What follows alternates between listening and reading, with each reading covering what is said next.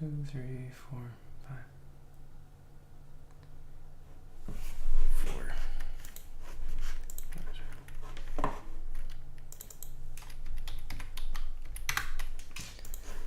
192. 192.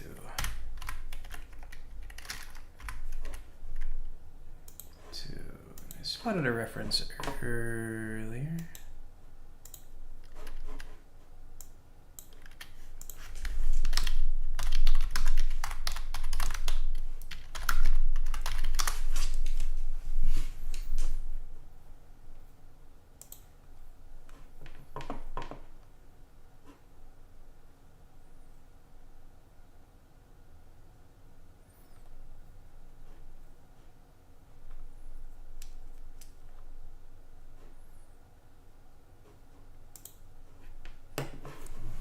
Something I kind of like conceptually.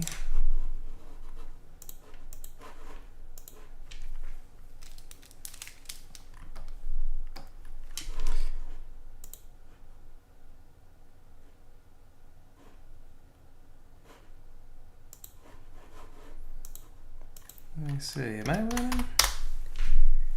Am I streaming? Usually someone pops into chat by now. So there we go. Hello, Hermit's Tower, good morning.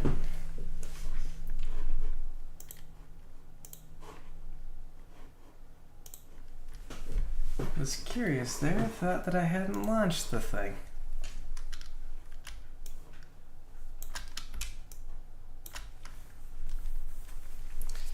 How's it going, guys? On Friday, I said I'd be back on Monday, and my wife pointed out it was Labor Day. And she talked me into, and by talked me into, she gently suggested I just not do work on Labor Day and that we go to the park.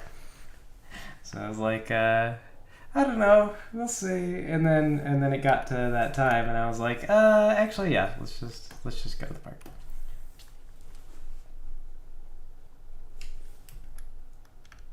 Let's just have a holiday day.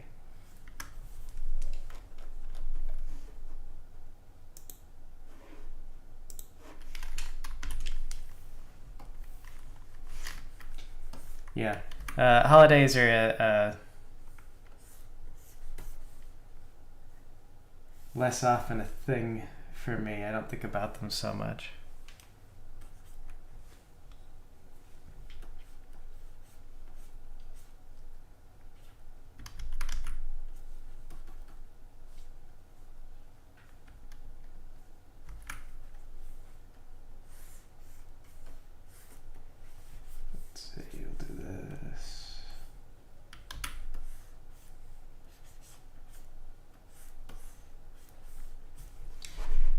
Maybe do my guided ruler actually.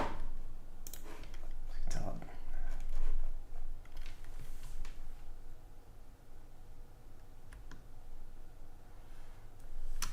it. It's probably for the best. Well, it was a nice day. The weather was really good, and went down to the local game store, and they're celebrating like it's their 30-year anniversary. Which is really nice for them, because a lot of game stores, it's kind of like I don't know if this is still the case, but when I was young, they were always kind of on that, they were always in a scary place financially. But local place is doing good.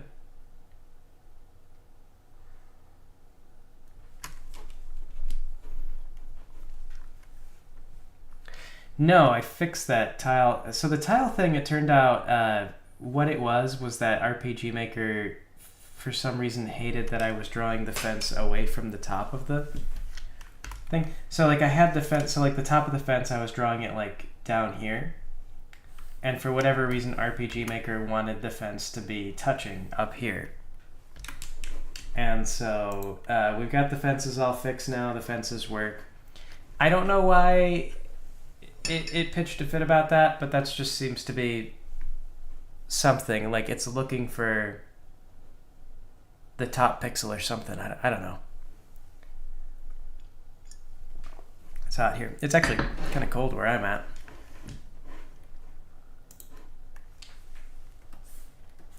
But yeah, I got no idea why it was so finicky like that.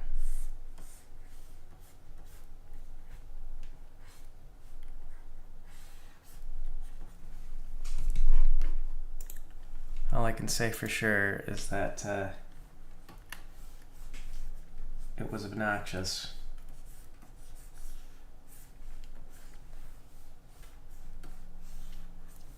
But it's fixed now, so.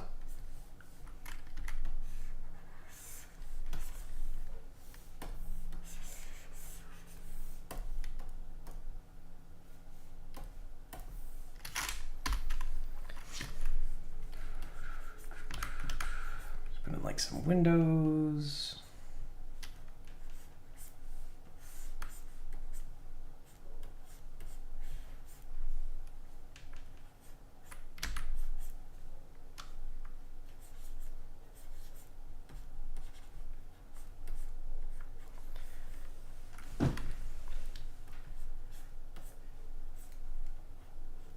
Yeah, local game stores are a bit of a luxury.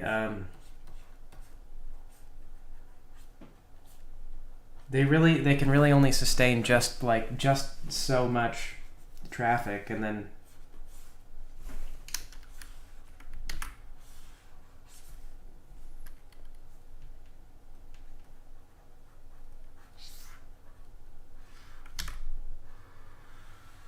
Hello. hello. How's it going, Artisan? I did not sleep last night. Oh, good. Good. It's going great then. You know,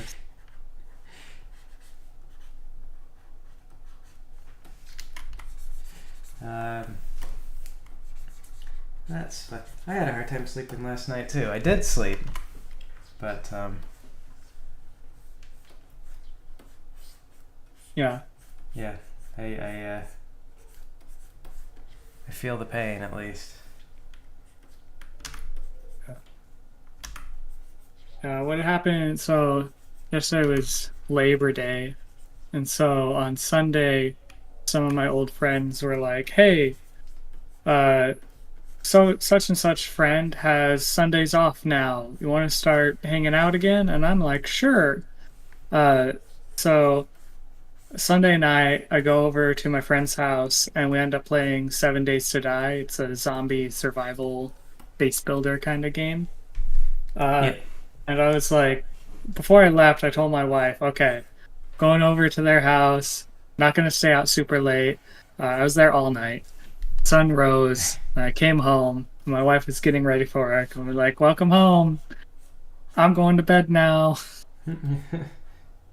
And I slept all day yesterday, but none of it was restful sleep. And then I eventually got up, and now it's the morning again.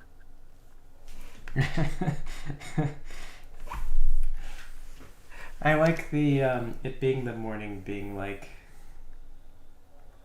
it's morning. Yeah. Why does it keep doing this? We keep doing this to us.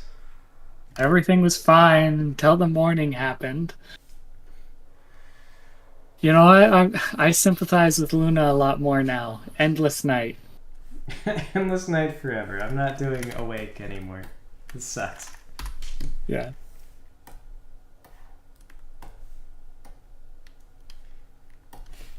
Yeah, yeah. Uh,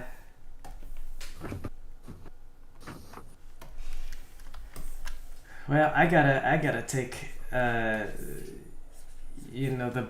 boy to school. So there's no sleeping, and that was the other thing was on since it was Labor Day, the other day I don't know. It's easy to fall off of a good sleep schedule. Like it's so easy to just be like, you know what? I'm just gonna have a really stupid sleep schedule tonight, and it'll be fine. And it's never fun. Yeah.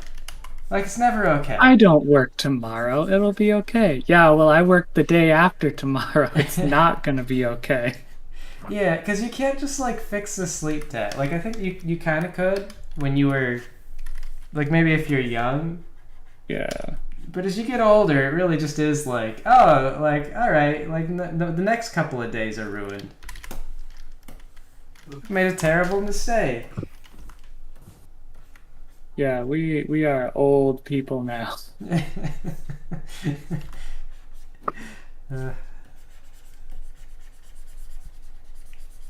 God, Speaking of, I gotta go, and I've been putting off. I've got this like bump on. I like Hermit's Tower. He goes, yeah, seeing the sun comes out means that the next 5 days are ruined sleep wise. Yeah, I'm gonna have an awful week, and then this next weekend's gonna be recovery weekend. Fucking witch's curse, like sunlight now means 5 days of instant grogginess. Of just inescapable tiredness. You keep telling yourself. Yeah. See, you tell yourself though you're like, oh, I'll get that catch up sleep on the weekend, but then the weekend is like your time off, and you're like, Yeah. I don't want to like spend my time off I'll asleep. sleep through the weekend. I'll play video games. Yeah. It just gets worse. Just gets worse. I'm starting to get better at, I guess it's how my class schedule works out. I have started getting good at taking a nap at noon that only lasts like an hour or two, and like one where I actually feel good afterwards, as opposed to like every other time that I've napped before. I have mastered the siesta, I guess. Mastered the siesta. Yeah. Like I have had days where I'm gonna nap, and I go to like sleep at like 9. I go take like a nap at like 9 a.m. and then wake up at like 4 p.m. and I'm like, oh, like that was a night's sleep. That wasn't a nap. I just like the idea of mastering a siesta like that. Well, yeah, Like, I've never been able to just sort of sleep for an hour or less. Yeah, I mean I get it. Like I also don't nap very well, but I just like the idea. Like it just makes me think of the Bruce Lee quote. Like I fear not the man who has practiced sleeping in 1,000 different ways. I fear the man who has mastered the siesta 1,000 times. I'm mastering the art of the Spaniard. Yeah. He sleeps consistently at noon. That is actually what a sleep schedule is supposed to be, though. Actually, isn't it? If you always slept at exactly noon, your body would be like, "All right, I got this under control." Yeah. And like I wake up and I feel like I can get out of bed. Like this feels okay. And I've never had that feeling when I take a nap.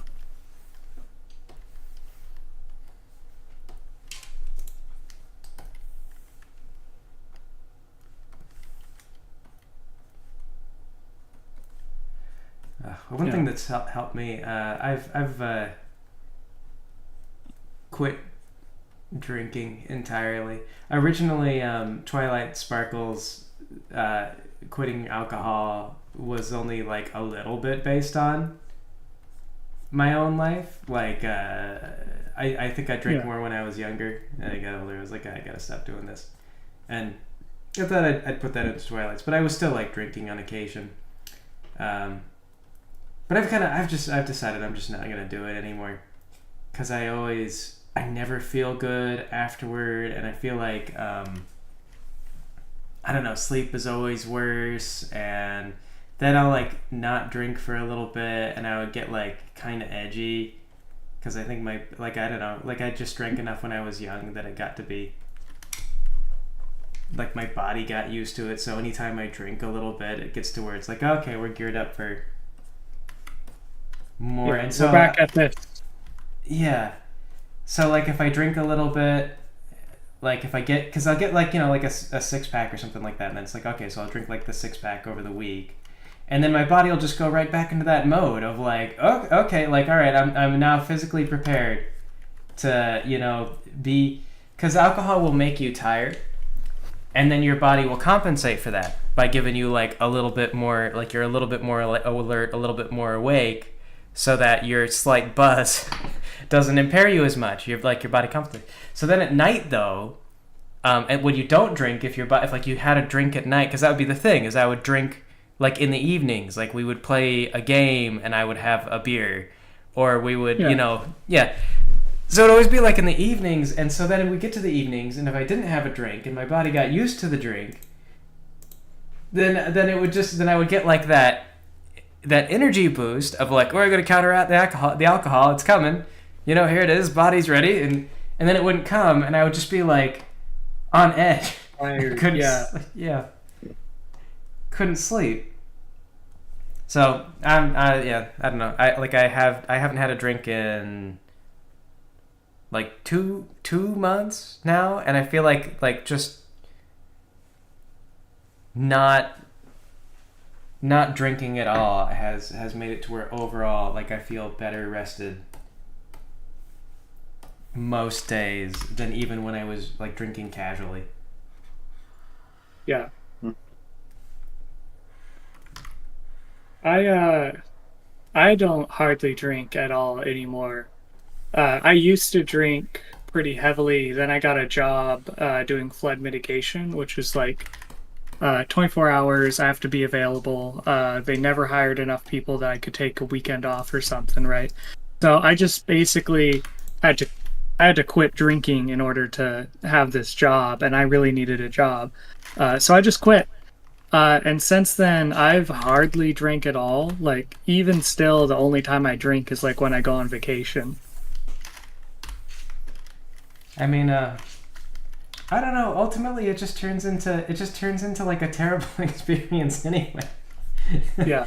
It's like yeah, I drink, and then now that I'm older, I have just all the side effects of it. It's like, Yeah. oh right, that's right, alcohol's poison, and it feels It like is. it. Yeah. Yeah. It is kind of funny to like hanging out with slightly younger people and them still being like able to do that and able to like bounce back from it and just be like, yeah, and they're like having a lot to drink, and I'm like, I remember those days. I don't want to, you know, I don't envy you now because all I can think of is how I'm gonna feel if I try to keep up with you. But like, I get it. I get what you're doing. Yeah. How do you do, fellow kids? How do you do, fellow kids? Drunk, yes. Very good. Very good. Carry on. Ignore me. I'll be the old guy in the corner, enjoying your inebriation through vicariously. Yeah.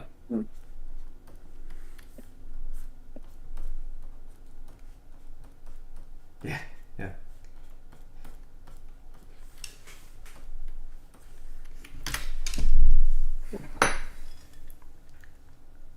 But yeah. Main thing is I was hopping off my computer to go lay down and get a couple hours rest before work. But then I saw you were online, and I'm like, okay, I'll go say hi. Catch the beginning of one of these streams for once ever. Yeah. You can pop in for a little while. Comment on Yellow House. Yellow House. Yellow House. You know what? I don't like that house. I feel like if that house was meant to be in the game, then it would already know and be in the game. You know, you'd think a lot of the assets would be kind of like that, but keep having to draw them all. Draw. Yeah. Gets to draw them. Roll. Draw them. Oh yeah. I mispronounce things on purpose, mainly because it annoys my wife.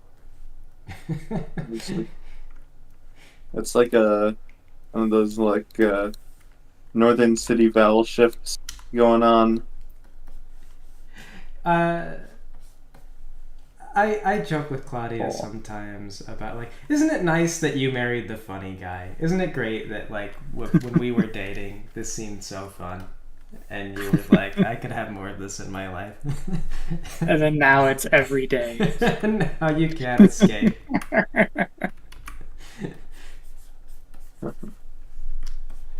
My wife calls me obnoxious, and I'm like, I'm just being me. This is what you knew me when you married me.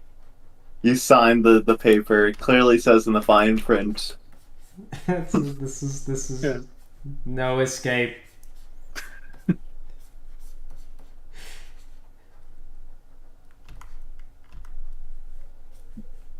Yeah. Being the funny guy, I think it's one of those funny strategies to get a lady. Like it's hard to come up with new material, the lady likes it Yeah. when it's all fresh, it's all new, and then she realizes that like you've got kind of you have a bit of a set, and she's heard Yeah. this set. These are the jokes that I tell. There might be different like words or context, but it's the same joke still. Yeah, a lot of times It's like we get it. The horse is we get it. The horse is blue. We get it.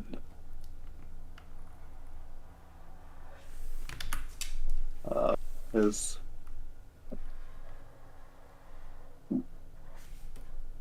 Oh, okay. On jokes, Greg, I have the funniest knock knock joke ever. But you start. Oh, okay. All right. Orange. You glad I didn't say orange? You glad I didn't say banana? No, I'm starting. You told me to start. I'm taking the initiative. yeah, Now I'm you're telling off you to balance. yeah. I've got you no, right it's your where job I to want. be funny. Now you have to. Yeah. You turned the joke You're on the me. funny man now. It was both of us. Yeah, I kind of knew that joke wouldn't work on you. It's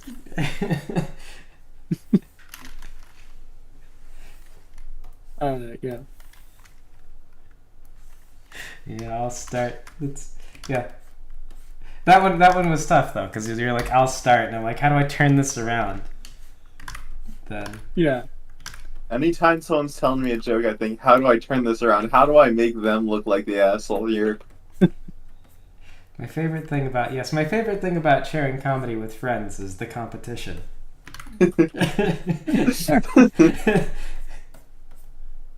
Yes. If I'm at work or talking with random strangers, I can just tell the joke.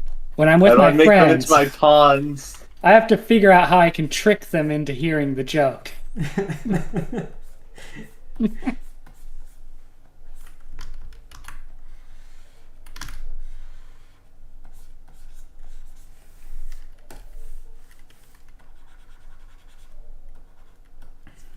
Oh man.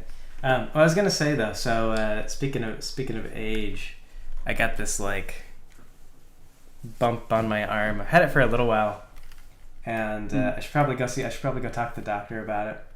But I kind of don't want to go talk to the doctor about it because I feel like every time I go to the doctor about some kind of problem, the doctor gives me a disease.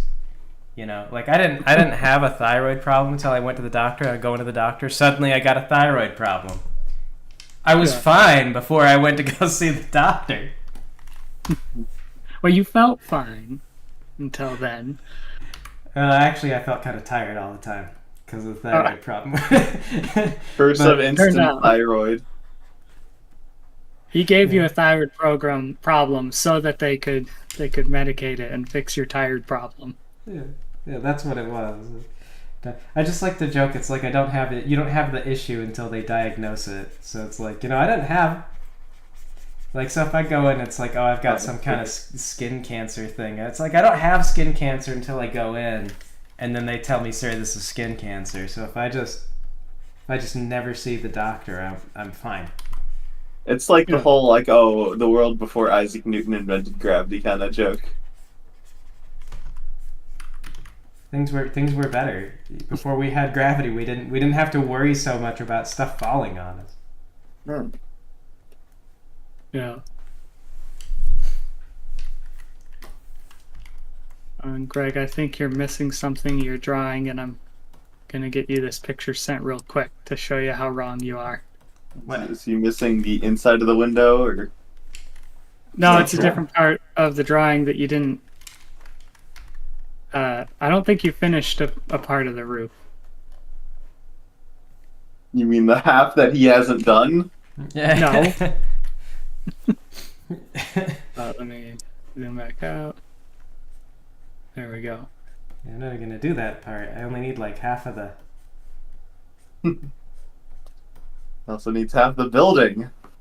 Uh, Yeah, it's all. That's the other half of the building's off screen, so I you actually go. don't need it. So on that part that's like the Oh, upper yeah. window that we can't see, you need that wall. Yeah. Yeah. Okay. Yeah, that's true. All right. Yeah. Told you. You doubted me. I did. I was like, well, you gotta tell me I'm missing the other. I don't even need that half of the room. Yeah. Oh yeah. Oh no, see, it's a flat. It's just a flat roof thing. It's a roof. It's a roof dongle. Yeah. Very popular in the future.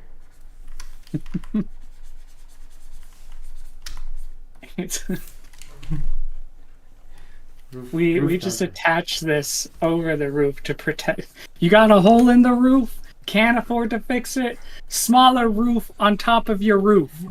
I see it was. I thought that was like a perspective thing, like that it was just sort of. I don't know. It was at an angle where you just don't see that part, like it's or maybe like this part of the roof was just sort of like angled towards the camera in a way where we don't see the. I think that was kind of what was going on in my head as well. But it is wrong.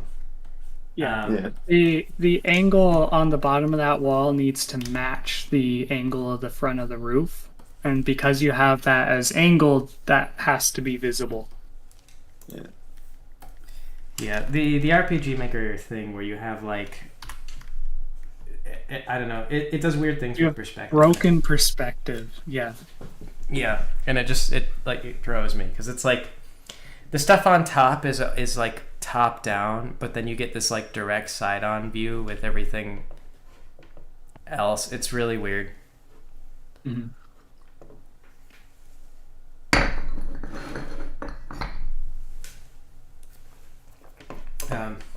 Hermit's Tower asked a little while ago, how old am I now? I'm like getting close to 40. I'm in my late 30s. Just rounding up. We're getting to 40. Gonna be 40 soon. It's 40 maxing. 40 Oh, maxing. wow. I'm in my 40s arc. Yeah.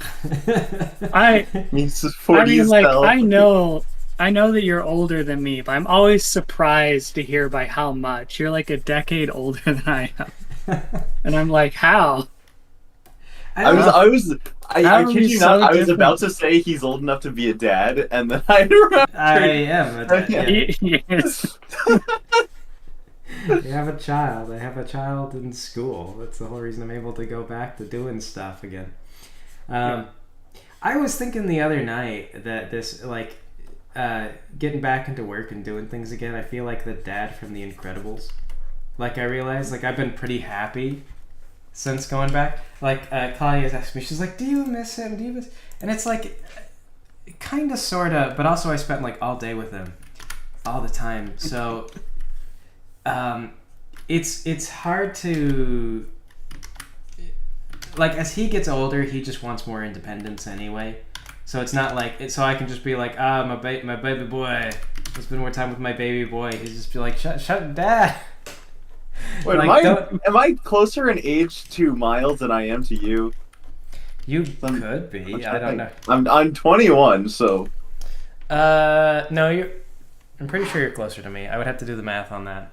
Because I'm not actually 40. I'm just getting, like, I'm rounding up to 40. Yeah. It's like Hermit says they're 29, but they're round up to 30. I mean, you may as well make peace with it. That's kind of what I'm doing. Is it's like I still got a little bit before I actually turn 40, but I'm making peace with the fact that it's coming. And I also do it to my wife. I occasionally remind her, I'm like, I'm gonna be 40 soon. You're gonna be your romantic partner is gonna be a 40-year-old man, and she's just like, no, stop. You signed the contract. It was in the fine print. It's too late. Yeah, you married a 20-something, and now you're about to be married to a 40-something. You didn't see it coming, did you? Thought I was You gonna fool. be young. Thought I was gonna be young forever. I don't know. You don't think about it. It is kind of funny, and how it does just sort of creep up on you, and then you're just like, well, I guess I'm gonna be older now. Not much I can do about it.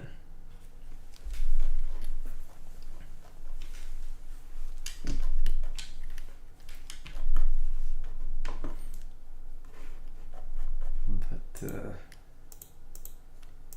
yeah, it's okay so far. I would say so 30s. Like I don't know. It is kind of funny though, because then we've got you guys in the server who are a little bit younger, and some of you guys, as you get closer to your 30s, it's kind of funny to see you start to dread it, and being like, oh no. But in my opinion, 30 actually wasn't that bad. There were a couple of things, like I didn't throw my back out until I was 30. Like that was new and upsetting. But that and some of the like small medical problems are really kind of the only things that bothered me about 30s. And we'll see how 40s go. My dad tells me that 40s was when things started to go downhill for him, when he started to be like, yeah, I just started having issues. But 30s was okay. So at work, or when I'm talking to someone that really has no business knowing even vaguely how old I am, I usually lie. And I tell them, I do it in such, so, what is it? 1979 is the year I usually tell people I was born, because it's real easy to do the math. I can take whatever year I'm currently in and add 21 to it. And so I can really quickly jump between the two. Right. So right now I would say I'm 45. They're like, you don't look 45. That's crazy. Yeah. Usually people are like, no way. One time at work, I was working with someone. This is when I was working on the factory line. And we had some people from a different line come to help us out. And they were like, how old are you? And I was like, this was like 2 years ago. So I was like, I'm 44. And they were like, no way. They didn't believe me on it. So eventually I stepped away to go talk to my supervisor. And I was like, hey, if anyone asks, I'm 44. And then I went back, and like the next quarter of the day, I was talking with her again. And I was like, and she was like, you are definitely not 44. There's no way. And I was like, look, you can talk to my super. He'll tell you I'm 44. And eventually I caught him. He was walking down the line checking on people. And I was like, hey, Justin, how old am I? And he was like, oh, I don't know. Like mid 40s, I think. And I was like, there, see? Well, that's how you he went the extra mile of not just saying, oh, 44, because then it's like, oh yeah, he's Yeah, clued in my at that super point. wouldn't know exactly. You know, Exactly. they might know vaguely, yeah. It was real cool working under Justin. He was, I would say, of all the places that I've worked, that one supervisor was probably the best supervisor I've ever had. What is that? Is that the shadow? Yes. Why is the shadow coming out of the roof? It's mostly just because RPG Maker is a little bit awkward with shadows. So, Okay. Raccoon Arts is a big fan of the Rainbow Dash Presents. You at least recognize that the shadow should probably end lower than it does in a proper drawing. Well, the way I've been drawing them, I kind of have the shadows hitting from, like, it's coming... Well, actually, maybe I'm not. Maybe I'm thinking of this incorrectly. How have I been doing it?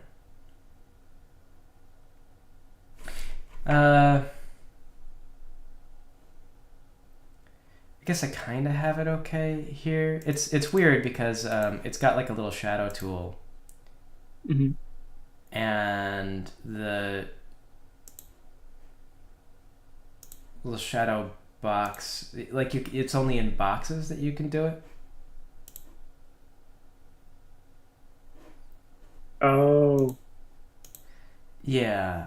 So you kind of have to. You're kind of locked into the you have to work with it. Yeah. So it does. Yeah. It's hard to say. It looks like on the other house I don't have the shadow coming up to the whole roof. But again, a part of it is I confuse myself because I'm trying to like. I don't know. I don't know where. Like what is like because again like this is the thing is if you get better at perspective then you can predict shadows a little bit better, but then you go into this and you're just like Yeah, you have to start breaking those rules, and it's like, what? Okay, yeah, which ones do I break? Which ones do I not break? yeah. How do I break the ones that I need to break? What actually looks good and what doesn't. Yeah. And I don't know, maybe the shadow is up too high. I'll bring it down. Or actually, I guess. Oh yeah, yeah, because like depending on the angle the light's hitting, it could be further up. But like with the at the front of the shadow, you see the lines going like straight to the right, so it implies the sun's coming from like directly left. So I would expect like the top of the shadow or the highest point on the drawing of the shadow to be in line with like the lowest point of the back wall that we can't see. But that's if we were in real perspective. Yeah, I can. I'll just get rid of it because oops, I know for sure.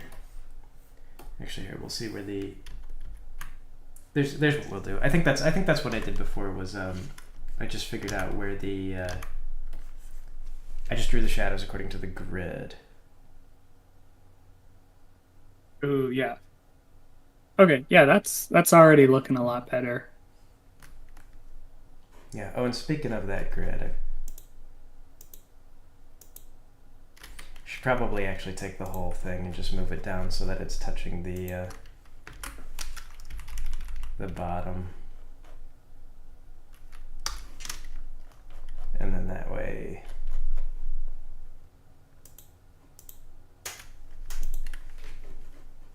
Yeah.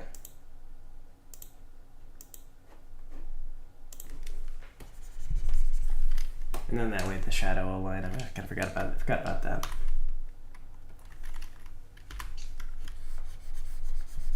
Forgot about it. I've been drawing this stuff for a little bit.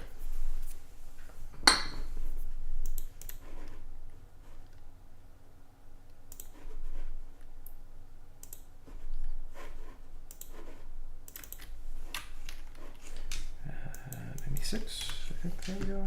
Yeah. There we go. We'll export that. Do I have like 2 yellow houses? No. Well, yeah, I do have 2 yellow houses, but it's fine. It's fine.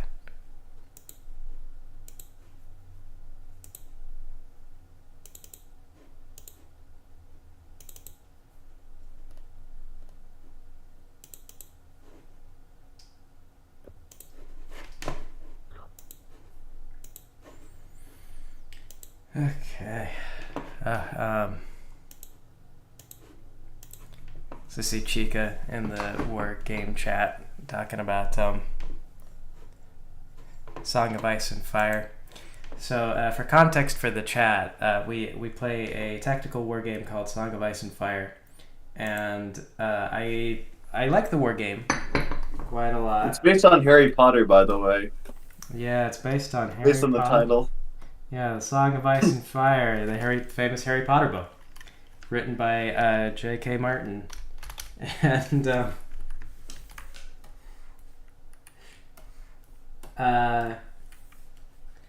the board game is coming out. It's come out just recently with the Brothers Without Banners, which is like the Like Oh, the Fire Lady guys. yeah, the R'hllor guys. The R'hllor, yeah, and if you've read the books, then you know that they have like a character who comes back to life all the time.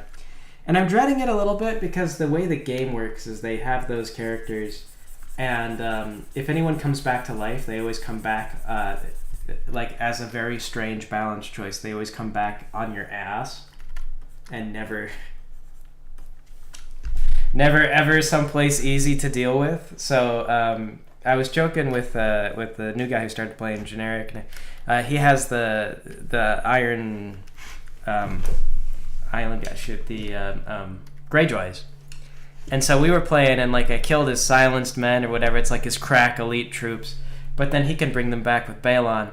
And so he was like, it's just like that meme with Mo and Barney at the bar. Like, you kill the silenced men, you chuck them out the door, and then they just come back in on screen left because they always come in. The rules say that they can come in from the flank table edge, so the logical thing to do is to always just bring them back on the rear. So you kill this like elite unit, and then it comes back, and it's like behind you, and it, like you can't really do anything about it. So in the books, this character Beric, he doesn't appear in the show, but he comes back to life all the time. And I am dreading that for the game because that means that we're going to have a new character that comes up in this tactical board game, and every time I kill his elite unit or whatever, it's going to be another character that just like that does the Mo and Barney shtick. It was like, and stay out. It just walks up behind me. Only in this case, he's got a knife. He stabs Mo in the back and then takes over the bar.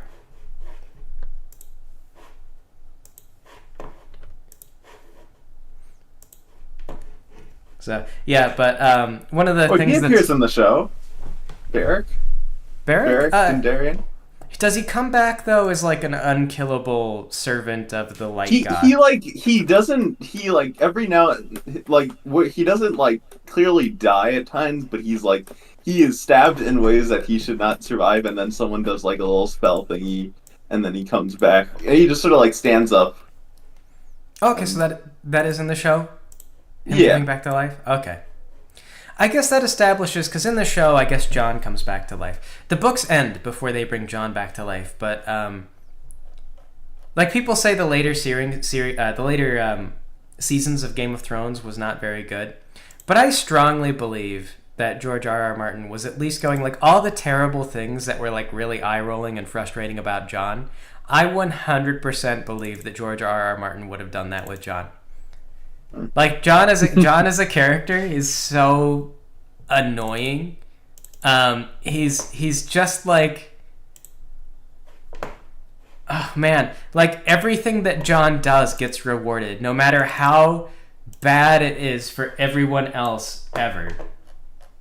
It is so hate-worthy, and oh gosh dang it. The texture packer is making space for.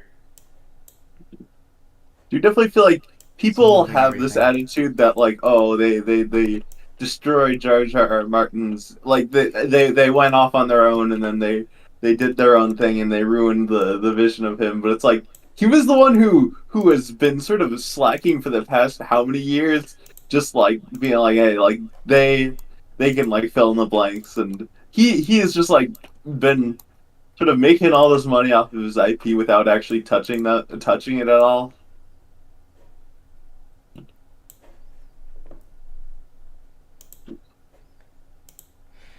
I mean, like, he can just walk away from it now, but I feel like when you read that book, the thing that was really frustrating about Jon was that he was just constantly being put in these, like, really...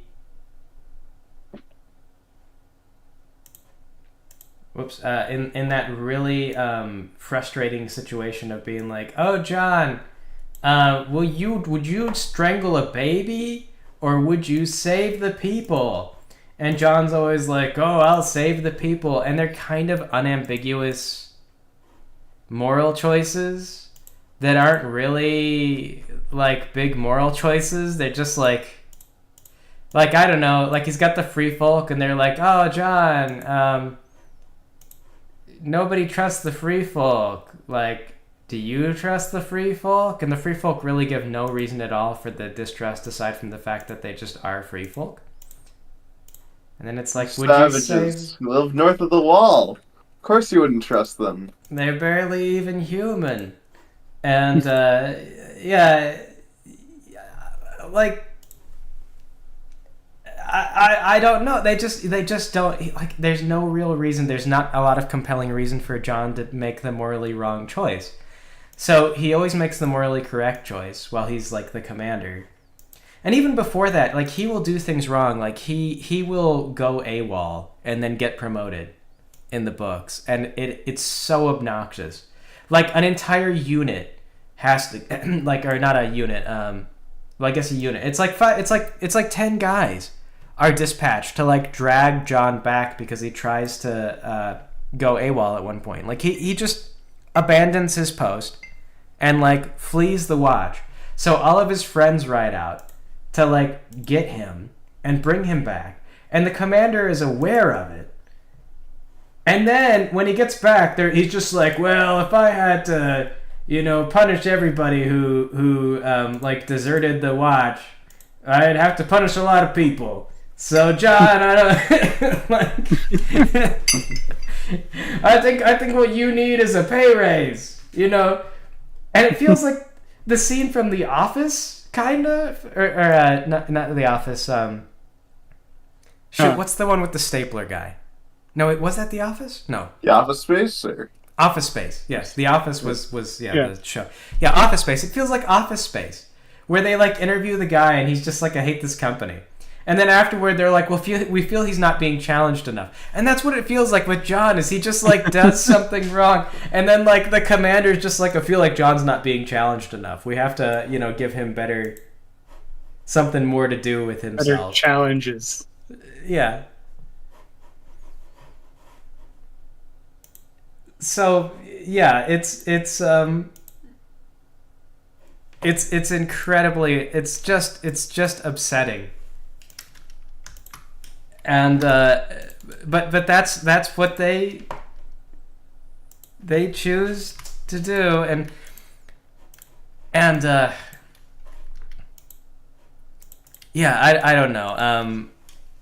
All of his enemies too are named things like Evil Bad Man and stuff like that. So John, will you protect us from Evil Bad Man? Yeah. Yes. I think Evil Bad Man's a pretty cool guy, man. I don't know. Evil Bad Man, they're not even cool guys. Like there's Janos Slint, and that one like that's just like, that's a two-faced god. They're just like naming a guy Two-Faced Jackal and being like, oh John, like, are you gonna get along with Two-Faced Jackal? And like, of course, the only thing that Two-Faced Jackal is doing in the story is trying to undermine John, and mostly to the detriment of the Night's Watch. So it's like he's just objectively wrong. And then he's often at odds with the character Alistair. So Alistair is the name of like a demon. Like it's like one of like Solomon's demons or something like that. So like Alistair is always opposed to John, but Alistair is named after Alastor. It's really odd. Like if you recognize. So like a lot of people who are opposed to John, you see that they're named after like demons and things. You're being very subtle. Yeah.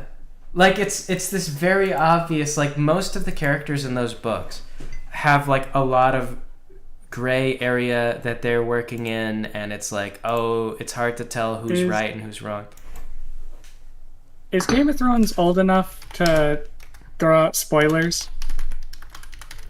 I think so. I'm gonna say probably, yeah. So then John he gets betrayed by his we already people, mentioned that he died. and they stab him in the side until he's dead. And then 3 days later, he comes back to life because the lady with the light god likes him.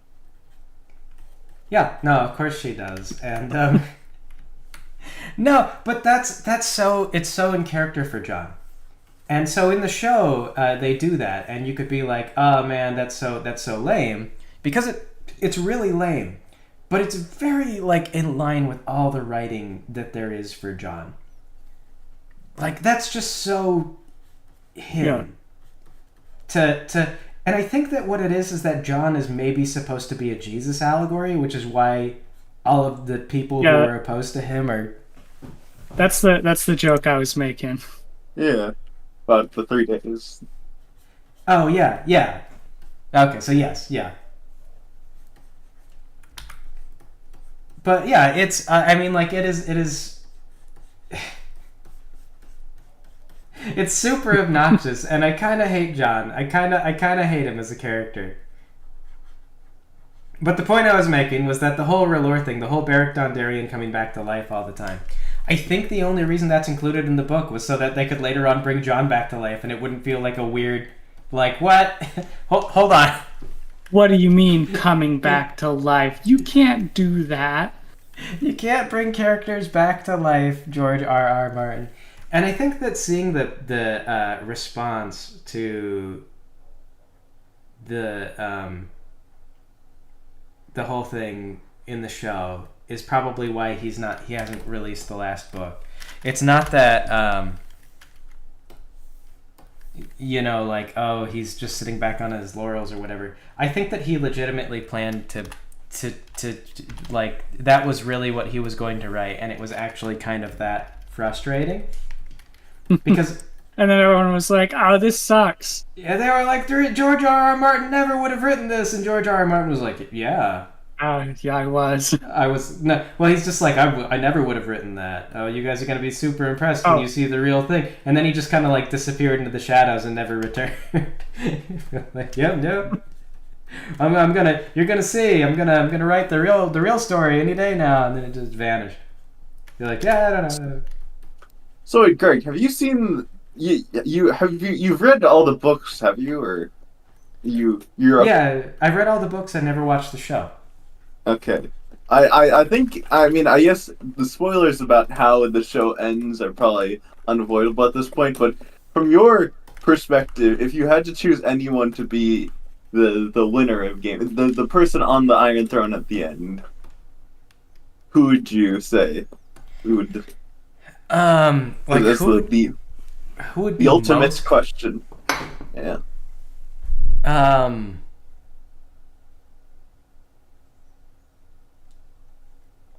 By the time the last book is done, the thing that the show did, where basically everybody dies and there's no winner, seems the most plausible. I mean, it turns out that what's his name? Like Varys has just been creating problems for no reason the whole time. He's like a separatist, or I guess a loyalist to the Targaryens. But I don't. Is Daenerys's his loyalty is to the realm? Well, that's what he says. But is Daenerys's like her brother? Not the first one, not Viserion. The later one who shows up, is he in the show? Which one? Later, there's the one who got dumped and got like killed with gold or whatever, and then there's I don't think that. Hold on. I think Ray. I can't remember who it is, but there's actually, she has another brother, or is he a cousin? Who appears in the show, like, or not appears in the books, just like sort of shows up, like, hey, it's me, another Targaryen. Yeah, he's traveling with Jon Connington, and there's like a whole that's part of how Tyrion gets out to where Daenerys is, because Daenerys is like traveling with them and Jon Connington and Varys is like trying to help. Because he wants the Targaryen boy to take over. He really doesn't care that much about Daenerys. I think he doesn't really attribute much of any value to Daenerys. I don't know. I don't know why he seems to be all about the the boy. Like he's like, oh, that's gonna be the new guy. That's gonna be the real king. And in the end of the last book, he's like, hail the new king, that one guy. That's him. Yeah. Wait, there's a. Hold on, Yeah, See, I would okay. I don't think this. If I think you that want- the whole thing is that Daenerys is the last like Targaryen, at least in the show. That is. Did you So- read the book? Did you read the book? No, I did not read a single book. I don't read books. They unless they have pictures. Don't read. Don't believe in reading a book. Okay, so I don't think that the other the other Targaryen kid then is in the show. Hmm? But Oh. No, Yeah. I don't remember him at all. okay, well that makes sense. I mean that makes sense as to why nobody ever knows who I'm talking about. Nobody knows who John Connington is or any of these other like who. Yeah, Greg, no one reads books. No one reads the books. Well, he's important. You guys would know about him if you read the books. Yeah. So in the end of the last book, basically, like, Varys reveals that he's been working towards getting the other Targaryen installed on the throne this entire time, and that has been his actual goal.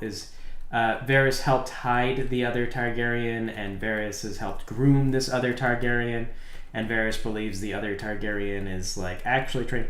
Like he doesn't really care about Daenerys because Daenerys was with Viserion, and Viserion was like stupid, and he knew that Viserion was stupid, so he was like, yeah, Viserion's gonna screw it all up, and he didn't predict all this dragon stuff and everything. So Varys is all in on the other Targaryen.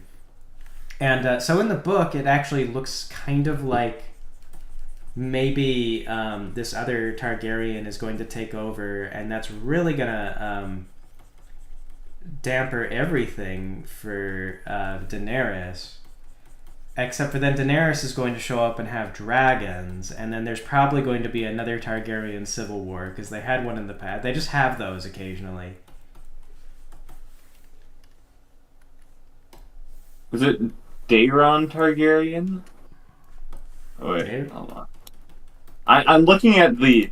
This is a character who appears to be on the actual book wiki, but not the show wiki. Daeron, Oh wait, this is a son of. This is a son Oh, of the hey. Mad King. You're caught up, so I can finally say Cersei does everything wrong. Cersei is the reason for all of it, and it's all bad. She ruins everything. she makes a lot of problems and commits a lot Yeah. of mistakes. In the book, she's a little bit Every more sympathetic. problem. Oh yeah, maybe she's better in the book, but in the TV show, every problem can be traced back to her in one way or Wait, no, another. never mind. This Daeron guy died the year after he was born, so I don't think that this is this is the same guy we're talking about. Anyways, sorry, you continue. The what was I gonna say? Its roots are really deep, really big. It's like a mangrove tree, or not a mangrove. Maybe that's right.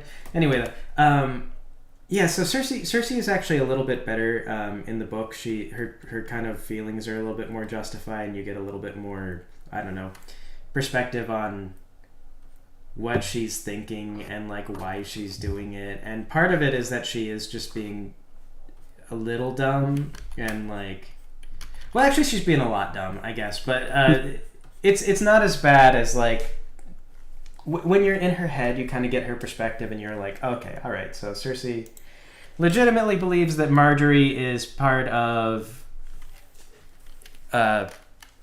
conspiracy to kill her and her kids and everything, and that's partly because she like her friends like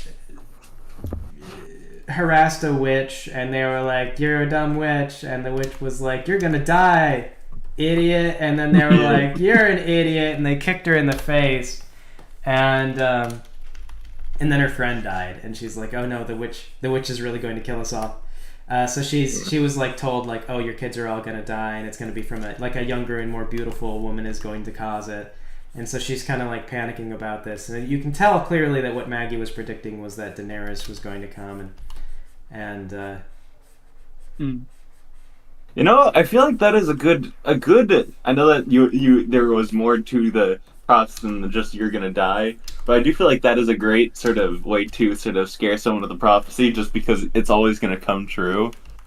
at some point, well, she also predicts that all of Cersei's kids are going to die young. Exactly. Yeah, I know this, which also has to happen at some point, but under a specific circumstance. I know. But if you just say like you're gonna die, your kids are gonna die, like your family is gonna die, like they can't not be true. No, it could be not true, but Oh. Okay, two things. First thing, again, the shadow looks like it goes up too high. Second thing is, I realize I think a lot of these games that have like this kind of isometric grid pattern perspective, I think they don't generally do shadows like go sideways. I think they usually do like the shadows are like coming from the top down, typically. they do that except for with walls. Is what's interesting. Yeah. So it's okay, but it is strange because like they have walls, and walls always cast shadows coming from the light comes from the left Side. Okay. Yeah. And so they kind of have their own weird conventions, and I don't know. Just so long as I'm consistent about it, it should be okay. Yeah.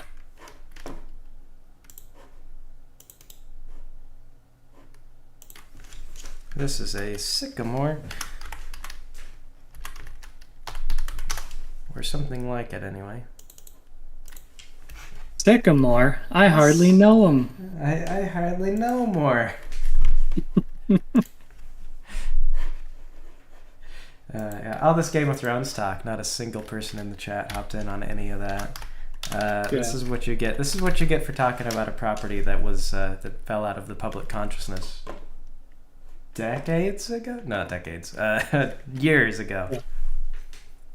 Yeah, I also don't think there's a whole lot of overlap between your My fan base and my Game Little of Pony and Thrones. Game of Thrones. Why Yeah. not? What do you guys? You don't. These people would. Don't, they would love Game of Pones. Oh yeah, Just for probably. the pun. Yeah. Just for the puns.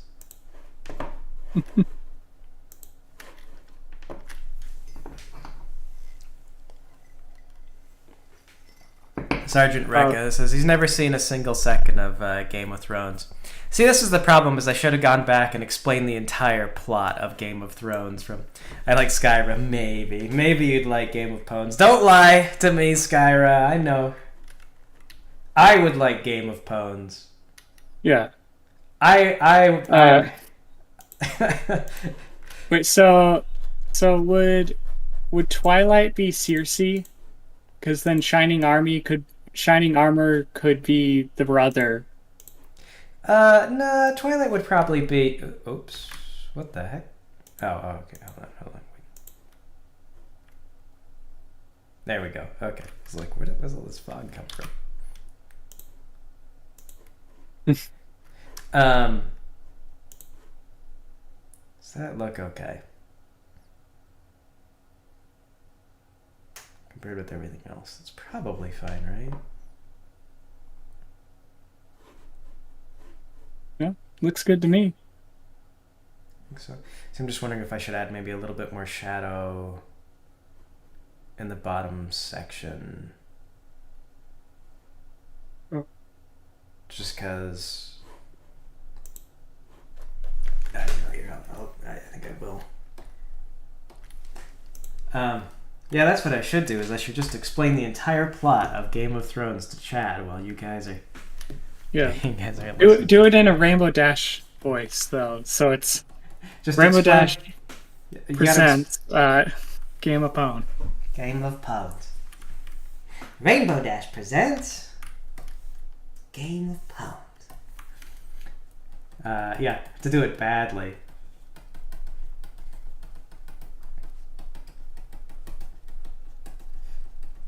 Yeah, I don't know. It's a if you like that kind of thing. I actually, when it first came out, I wasn't following it too much, and part of the reason I wasn't following it too much was because I was watching the. There was a series on the Romance of the Three Kingdoms. That's like it's on YouTube and you can watch it. So I was watching that, and I remember like my wife was really into the Game of Thrones show, and I think it was still going on. Maybe when I met her, I can't remember because it's been a while now. Or she might have just been like, "Yeah, you should watch that if you like this," and I was like, "Nah, Chinese conflict, Chinese historical conflict," and I watched that instead.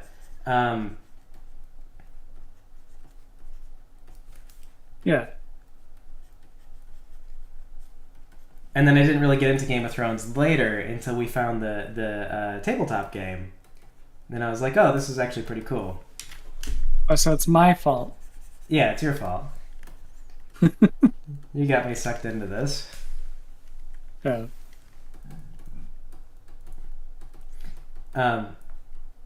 Man, I regret it. I a little bit regretted getting you into this because then you started missing roleplay games Oh, yeah. because of Speaking it. We got a tournament on this Sunday. Oh no! got You that. didn't give us any. We started a new game last weekend, and you didn't give us any points. You guys, it was just a run through of like what we were gonna do. What it was gonna be like. It was like a sample. Yeah. Could I get sample points? No sample point. Sample point. You can spend them on free perfume samples. 2 points. You can spend them on anything that has no game effect. Yeah, there you go.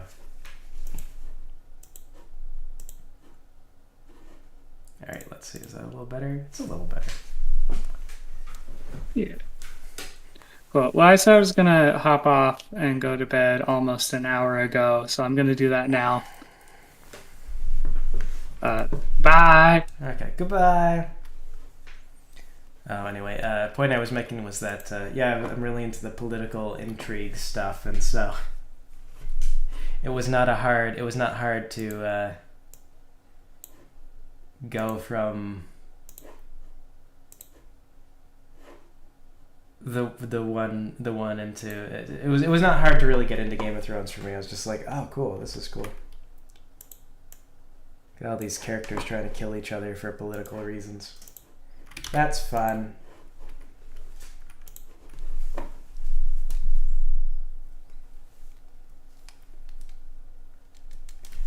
Okay, there's a tree.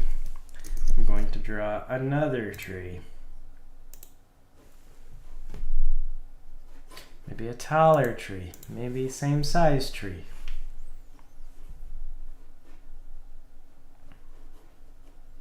First I'm gonna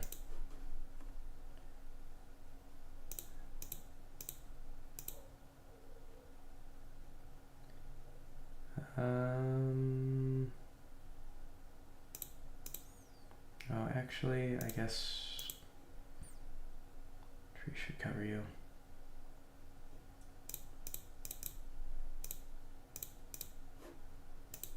We'll have to see how that looks.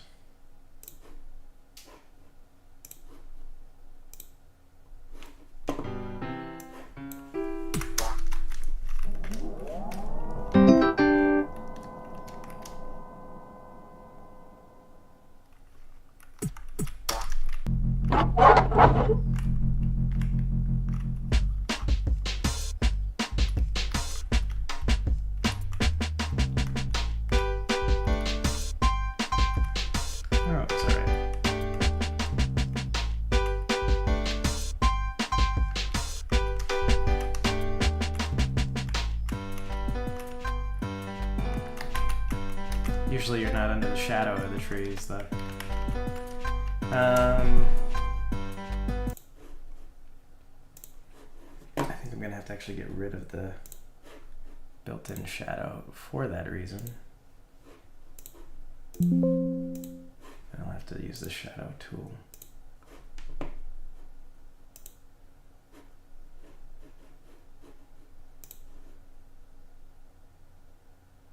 Oh, no, actually what I have to do is the bigger pain in the butt. I gotta divide everything up.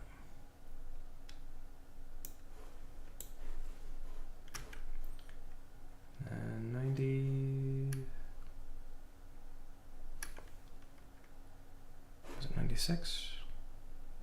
94. Oh, now I've kind of forgotten what it was 48 by 48. Okay, so it's 96.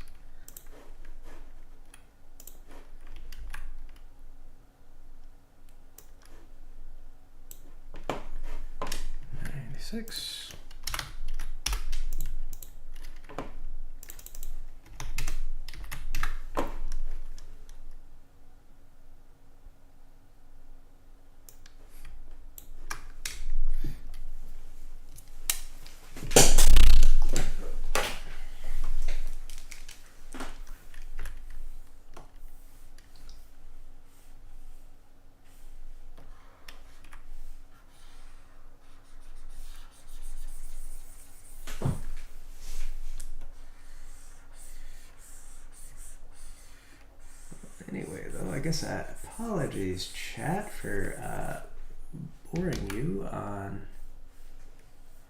Game of Thrones there.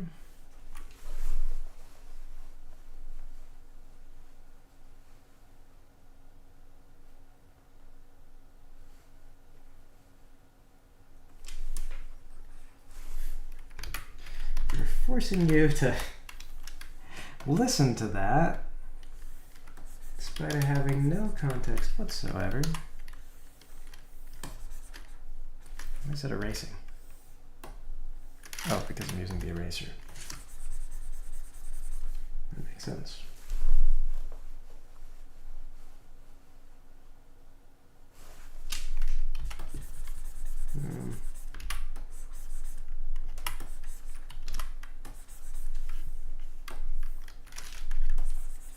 No, we're not erasing at all. Weird. Well, we'll just do that. And then that will kind of follow the rules.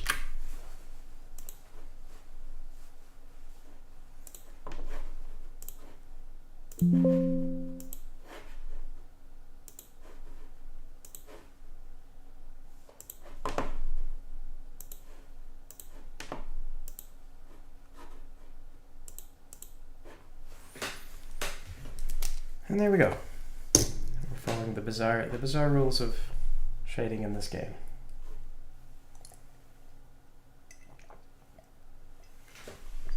I'm gonna use the restroom. I'll be right back.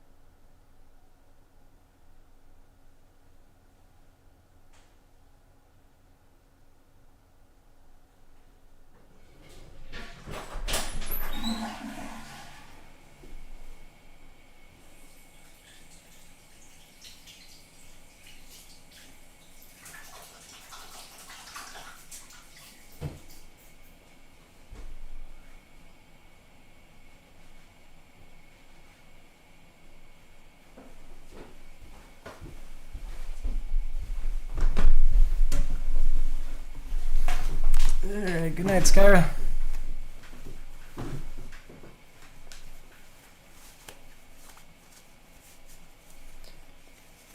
Okay.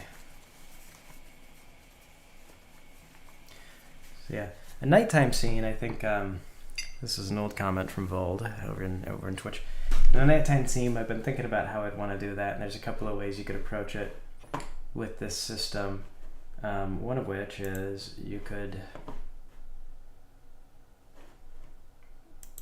create just like a filter, more or less.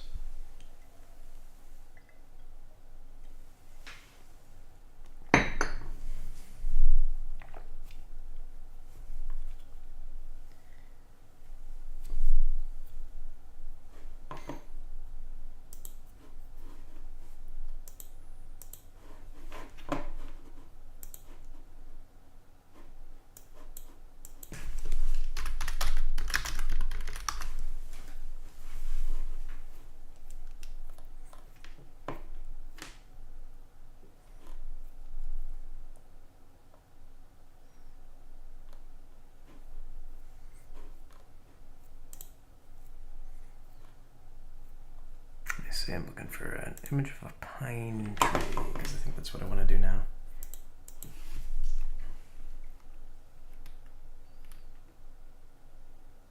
So 48, it's like 96. Oops, excuse me, 96, and then we'll go up a little higher, 192.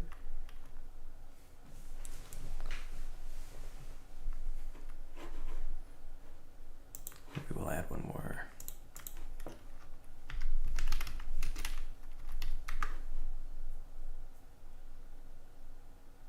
240.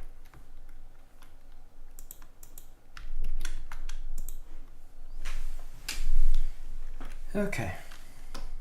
So for this, we want like a nice big pine tree. And it just kind of goes up. Pine tree.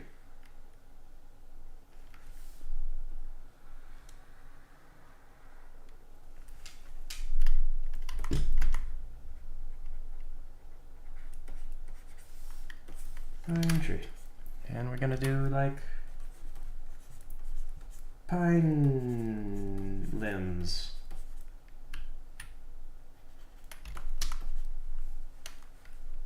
Obviously not all at the same angle.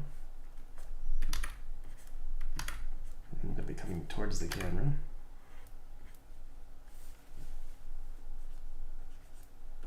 Smaller.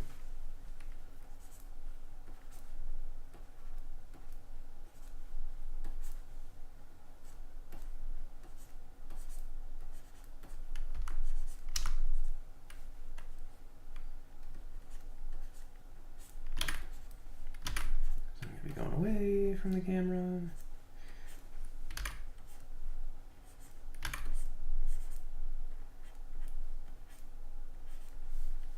Yes, maybe it's good enough.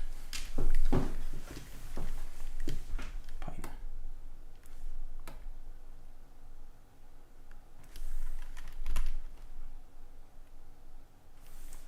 Let's see if I can, maybe I can, no, don't really like that. Tone scraping, maybe? What would be the best tool for this?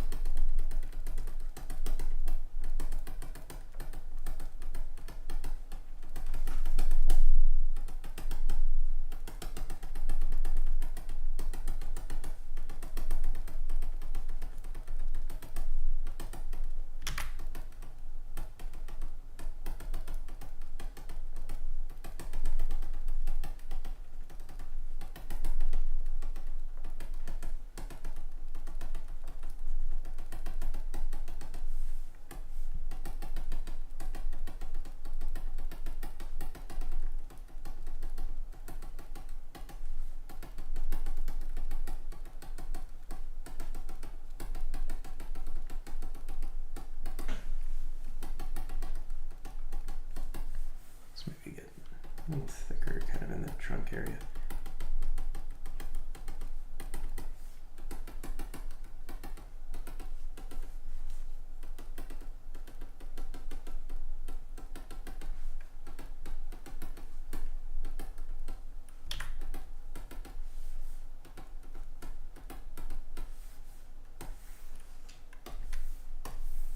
Okay, and then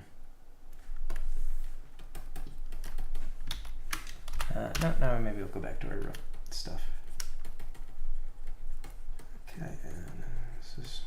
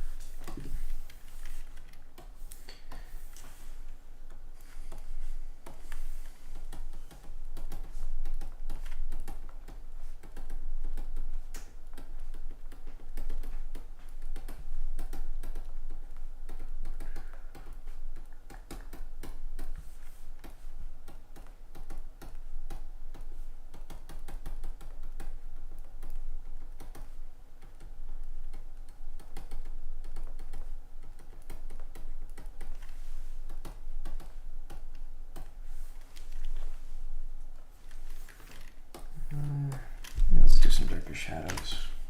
Oops.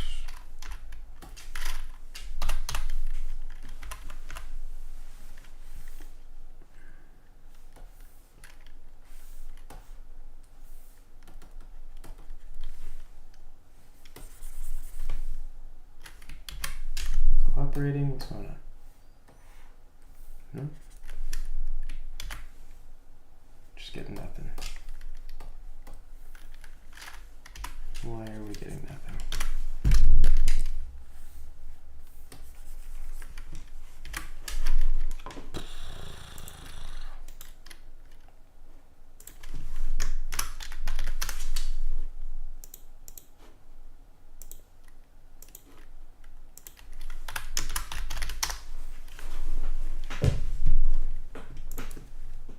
Let me see. I think that's the eraser. Do that.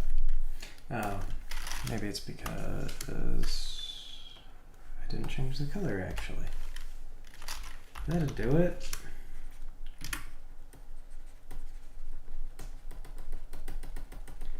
That's just dumb enough to be the reason.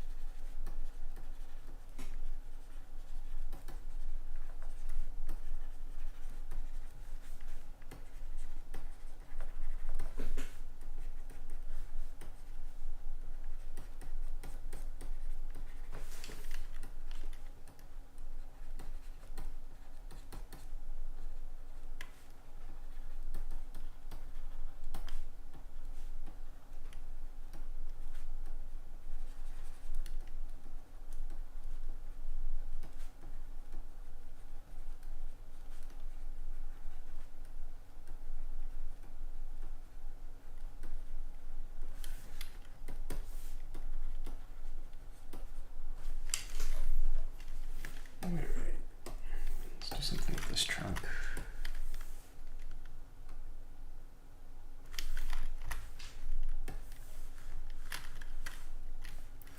The next internet cryptid, the pine tree. It looks fine. It looks like a pine tree. What are you talking about? Next internet cryptid.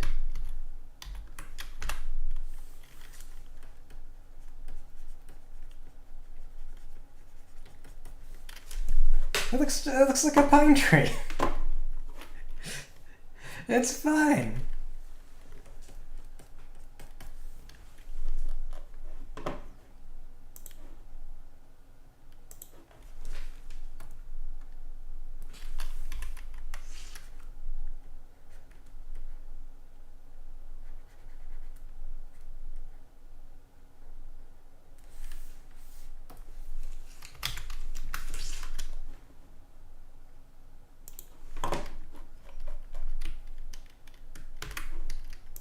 It's a perfectly serviceable pine tree. I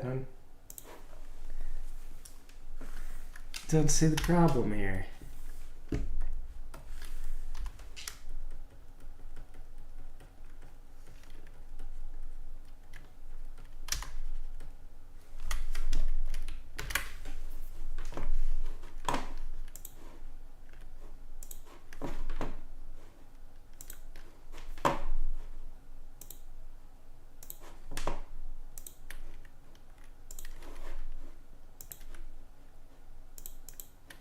Pine tree.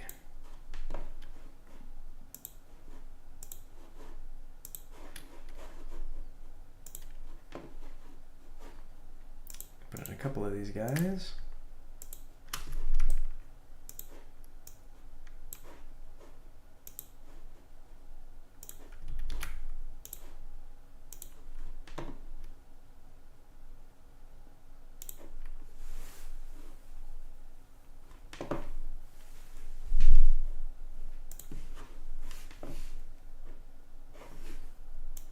Let's put in one of these, maybe like down here.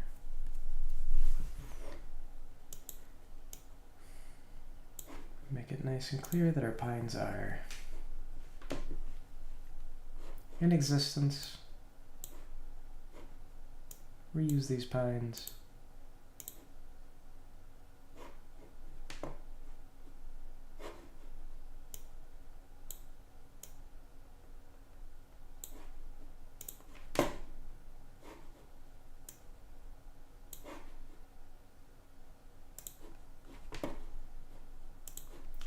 Let's see.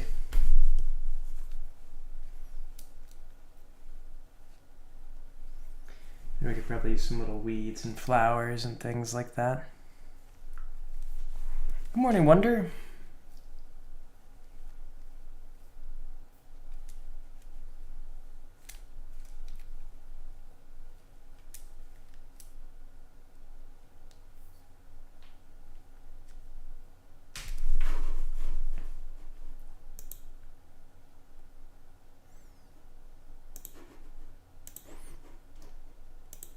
Okay, we need to.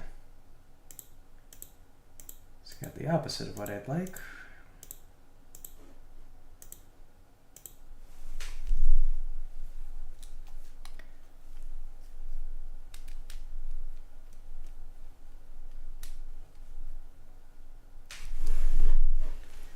I mean, it's fine, right? Let's have a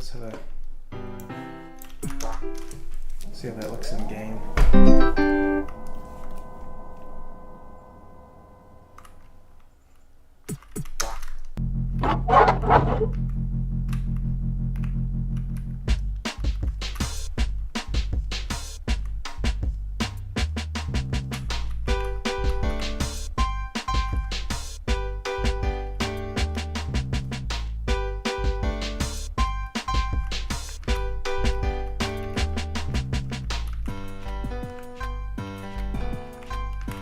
We'll admit it's a little awkward not being able to.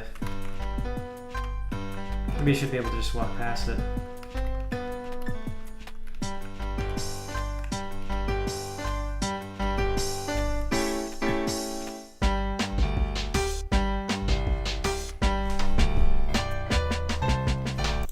Well, I think there's rules for directionality, but I can't apply them to.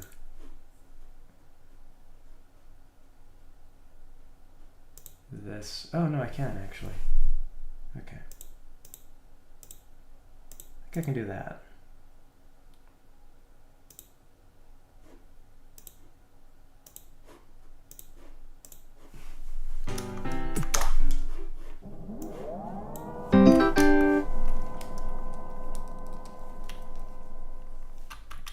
Yeah, not all the collisions, because I don't want you to walk through it sideways. But I think that you can turn off directional movement.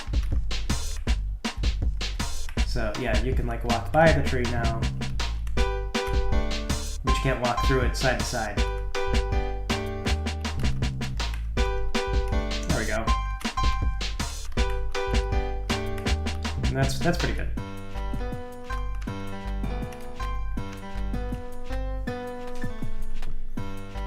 Hey.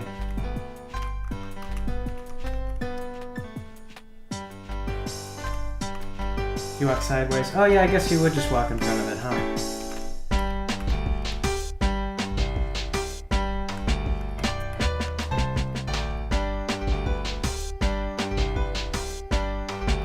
Yeah, because it's up above a little bit.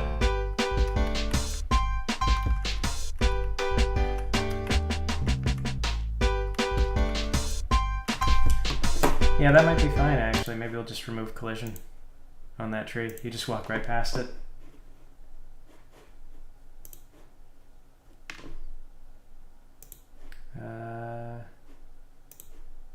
Passage all directions. We'll see how that looks.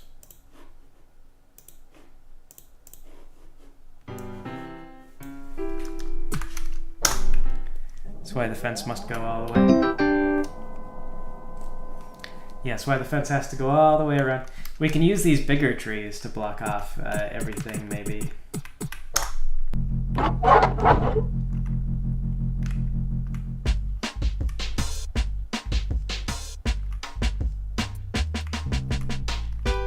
Oh no, it creates a little bit of a clipping problem.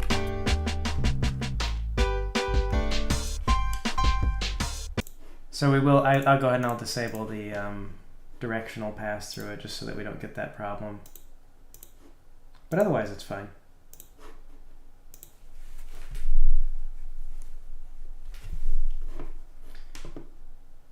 Yeah.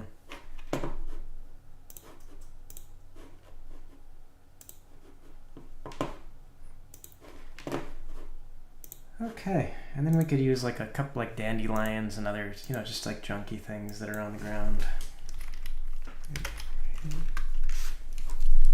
Little plants. Let's see. That'll be real quick to make.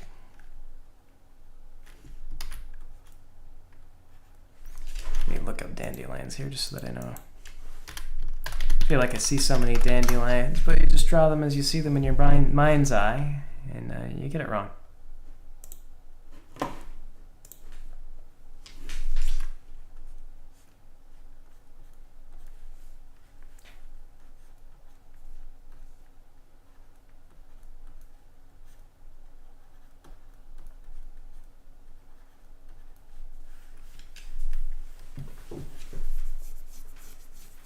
Yeah, that road's about the width of the house. It's all designed more or less just for the robots that are there. I do kind of like the idea of having it be kind of the American design of like we don't make cities for people, we make them for cars. But because it's a game and I want the players to be able to get around, I'm not gonna like force the player to drive a car around everywhere or anything. Like I thought about it. I thought about having that dystopian, like the best form of transportation is one that holds you back more than it helps you. But no, it'll be like mostly you'll walk everywhere and then use trains. So all the roads will be sized to your guys instead of to cars. Because if I have to size the roads big enough to like fit actual road vehicles and stuff, then it's going to take up a lot of space, and it won't be very good. So I'm not going to do that.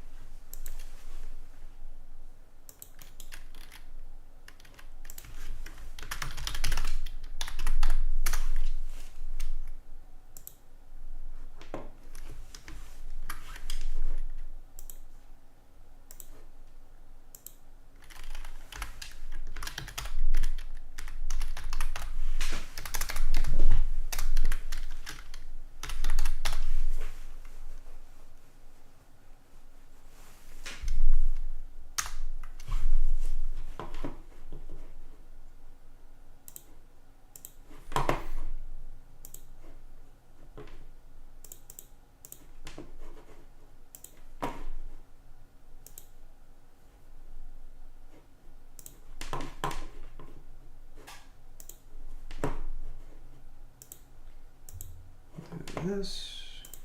Dandelion.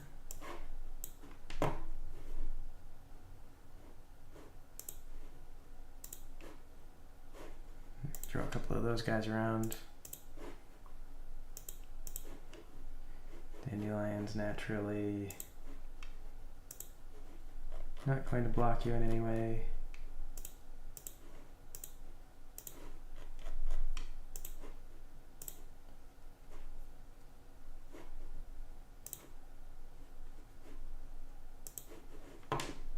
Throw them around in a couple of places. Dandelions are awfully prolific when they're around.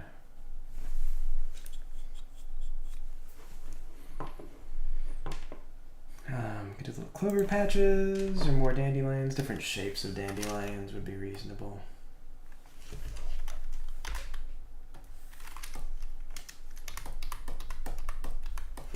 Do that. Different dandelion shapes.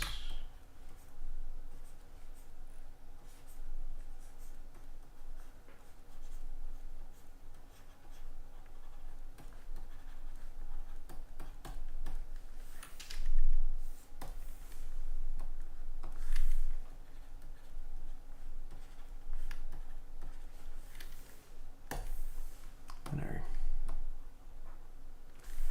dandelions.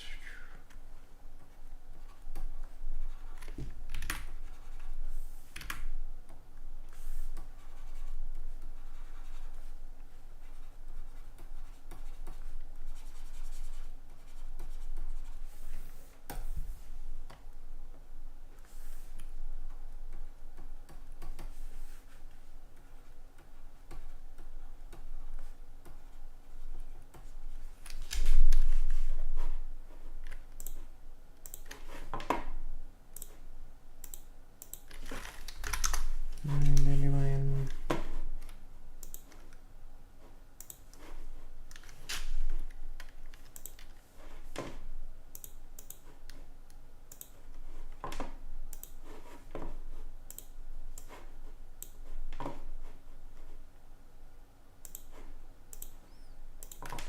All right, more dandelions.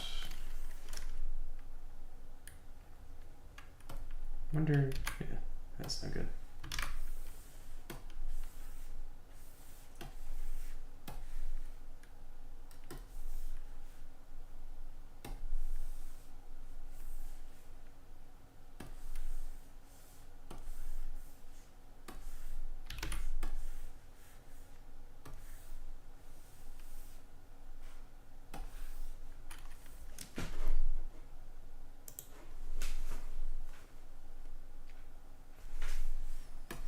Maybe one more dandelion whip.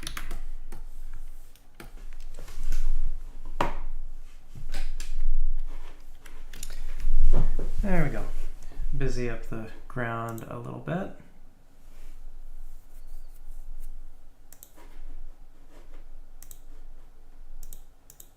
Also can walk on these guys.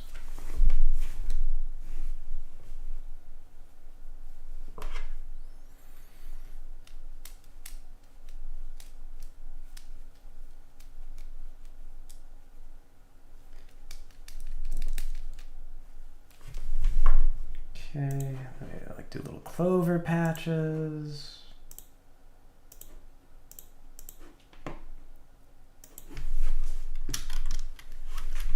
What are we on? 10.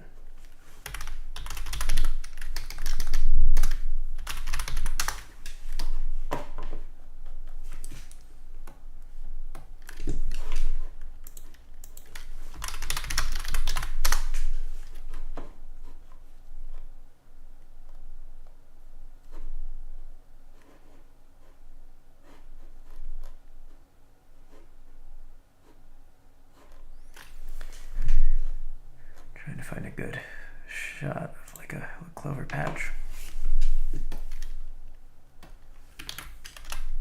Actually, I think I've got clover patches and no, I just have like foliage.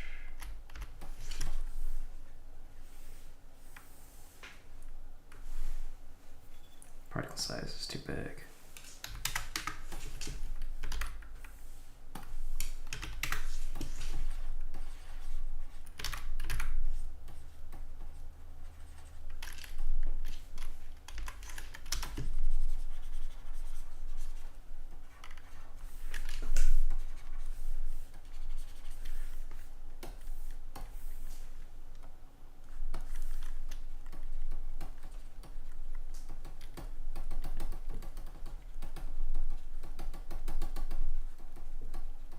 these little things. Does it really look like a clover patch? No.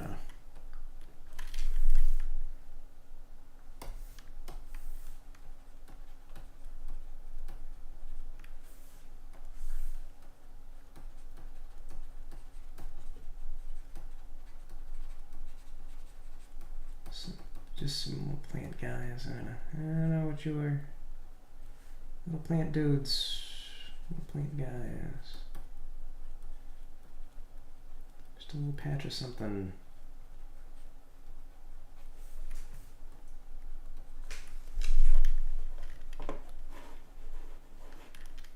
Yeah, it's called clover. I guess we'll just pretend it's clover.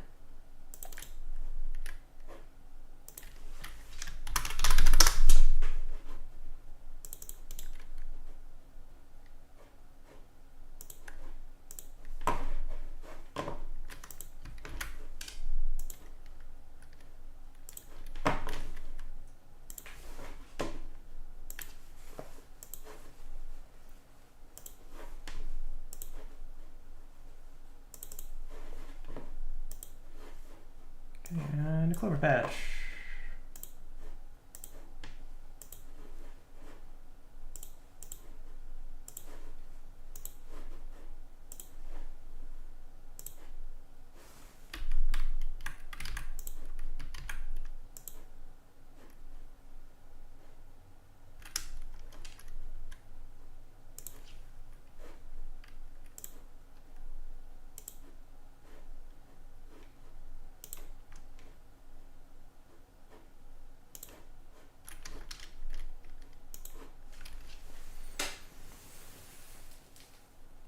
There we go.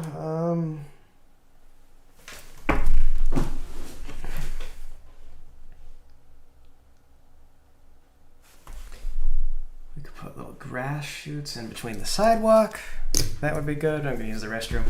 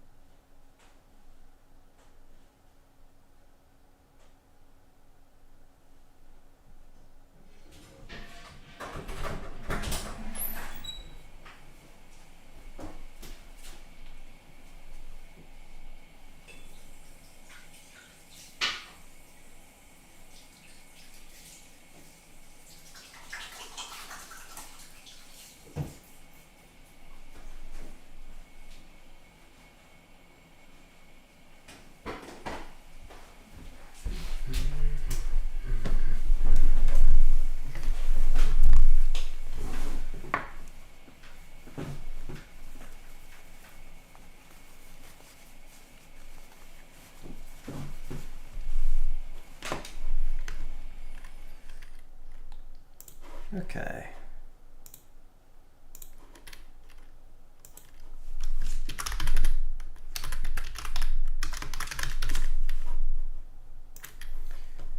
Do little patches of sidewalk grass. Just popping up.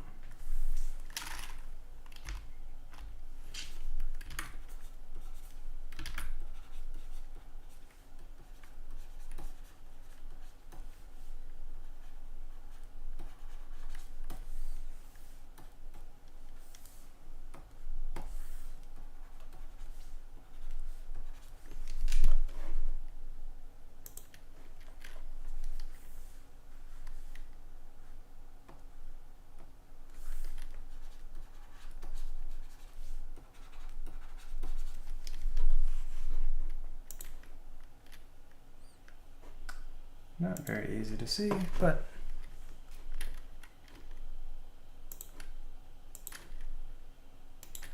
it'll be a little more clear.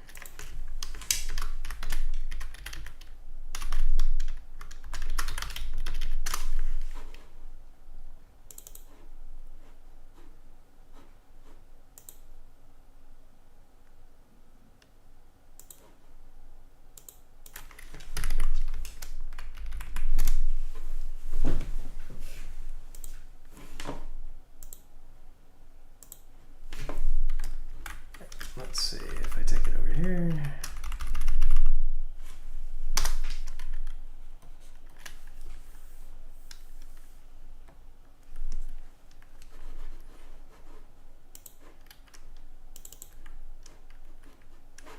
Oops, I didn't export it.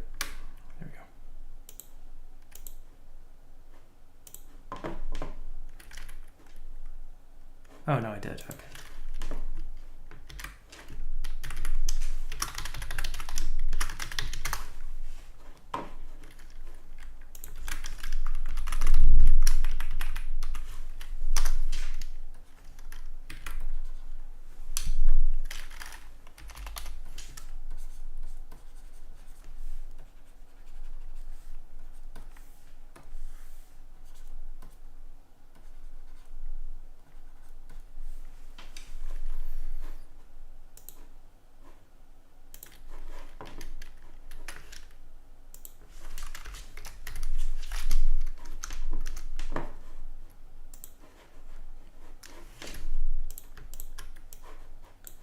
Well, little bits of sidewalk grass.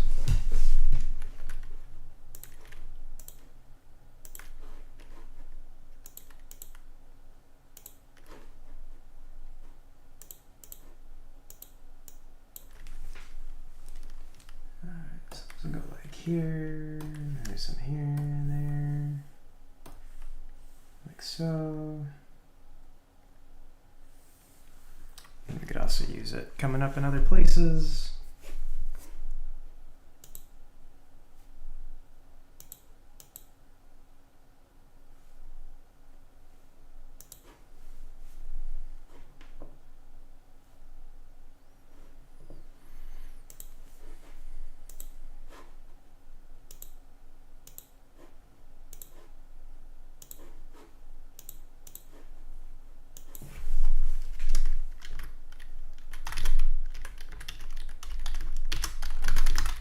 Sidewalk aberrations.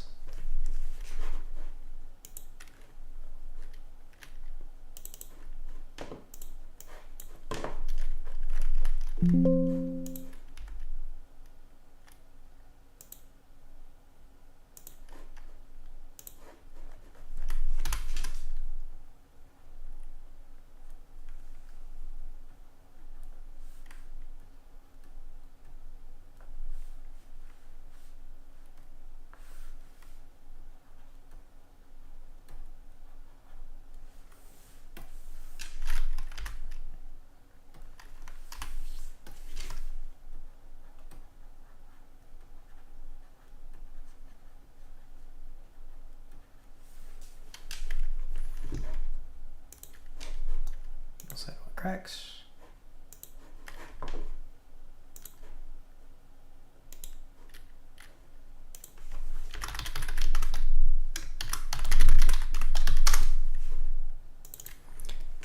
And none of this stuff is especially exciting, but it does add a little bit of life to the map.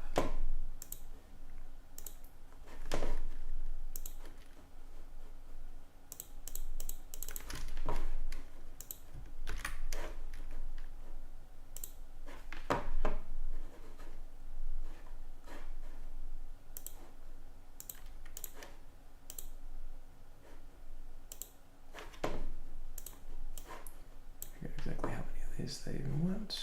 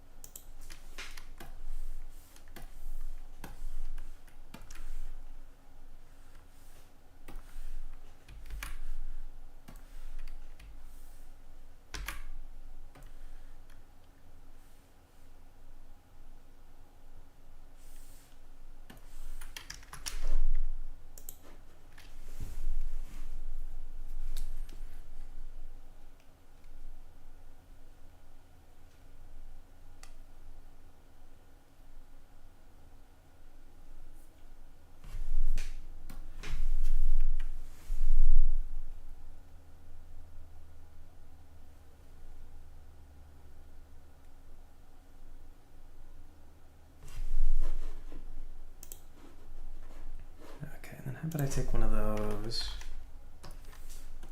And I'll...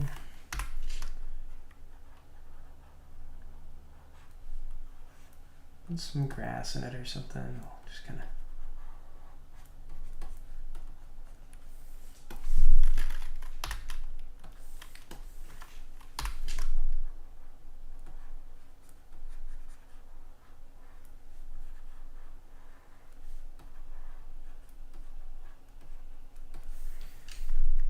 I don't believe anyone's ever seen a sidewalk that was just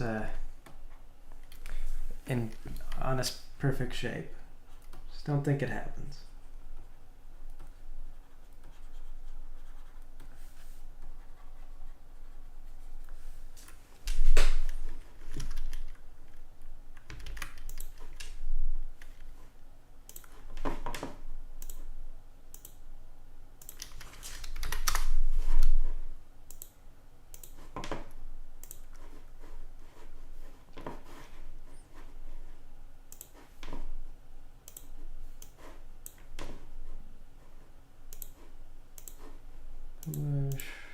Tile sets.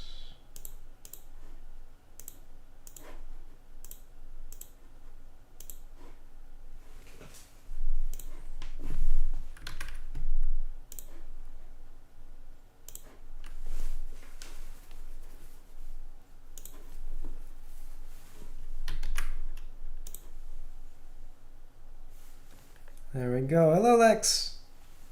Greg stream.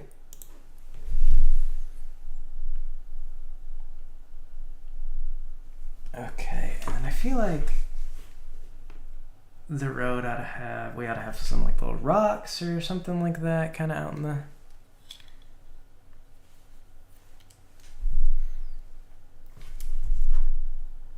Just would like to visually break up everything and make the city, make the little area feel alive.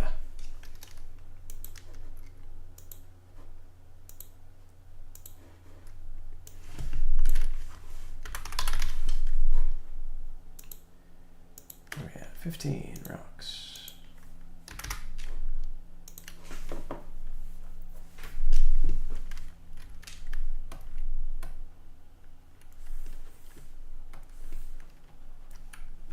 Oh, actually, I think I've even got a rocks.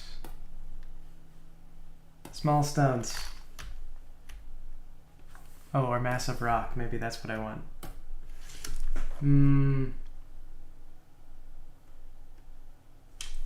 Massive rock with small stone.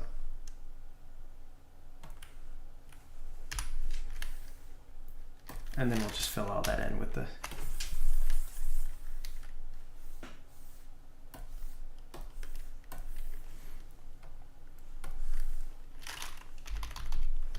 type of vibe am I trying to go for with this game? It's supposed to be upbeat. One of the kind of ongoing themes is we're gonna do a lot with like independence and personal life goal stuff, but also more importantly than that, we're just gonna be fighting little critters and people and overcoming their civilizations and taking away their independence.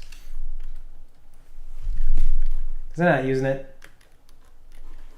Well, they're not using it as well as they should, anyway.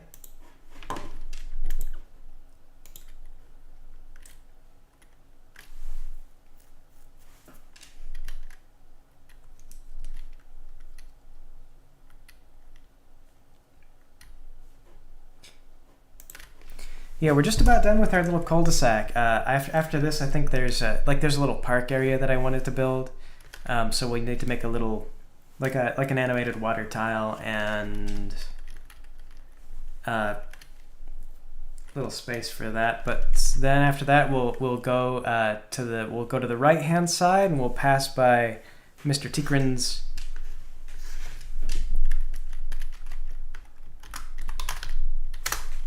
area. Well, my hope is that there will be a couple of different ways. So speaking of like how do you teach them to be independent the correct way. My hope is that, like, you can't teach people to be independent, you just have to give them the ability to be independent. So my hope is that is to create a couple of different possible approaches to things. So like you'll be able to side with one or the other faction in a dispute, for example. And the game will play out in more or less the same way, because you can't, like, having lots of alternate routes is super expensive in terms of design. So for the most part, it'll be like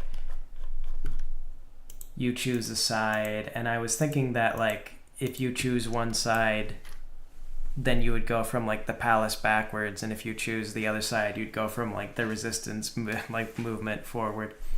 And both choices would kind of get you to the same broad level outcome of like things change, and the creatures that you've interacted with have to alter how they live.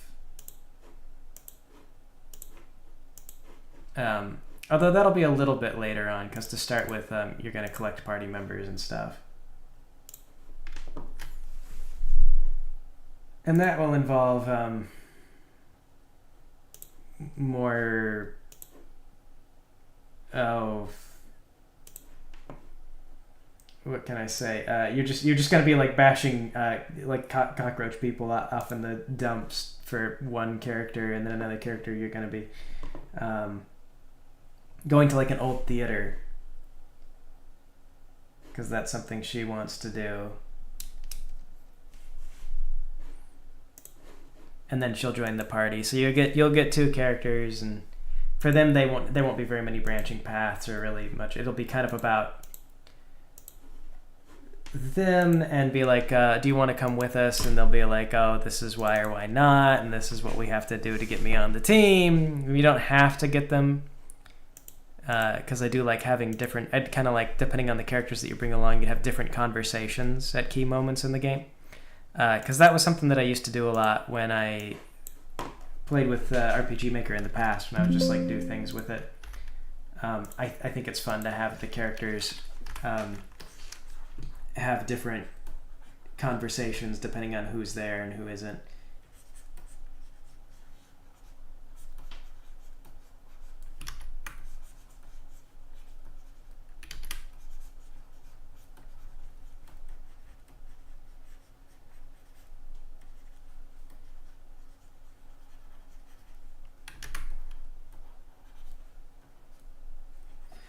It does add a lot of dialogue stuff, but I like to write dialogue, so it works out a little bit.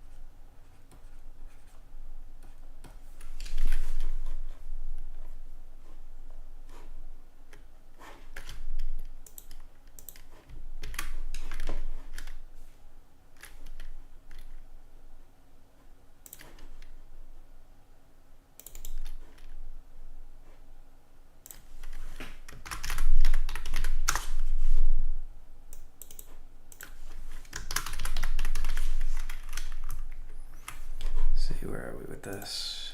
This is 16.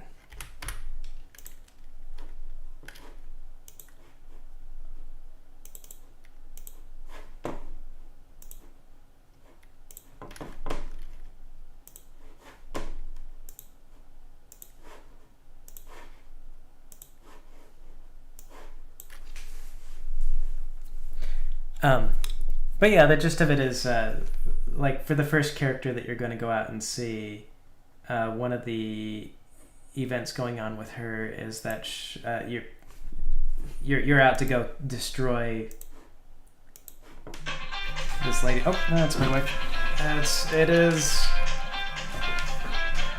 lunchtime.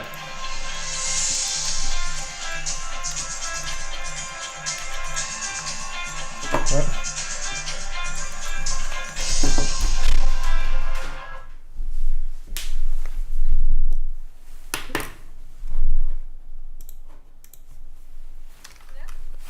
Hello. Here, hold on a second.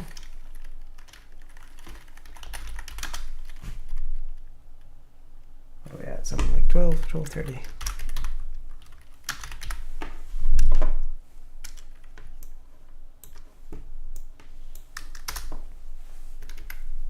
Yeah.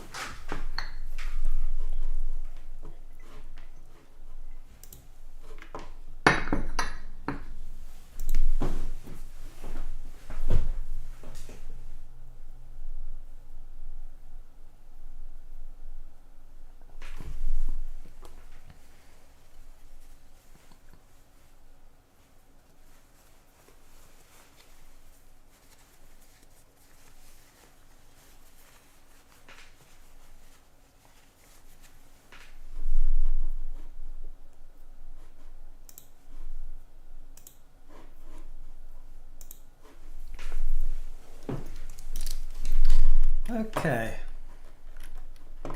We're back. It's 12:30-ish. See if we get our pothole already, and we did. Push this.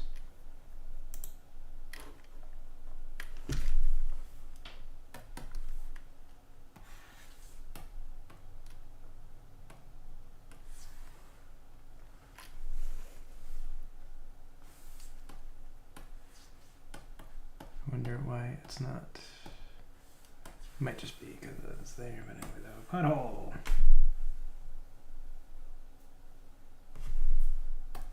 What about another pothole? Space them apart a little bit.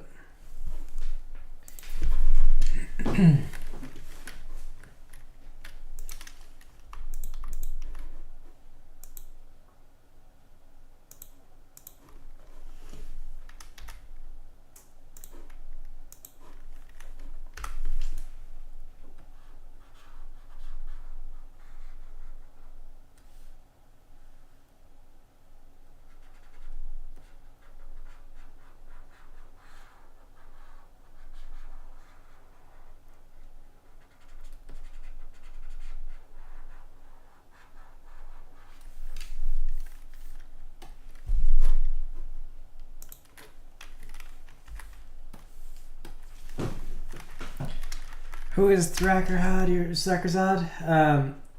Thrackerzod's basically a creature from outside of time and space. Is the simple answer. I prefer not to elaborate on it a whole lot more than that, because anything that you've imagined is going to be a lot more exciting than anything I could tell you.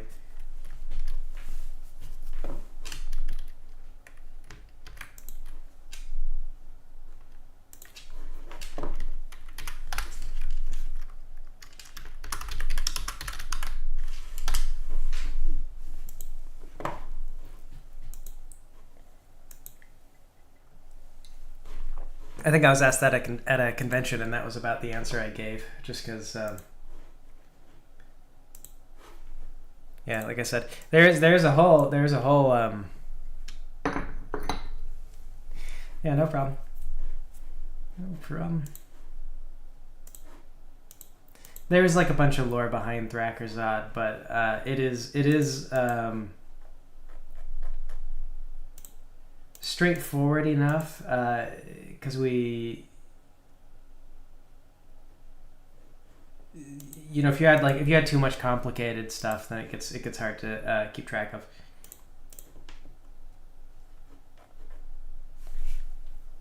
So in the interest of not overcomplicating,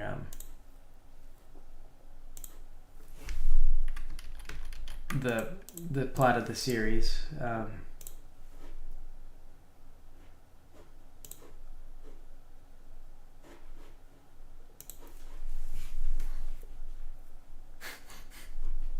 Rainbow Dash voice.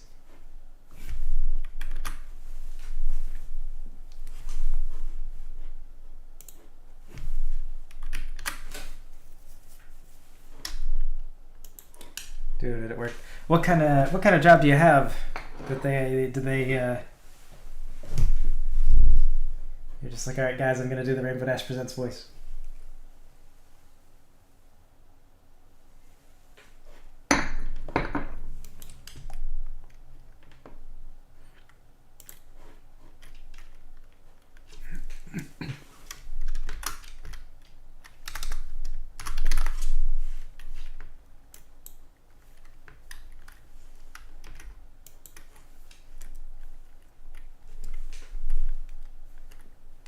Oh, FedEx? Okay, yeah, that'd give you the space to do it.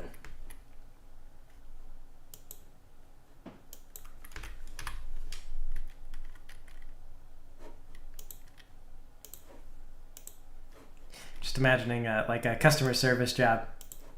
It's like, can I get help with this thing? Hold on, I'm practicing my voice.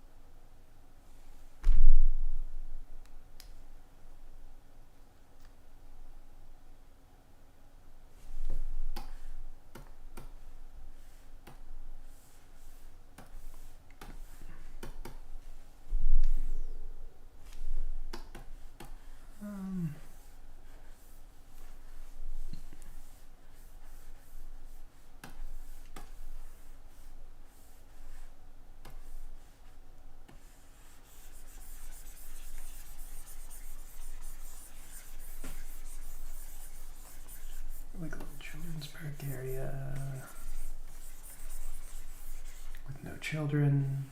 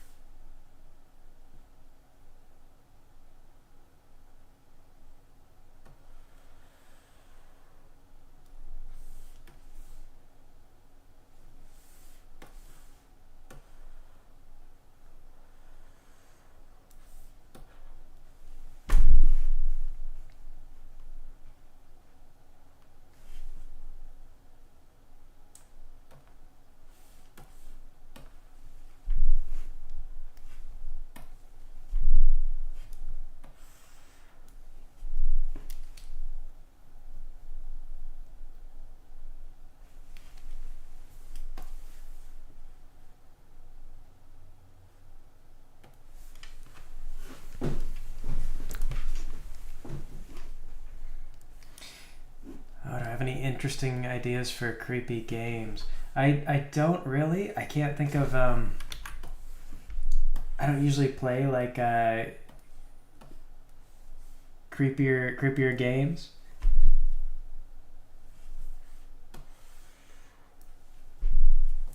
So unfortunately, I don't have any like good recommendations.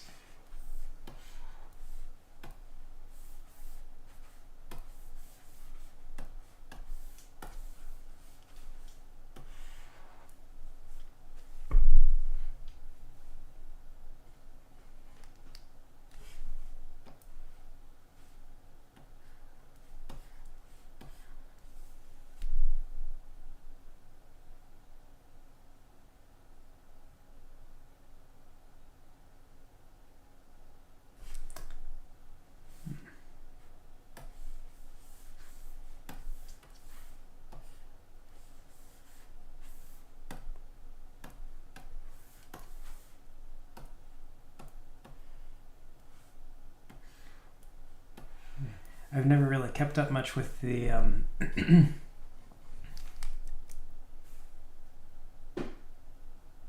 can I say, the more creepy the creepy genre.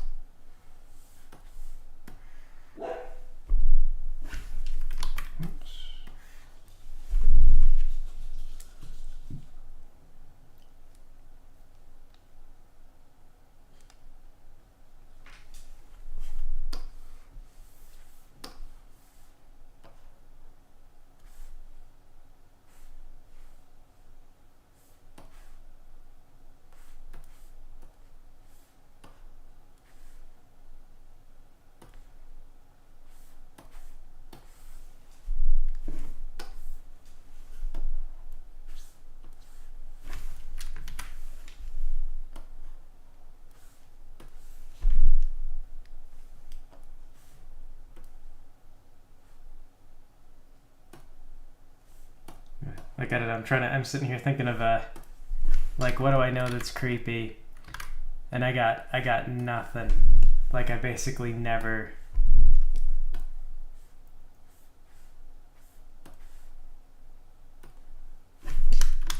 Never look into it.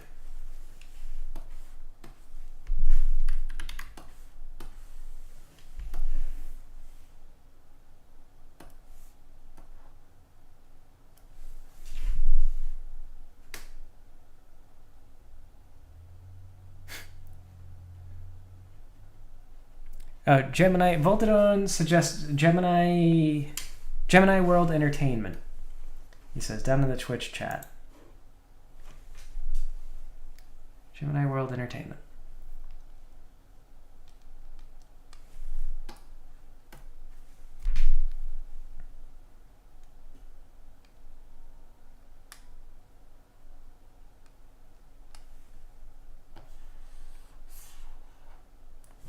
So that may be worth a look for you. You want Pinky to tie you up to the railroad tracks, huh?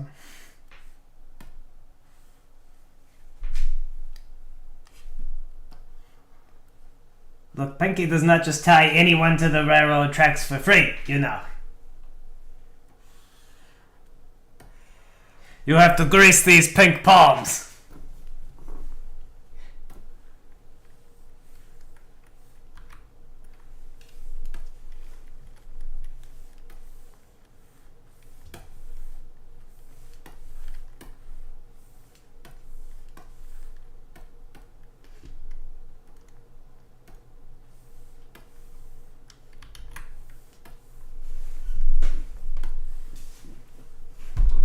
Do you think Pinky is a charity? You disgust Pinky. Go and take your begging elsewhere.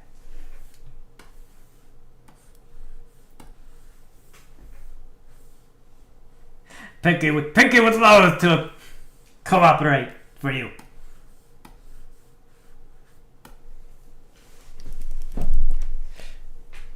Oh, you played that one? Okay.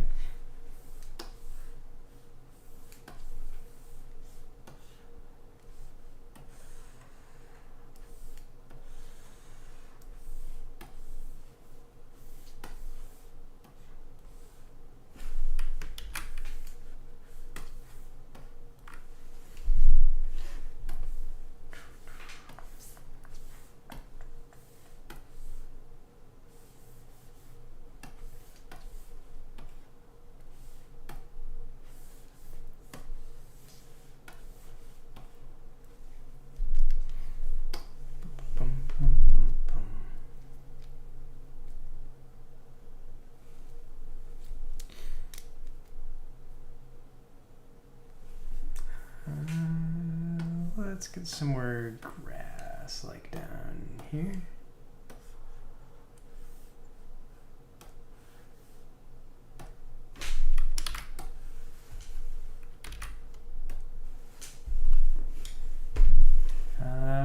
Dandelions. Actually, let's get one of these guys.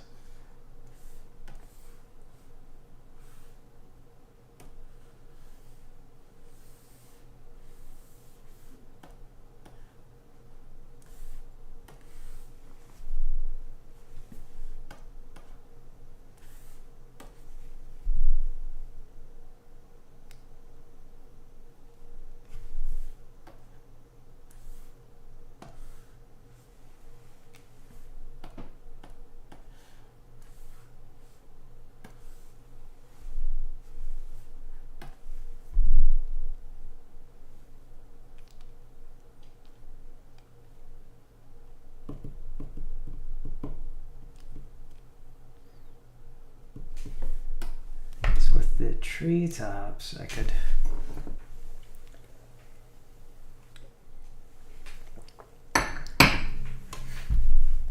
Hello, Donnie the Dingo. Yes. Alien skinwalkers, huh? Come from a living planet. Oh, okay. I was gonna say alien skinwalkers that come from a loving planet. Like, we're all so happy here, but we come to eat your brains anyway. Hope that's okay.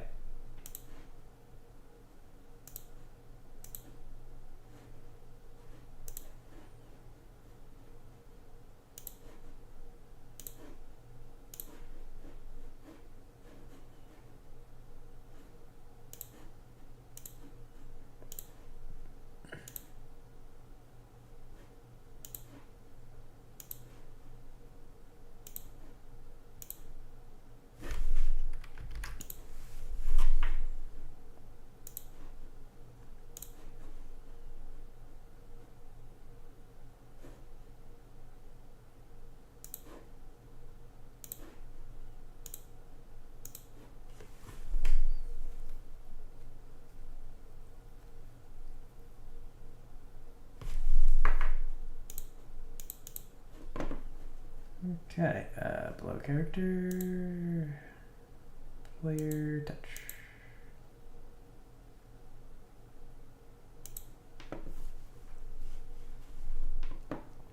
Director's art is Pony Gemini Home Entertainment. Says hello, the dog.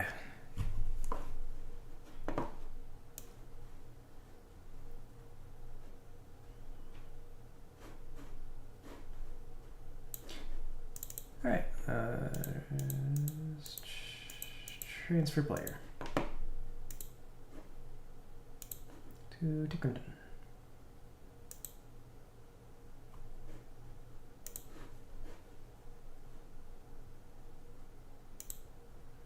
Up. There we go. And Tinkerton will teleport the player to the park. Facing down.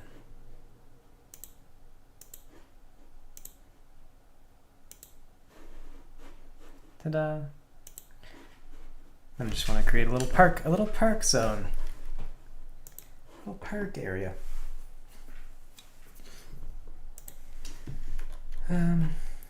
Okay, which is going to require remembering how to do this again.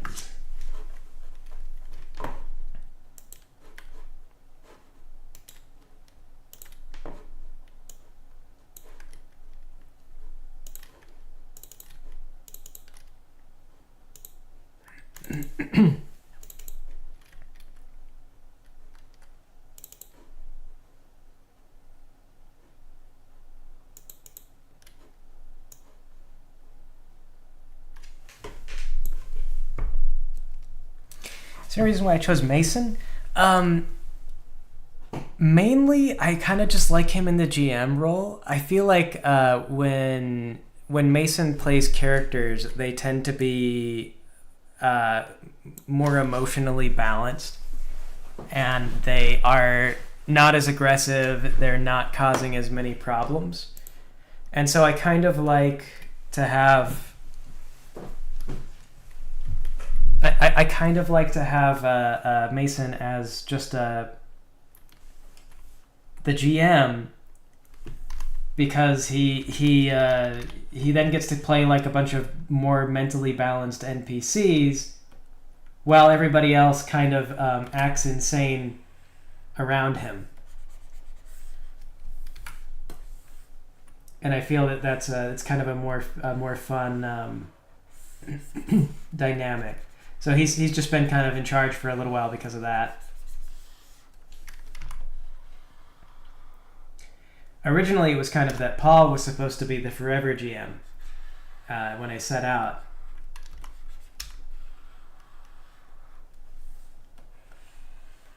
But I've kind of gotten into that Mason's been running a lot more games.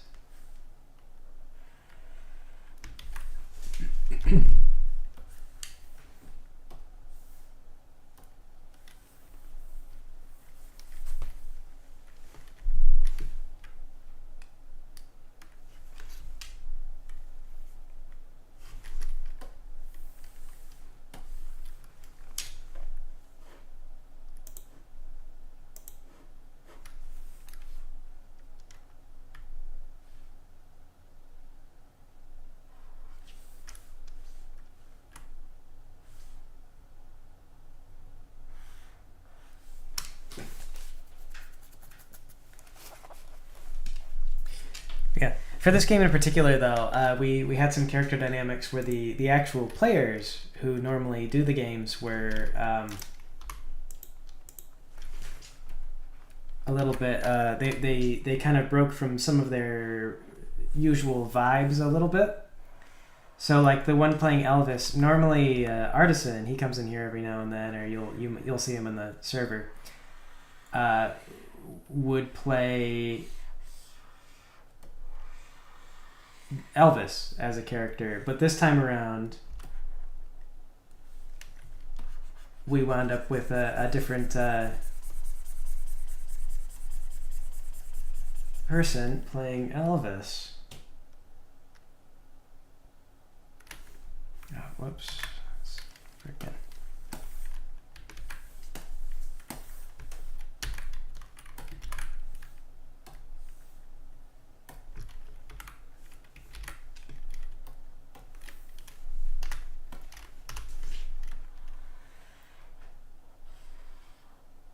So in this one, Lowry is actually in the role of in the role that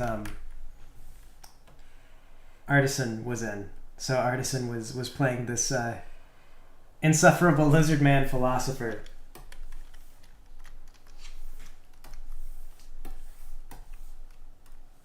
And I had to kind of figure out, like, okay, so our kind of our character personalities got jazzed up a little bit. So who will fit where? Who's gonna go who's gonna be in a good spot? So I actually GM'd that game.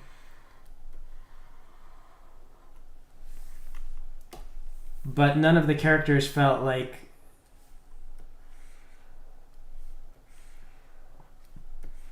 I don't know, Mason's thing. The character who played Paul was just too exasperated all the time. Like, he definitely took the bait on everything that Lowry wanted him to throughout. So it was just like if it had been played by Mason, like, Mason never would have risen to Lowry's nonsense. He would have kind of been above it a little bit. So he just wanted to be in the GM.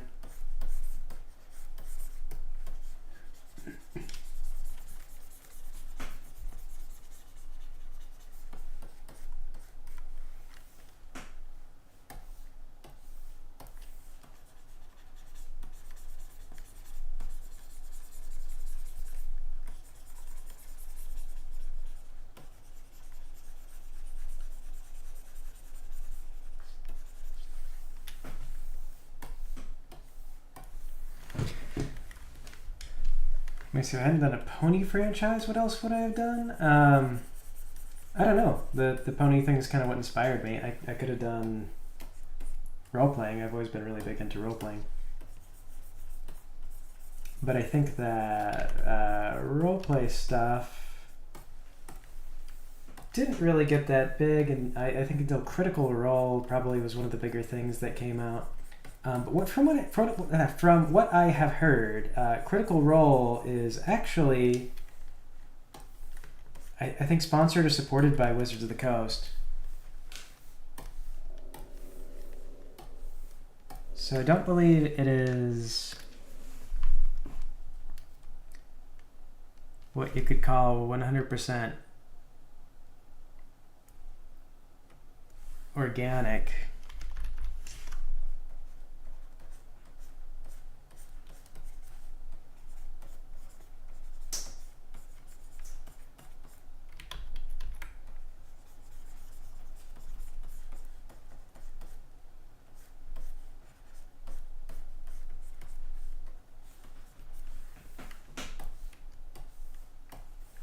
I know that's something I probably would have gotten into though if I were to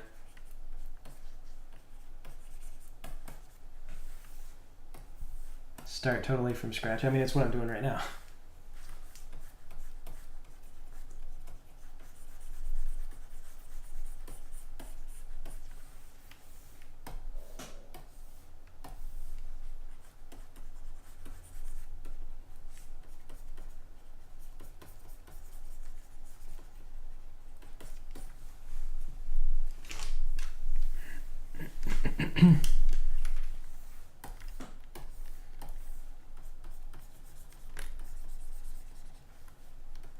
It's quiet in chat for now.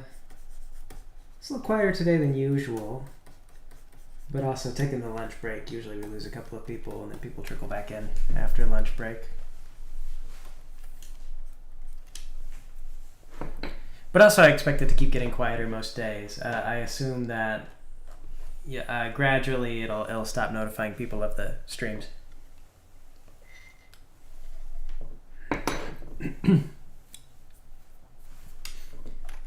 Because kind of wouldn't be YouTube if they just if they told people about when I was streaming. Some weird Bizarro YouTube. Bizarro company.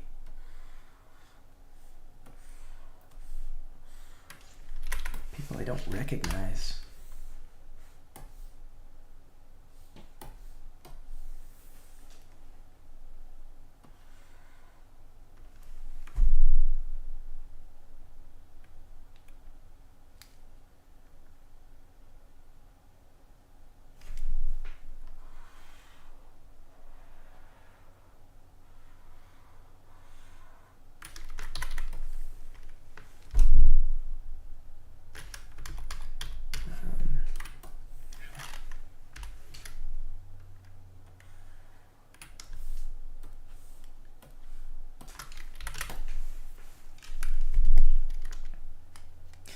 Was Hooked on a Feeling the first song for Mass? Yeah, it was actually. Pinky's Hooked on a Feeling.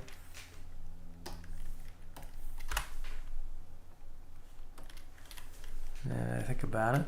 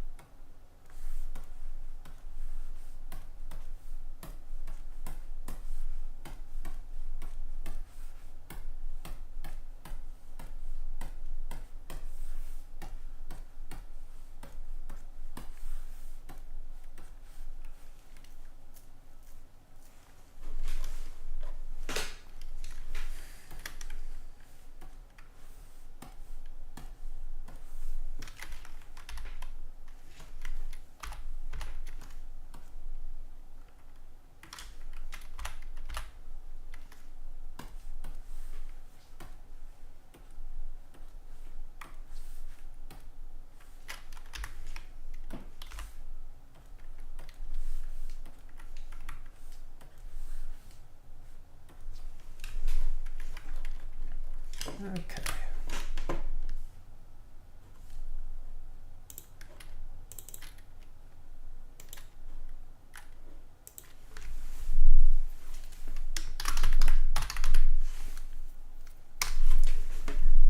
What is my favorite thing that I've worked on? Man,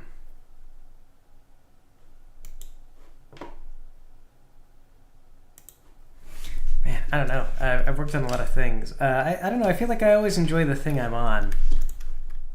You know, whatever you're doing now, it's like something new, something fun, something exciting.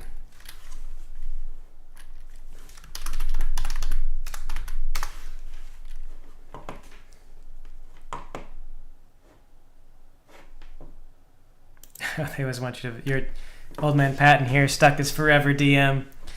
Yeah, it's a state you get sucked into. It's tough to get out of. You kind of get jammed into it, and it's like I don't know. There's nothing you can do, but at least GMing does kind of have it has some perks.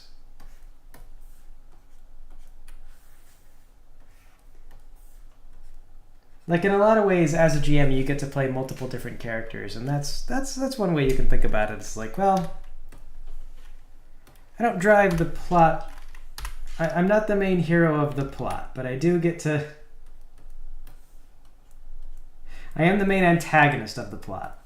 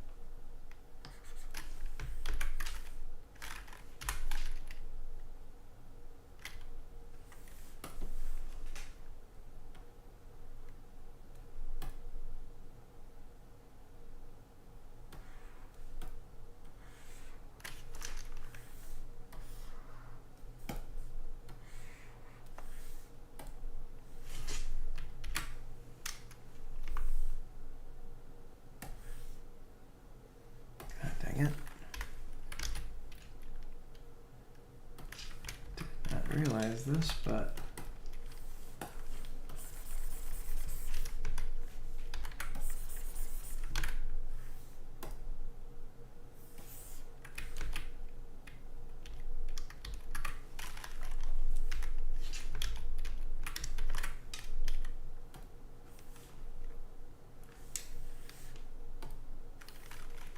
oh, that's why.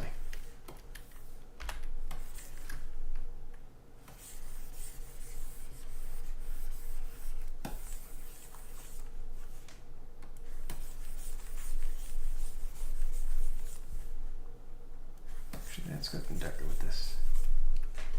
Maybe not.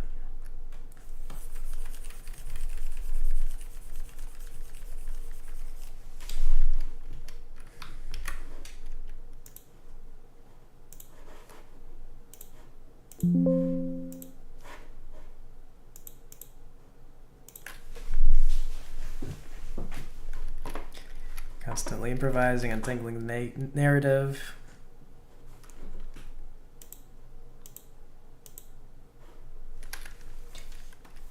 See, as a player, you can do a lot of that stuff as well.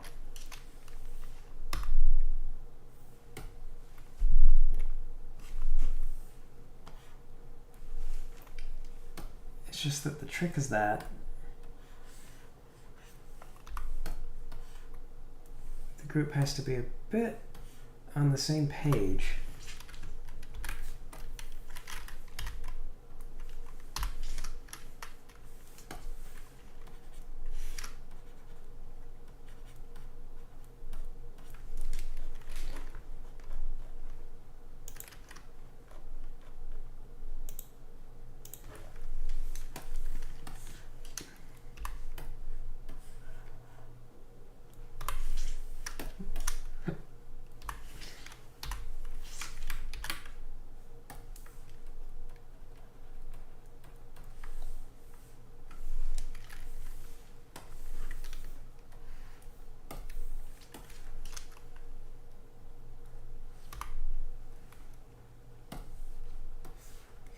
I always like to be a player in a game where you can get very player driven, and where the players kind of control the tempo of the plot and everything that's going on in it. And in that case, those are actually more fun games to GM as well.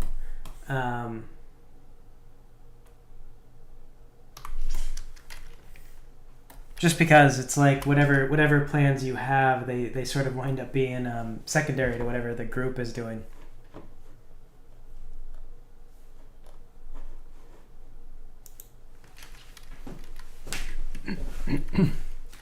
Cooperate with somebody.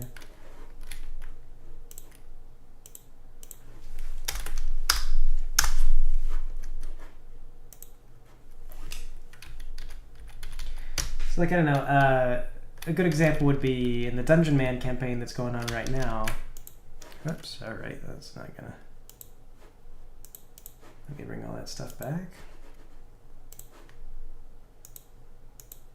A lot of what happened in the Dungeon Man campaign was stuff that happened mainly because Artisan was instigating it. And it was kind of like, I originally planned that they were going to start on the bottom rungs of this thing, and they would kind of like work their way up.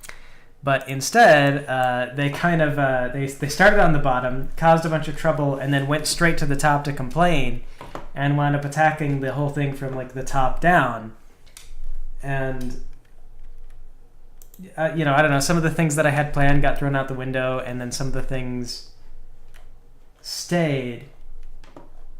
And that was good. But my favorite thing though is a game where you can create like a group of different organizations. So you'll have like this guy, that guy, these guys, and they all have different competing motives and interests and things like that. And the players could theoretically play them off each other.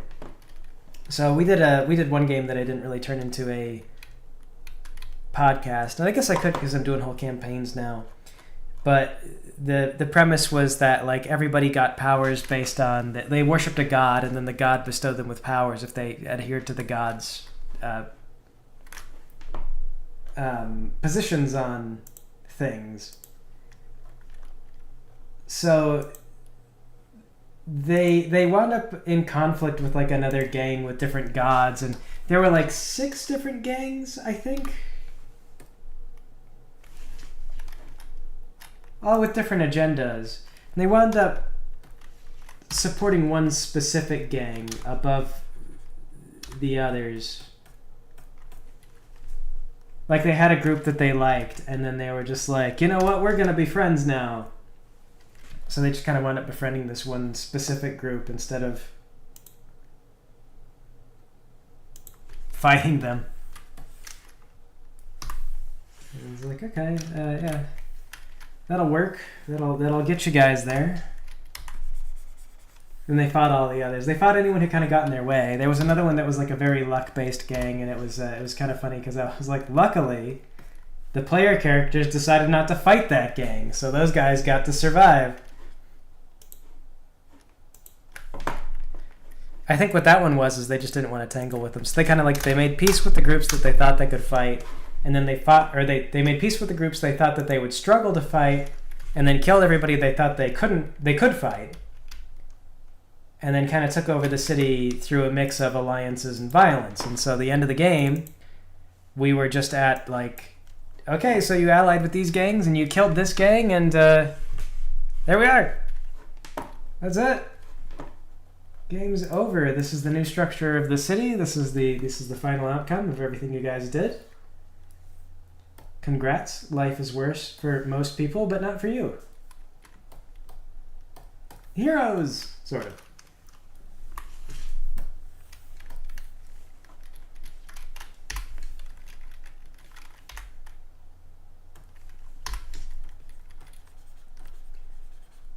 Yeah, it was a gang that their whole shtick was gambling, and so the party kind of was like, oh, I don't think I want to do anything with them, because they were just like, I don't know, their whole thing is gambling. Like, what if, like, we could beat them, but what if they get lucky? So they just like kind of avoided them. They just put it off and put it off and put it off, and then eventually things started to snowball, and then they were just like, we'll get to them if they get to us. And then there wound up not being a conflict with that gang, because that other gang was just like, yeah. Because by the time they got to the end of the game, the party was so... They had become so difficult to deal with that the gambling gang was also just like, no, yeah, we don't want to touch that either. So they just made an alliance. They came to an agreement and didn't fight with each other.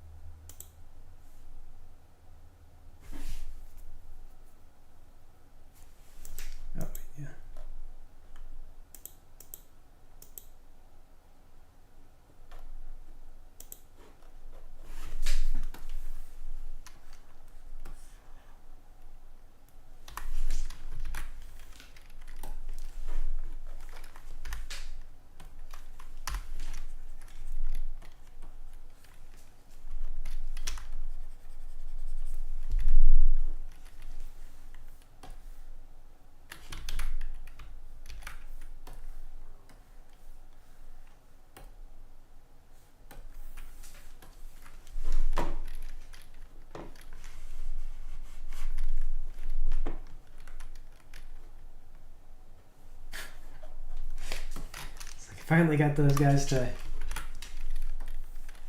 be the driving force in the campaign.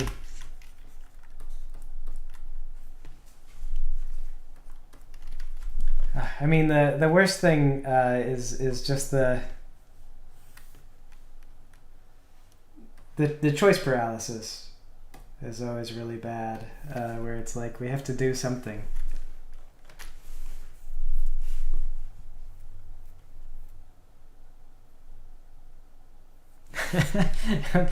You just had to get the computer scientist into analyzing the computer system. There you go. Just create like a problem that he can personally relate to.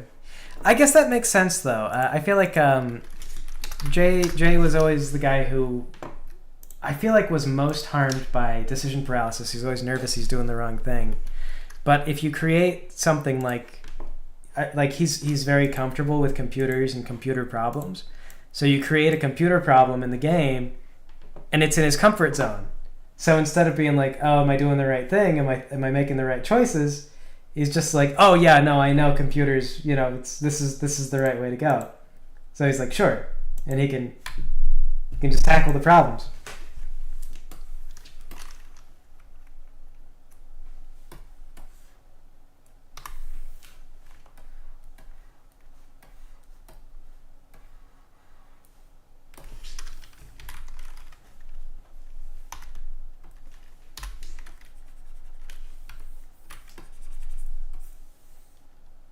I think I'm gonna.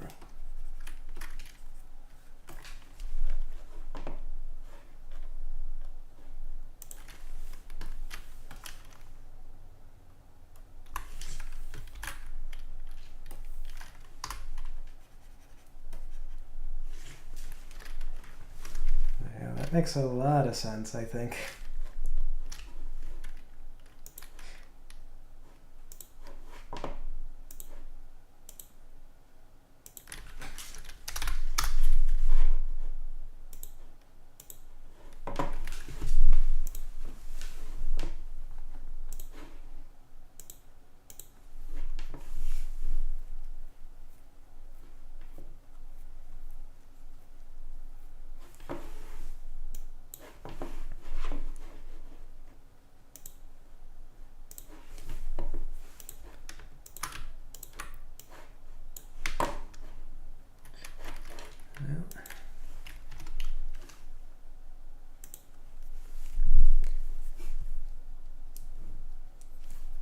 There it is. Yeah, I spent a while trying to figure out what would be a way to get that group to take charge. The best I feel like I ever got was Torg's guys. And I think part of that was just because Torg was always there being like, yeah, that's a good decision. And Torg was like fundamentally the dumbest guy in the room. So every time somebody suggested anything, Torg was just like behind it. And he's like, yeah, I think that sounds genius. I'm committed to it now. And that helped a lot, because then the players would be like, well, Torg thinks it's a good idea.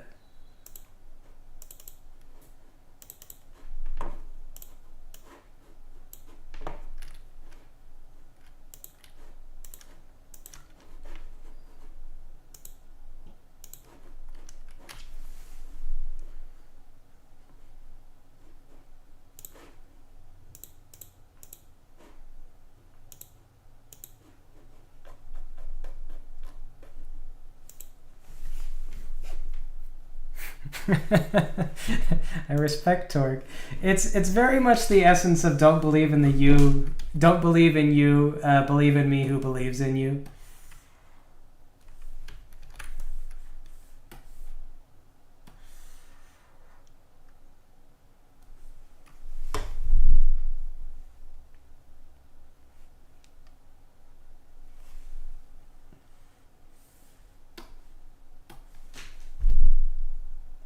Don't believe in yourself. Believe in me who believes in you.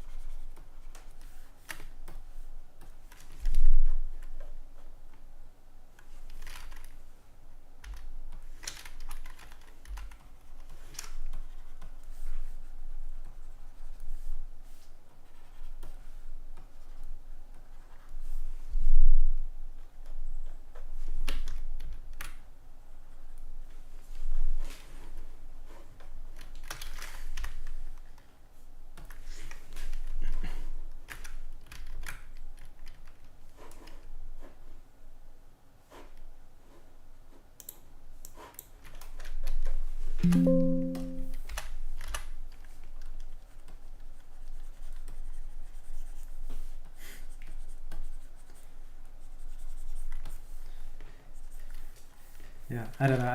It was pretty funny. The whole like I don't know, what does Torque think?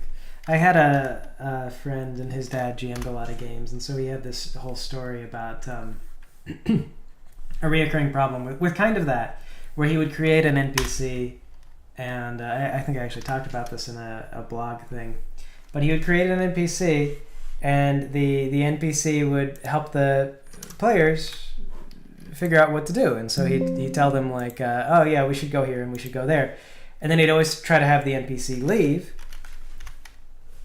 because he didn't want the players to be over dependent on them. And then as soon as the NPC left, the players would panic and be like, oh, they'd like go on a big adventure to go find him and bring him back and get him into the party again. And so it was supposed to be originally kind of like Gandalf, where he's like, I've got to go and talk to the eagles now, everyone, but I trust you all. Good luck. See you soon. And you know, it's just like they kept going to find Gandalf. They're like, we have to find... Where did Gandalf go? They're like, we told us to go to Mount Doom. I know what he told us, but where is he, though? I'm not going to Mount Doom without Gandalf. That would be crazy.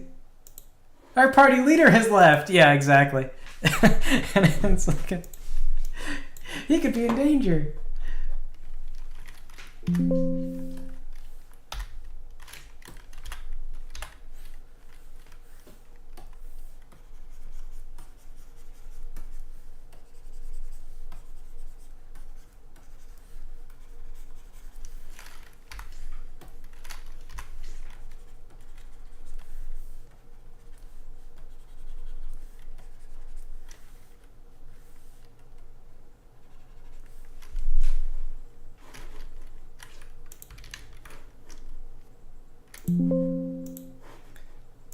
See if that looks any better. That's a little better.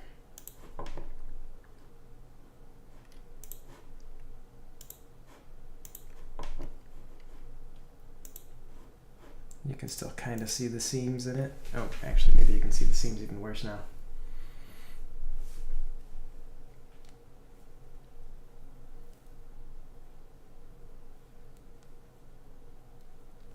Well, it's all right.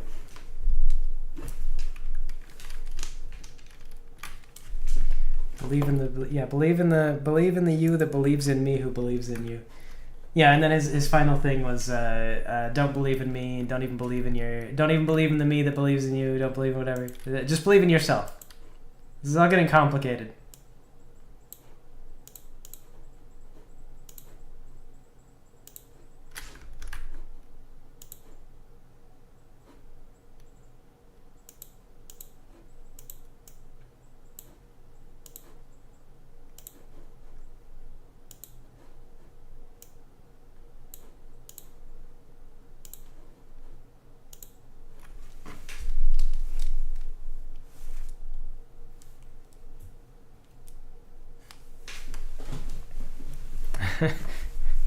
Where's Gandalf? I have much desire to speak with him.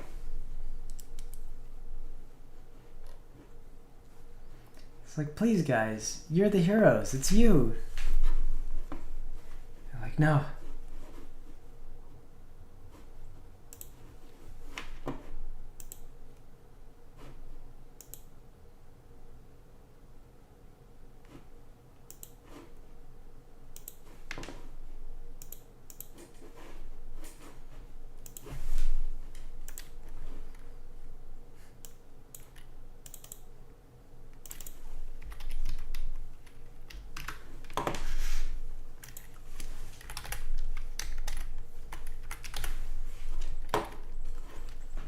Gurren Lagann is a fun show.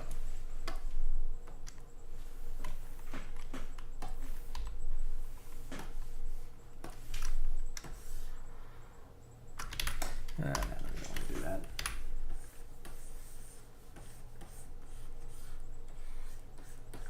Gosh, what do you call the little spinny things? I'm gonna say they're called like merry-go-rounds, but I don't. Is that right? That's the horse, isn't it? The horse's merry-go-round. Is it like a spinning? What do you call these?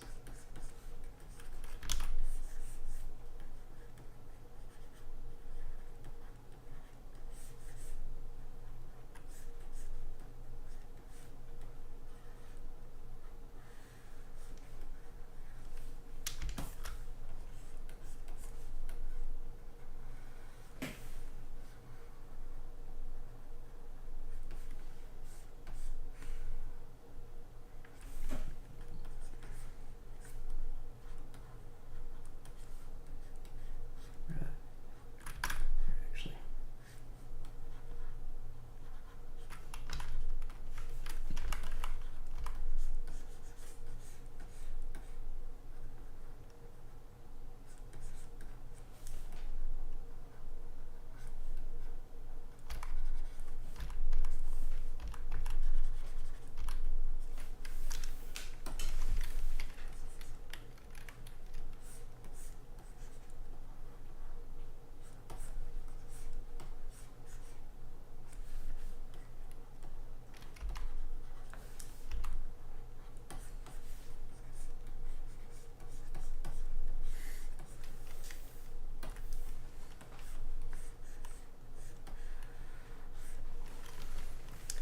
A top? Oh no.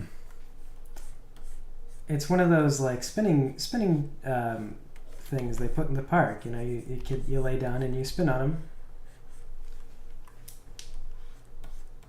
And they're like bright and colorful and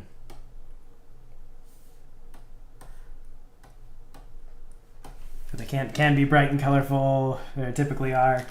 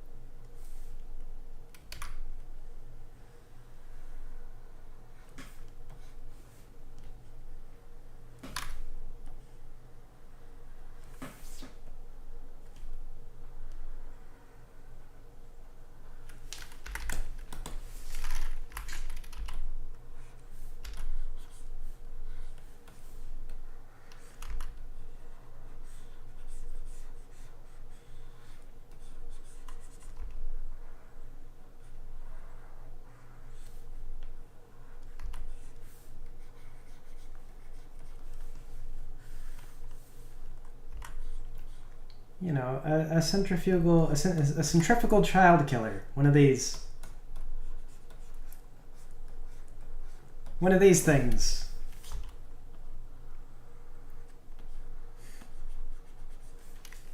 Have them at all the best parks. Spinners. They're just called spinners? Oh, okay.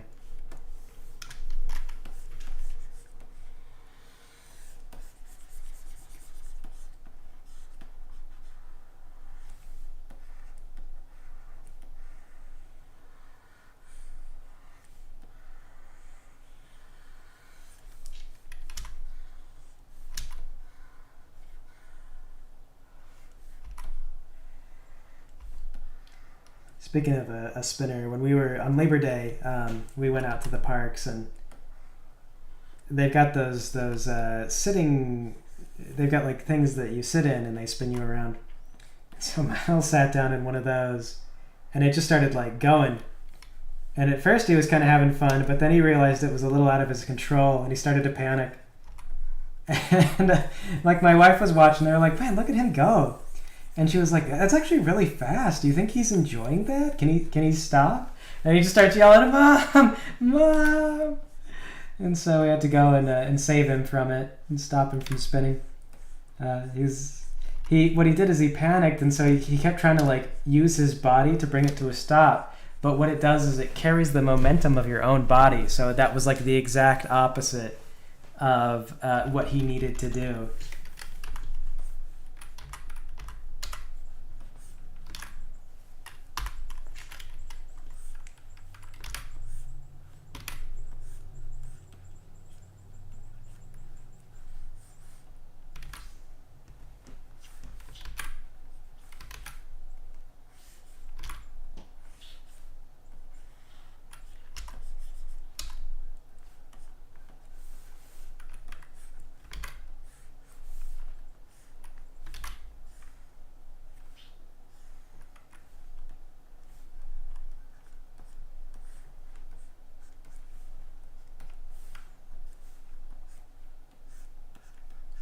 I don't know if I'm describing it clearly enough that you can picture in your head exactly what he was stuck on.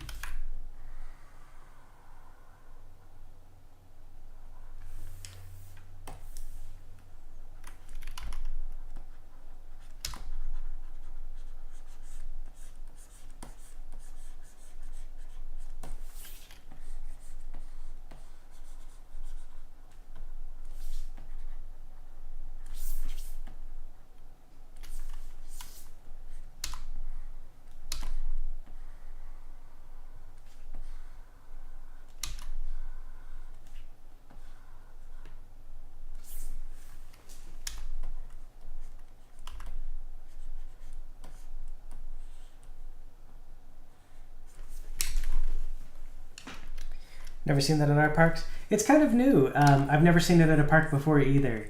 So it's just like a little chair and it carries or do you mean are you talking about this? These things I feel like I could swear it's been proven that these things are actually kind of dangerous.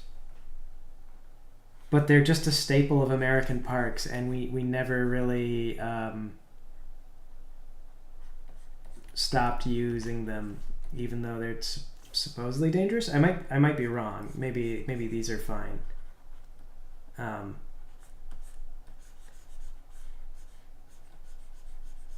But they're just like spinny things. You sit them. The chairs I've never seen before, and they're safe. What they are is they're just like a chair, and it's stuck in the ground. And if you throw your weight around, it'll just like swing you. Like swing you around in a circle, or spin you in a circle.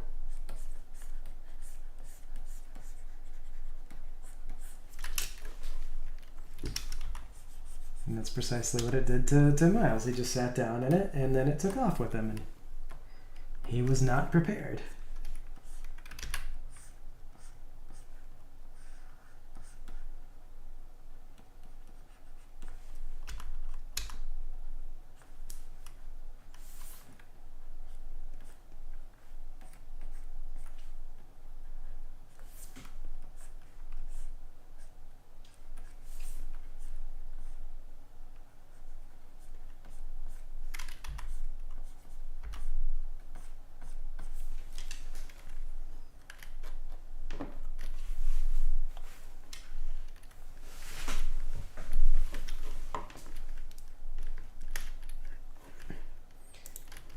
Yeah, I mean, I suppose if you're not at the playgrounds very often, you certainly wouldn't see many playground toys.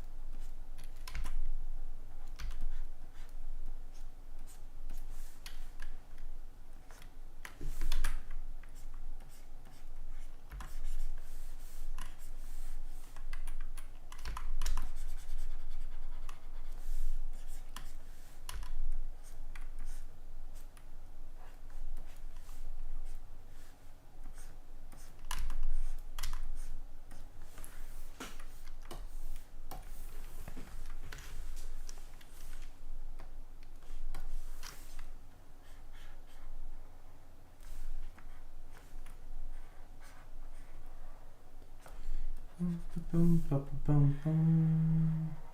I'm thinking about the little spinny things in Deltarune. That they put you in. I guess those are teacup rides, now that I think about it, that they used in Deltarune, or basically the same as teacup rides.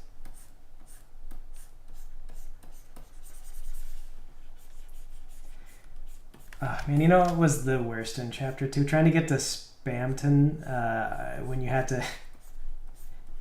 when it's like, okay, you get to ride this teacup, and then they just throw the little things at you, and you can't see them coming, really. Like, I think the shadows are there, but that's about it, and the turning is super awkward, and... like, you get through it, but it's a pain.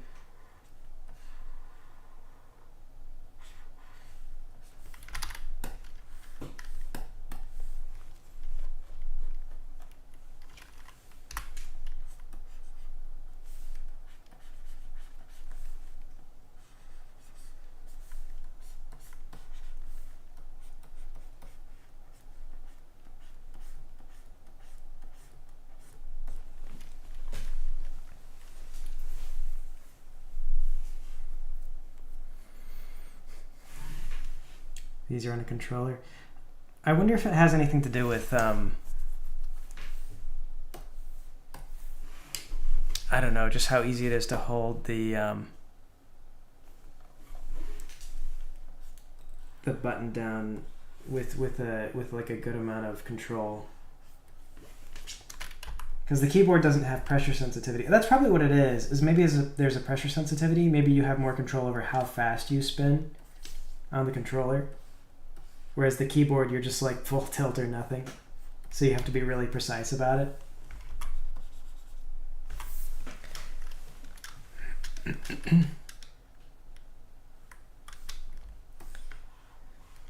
Get out that, you gotta get out there and draw, Vold. Bust out that tablet. I mean, you don't have to, but I don't know, if you enjoyed it at least, why not?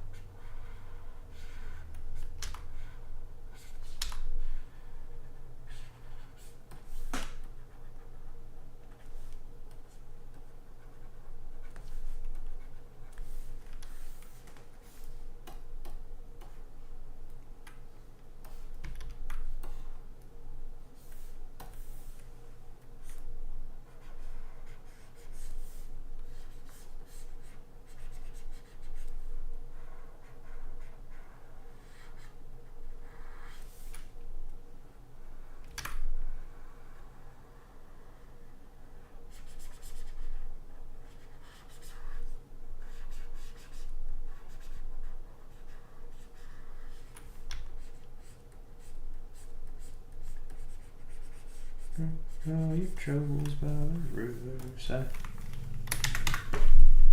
Drive a painted pony, let the spin wheel.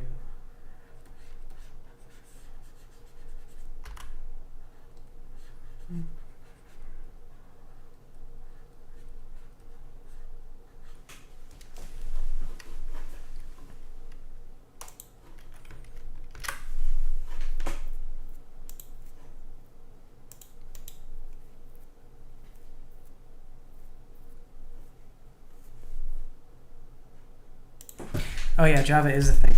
No, it's not all. It's not all computer related because Noel also talks a lot about wanting to go to the fair in the city, and so that's why it's a mashup of the computers because they're in the computer room, and then it's all about Noel's fantasies about going to the city and the fair. So the teacup rides at the fair. That's what you're actually in. Java's also a thing. I don't know if that was intended, but.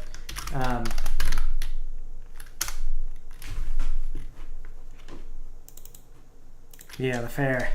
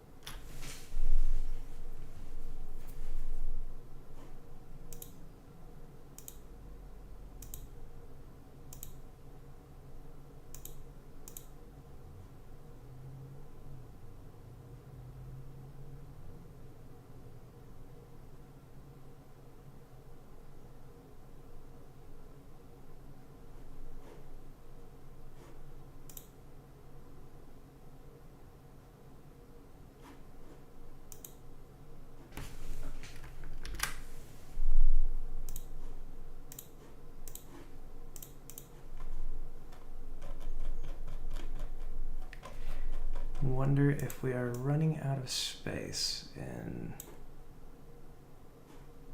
Oh, is that way too big? That's very large. Oh, that is a lot bigger than I meant it to be. Hey, guess what? Spinner, you get to shrink down to like half of that scale. I did not realize what I was doing. Also good news, things that are shrunk in resolution tend to look better. Honestly, it's usually better to work big and then shrink down.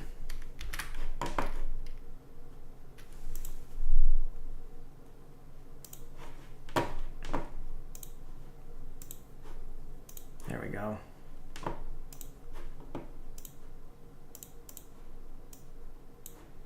Now we don't have this giant chunky thing.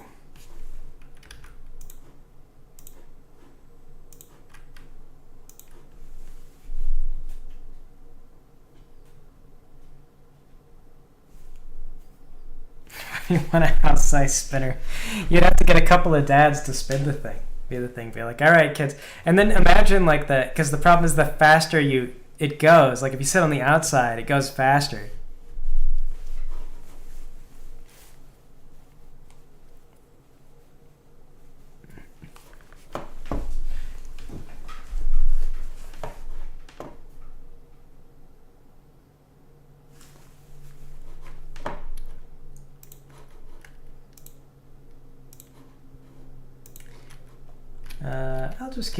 I'll keep working big and then shrinking down. It looks better anyway, so.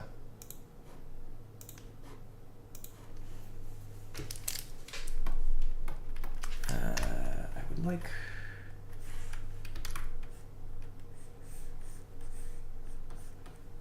Let's see here.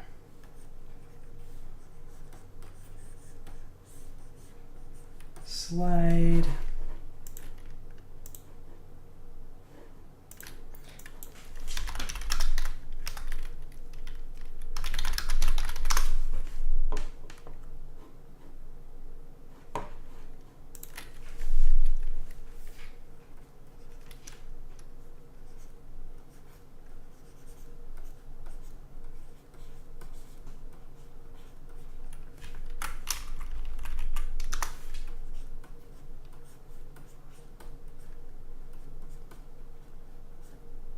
Look. See, I can totally do perspective. I can do normal perspective for the most part. Well, I mean, maybe not even for the most part, but I can do it. I can do it a little bit.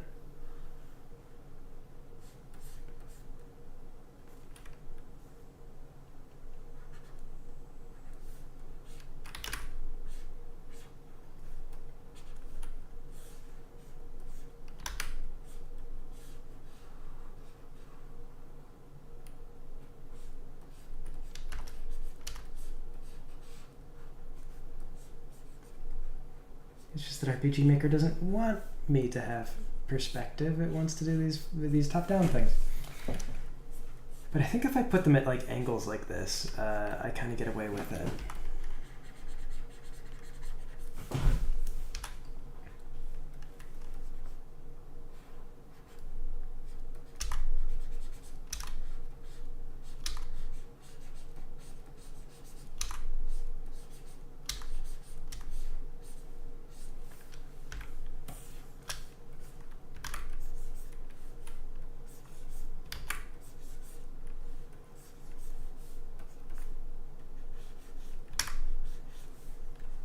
Here's the thing. Just talking about how I can do perspective and then like do something weird with the perspective, do something improper with the perspective. Actually, where is our perspective? It's like this way. If I do that.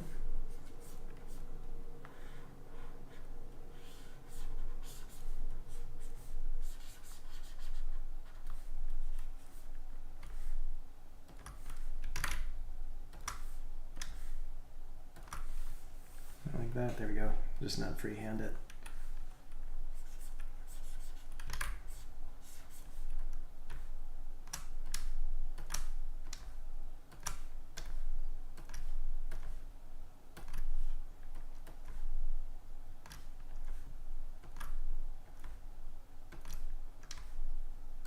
You kind of do perspective. Never mind. Don't double check me on that.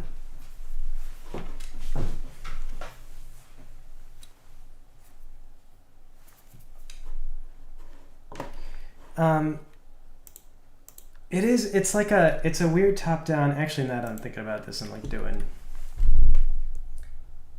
maybe I would still have a problem if I tried to do tilted like that.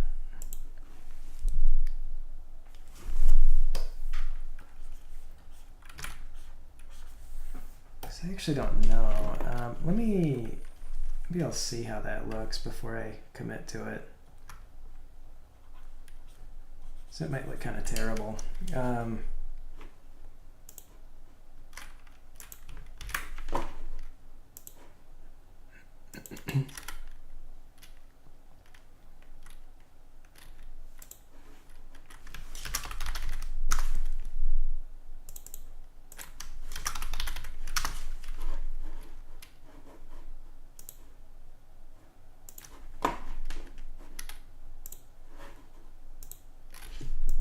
This is too big anyway.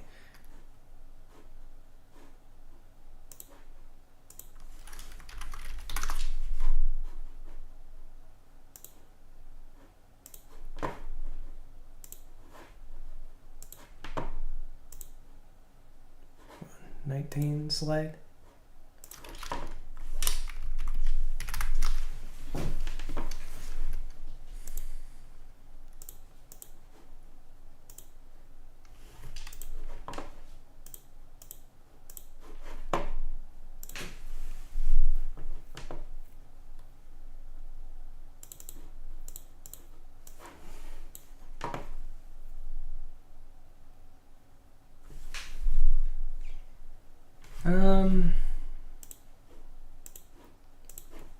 Well, let's see. Yeah, because it might look pretty bad.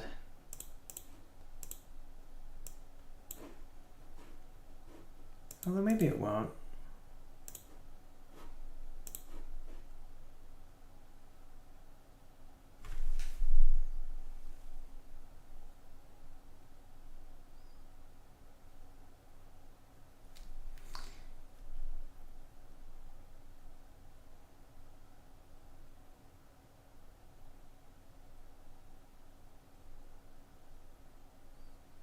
I'm not sure if that's acceptable or not.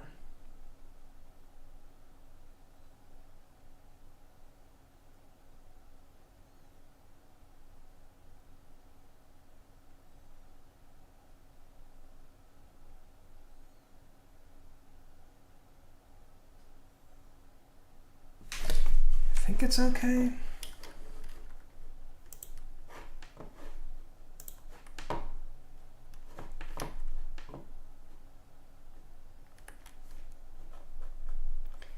The ramp, yeah, like it should maybe come out more, is the thing. Like, and then this would want to be out a little bit more as well.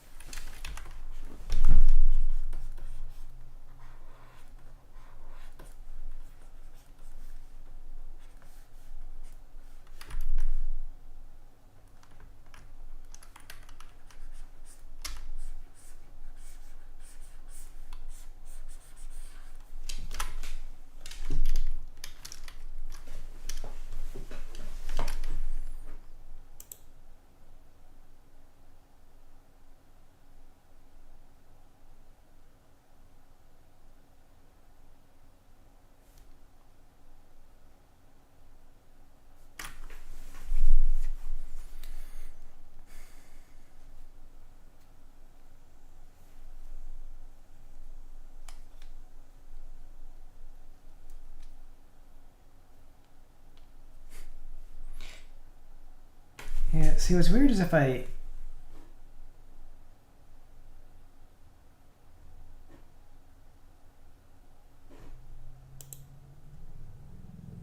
like, because it's flat if you look head on. Maybe it does need to just be like a flat rectangle, and you generally won't, yeah, you generally won't have the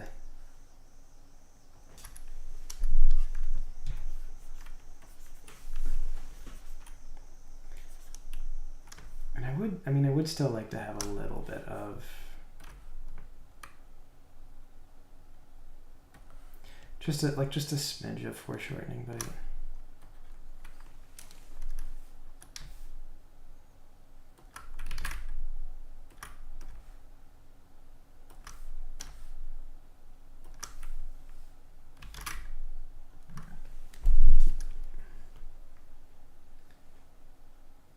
and what it does that's weird, what it will get me, is that, so this is, I mean, this would be like a cube. Okay, so this is wrong, because it'll be,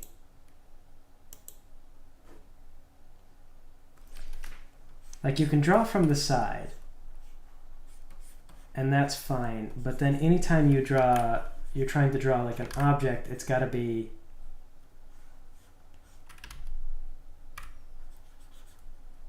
like flat.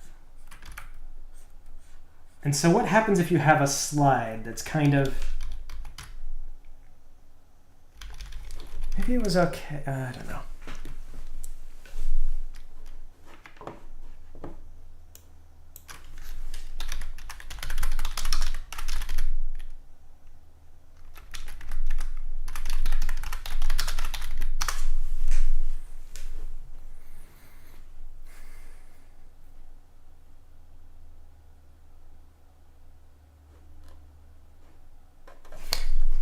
Let me see. Maybe I can find like RPG Maker Playground Slide, because that would be the best.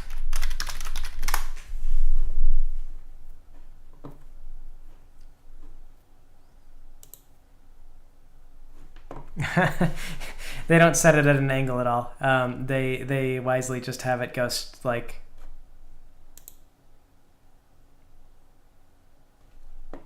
Straight up and down.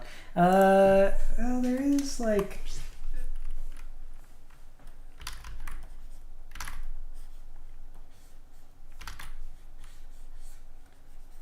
You can do kind of like this.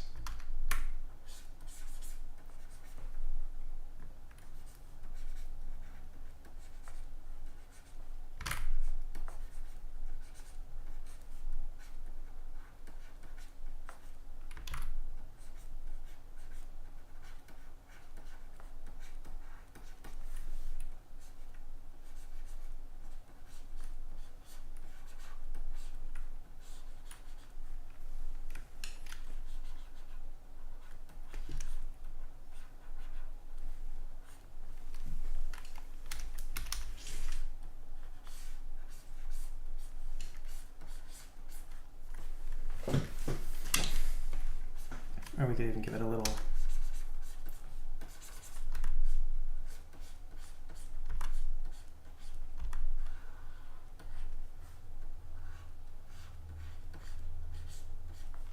Little bump, and if it comes down kind of straightforward more, you get.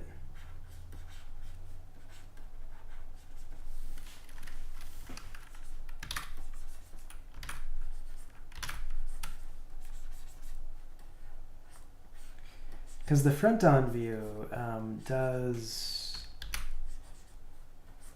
wind up being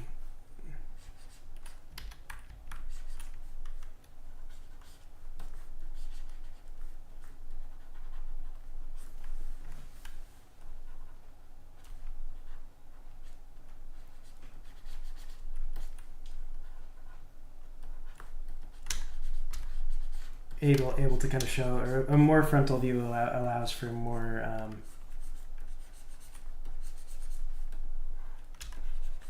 perspective.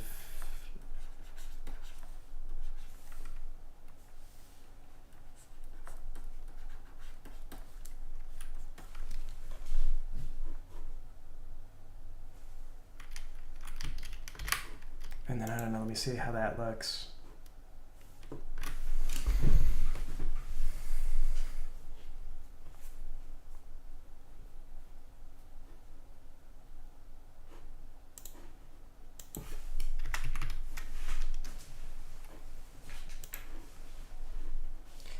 Well, the houses are almost, they're straight on just about.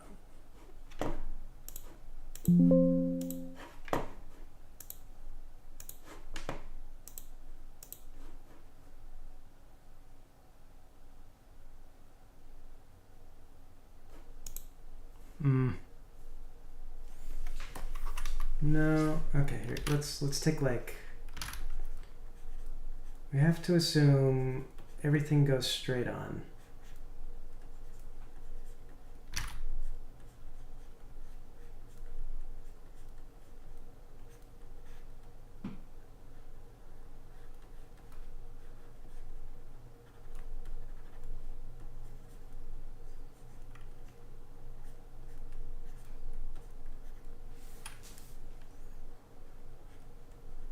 Let's just take this as like a really quick thumbnail, and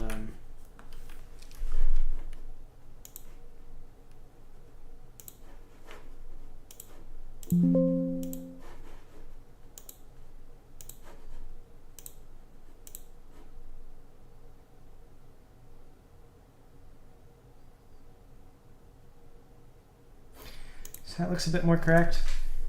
Or at least, rather than correct, it looks a little bit more like what RPG Maker is going to want. What?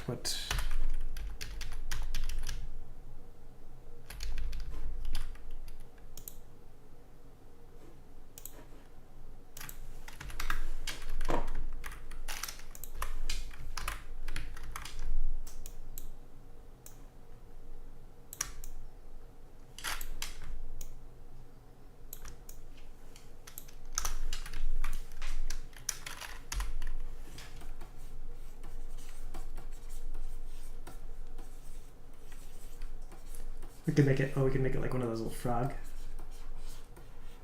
things, like a frog.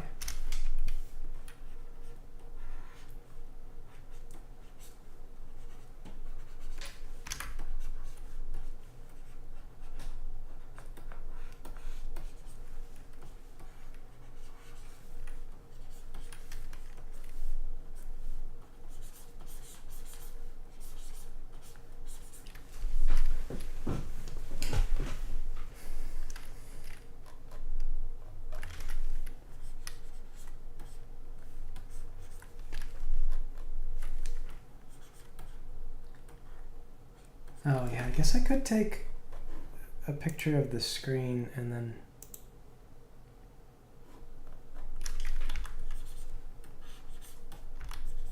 actually I think this should be okay.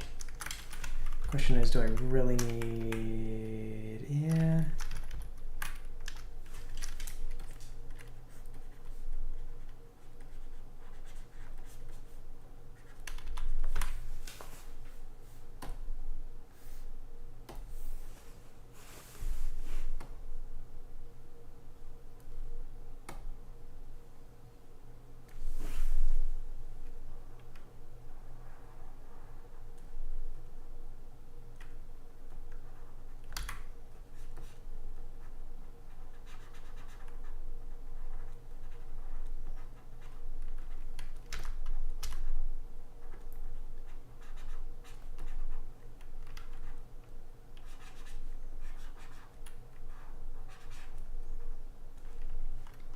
Mr. Frog.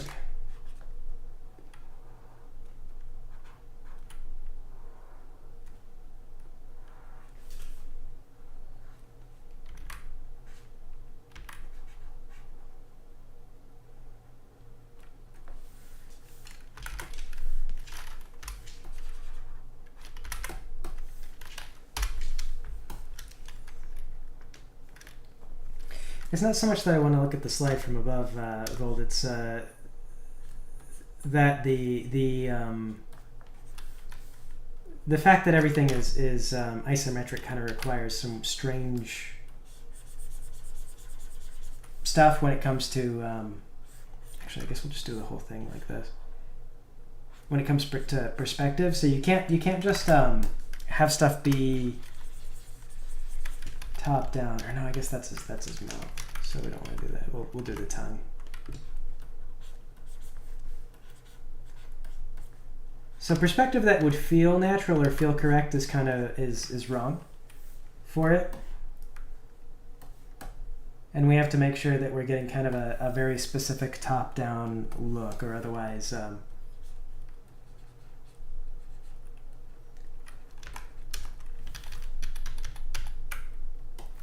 it'll just be a mess.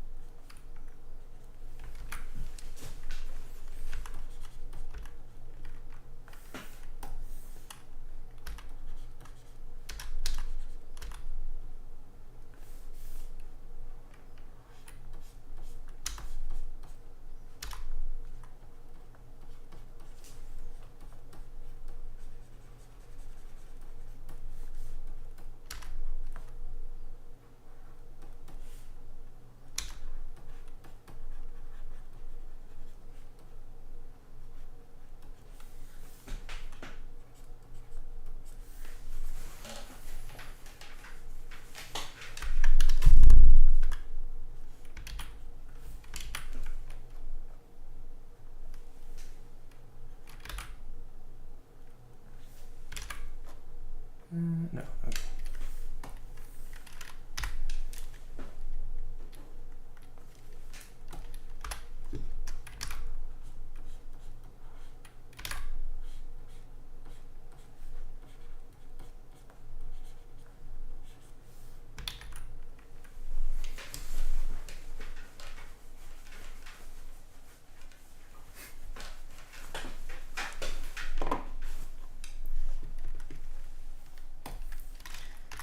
Yes, our little frog is either going to be horrifying or very charming.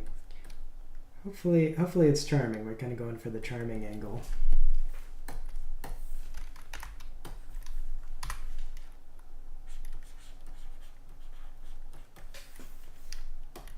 We want to give him great big eyeballs.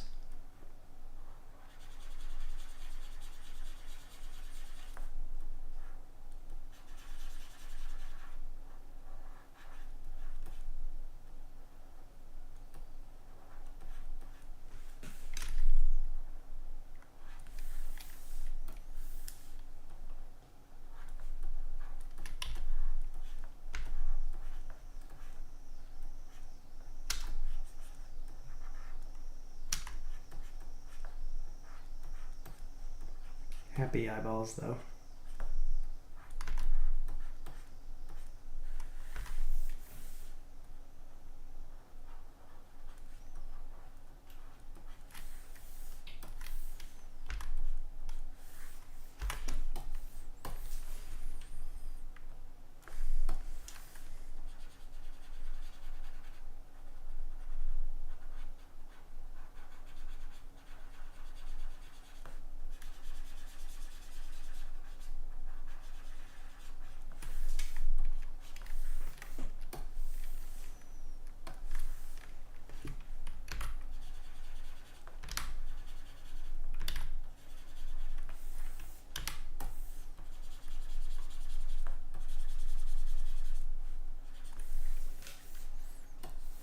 There we go. I'm leaving him a little shine on his eyeballs. Happy frog.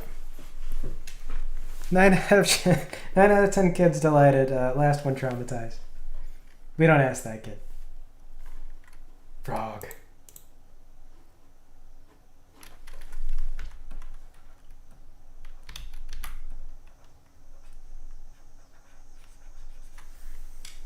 Frog.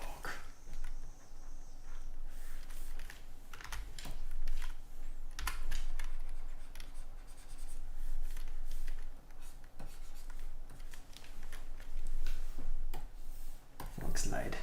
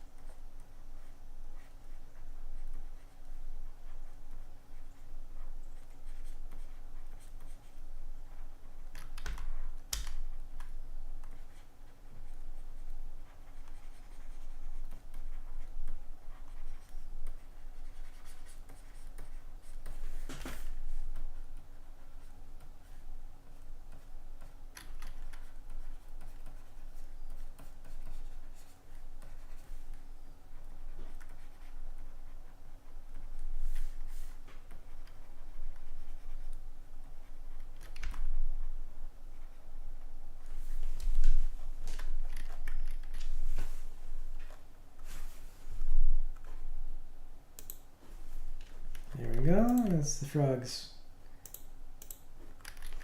mouth. The fog is coming.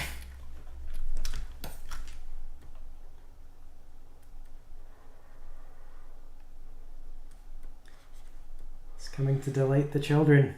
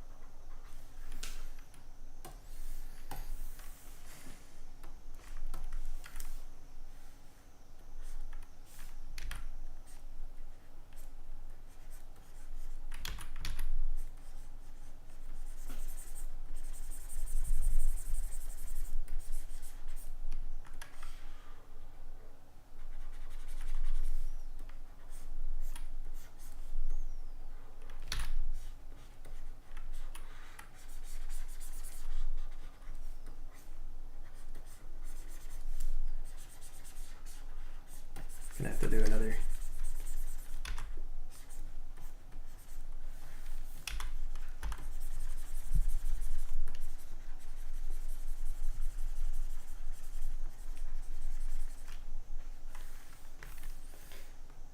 Actually, I guess this will have to kind of.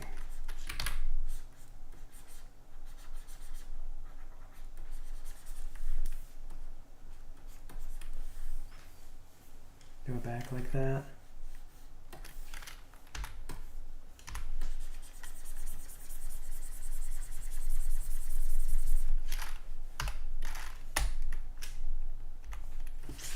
Every self-respecting RPG needs a giant enemy frog.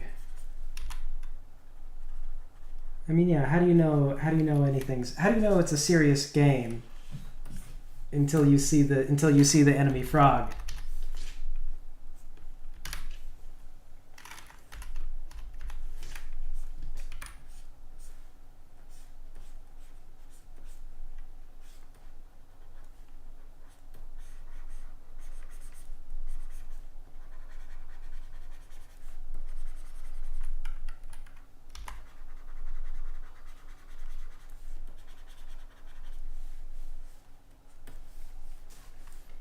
You just don't. You would just have no way of knowing how serious the game is.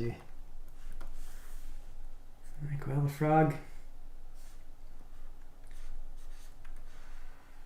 kind of changes some of these details.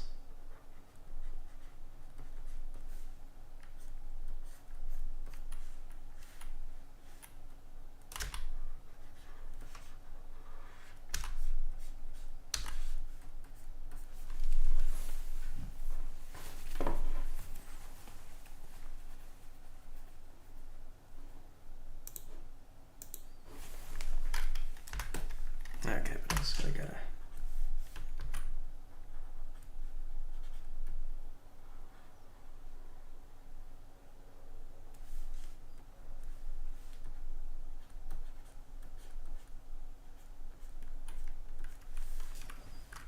Do this basically.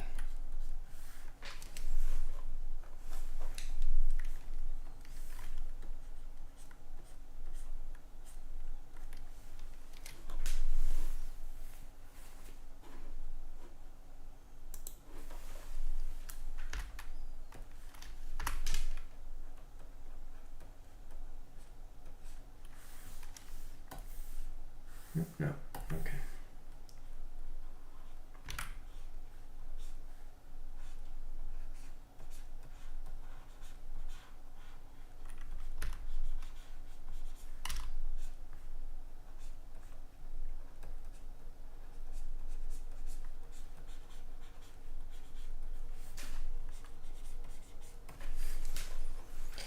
Will you have to battle the frog slide? Only time will tell. Final boss, frog slide.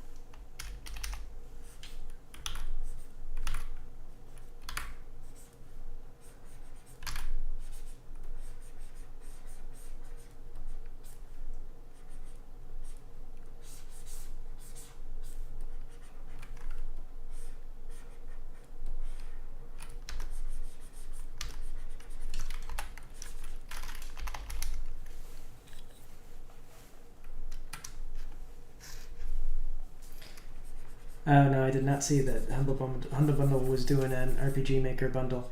I don't think that there's anything that I would need. It looks like a lot of the stuff they offer is kind of like not very useful. They charge weirdly a lot for things that are not that good, and I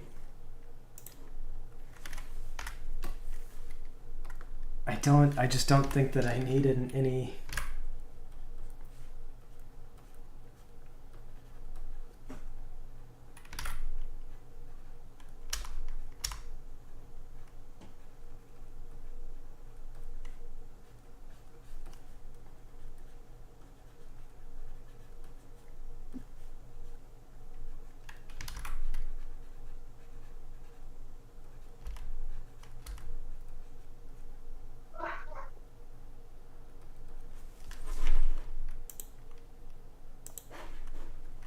Oh, but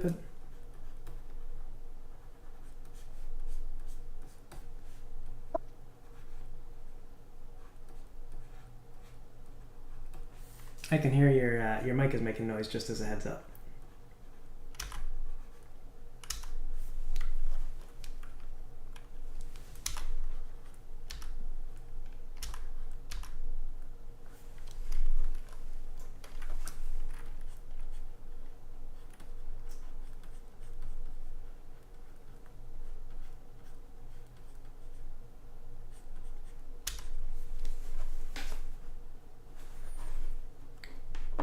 Let me see, do I want a little more shine on the frog's face? I think I do.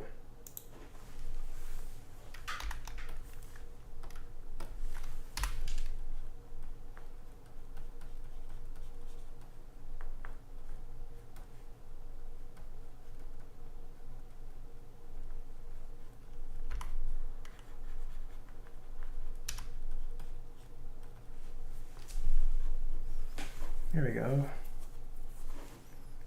And hopefully, after the effort of doing this, it looks good in the game, and I haven't wasted a ton of time.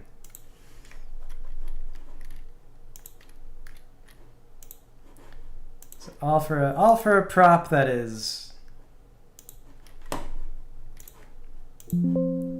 arguably not that important. It is significant,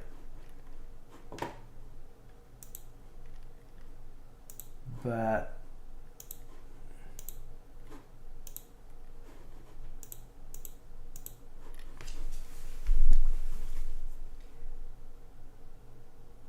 well, it'll do. It'll do.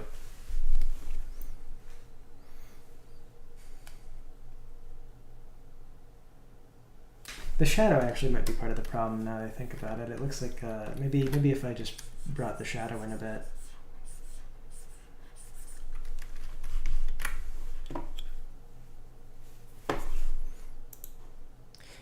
Yeah. Anyway, though, I've looked at some of those RPG asset stuff that they sell, because every now and then they advertise them. And outside of maybe music, I really don't think that anything they're offering is all that great for making a project, because when they get into like art assets, they just have different things that they're selling, and they might be conflicting a little bit. Well, the main town looks okay.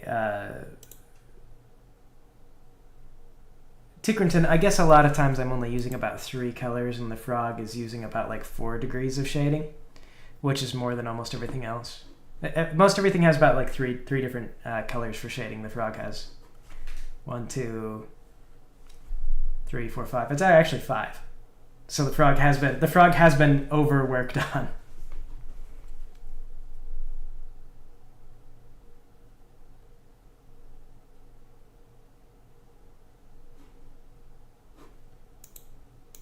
Just a smidge.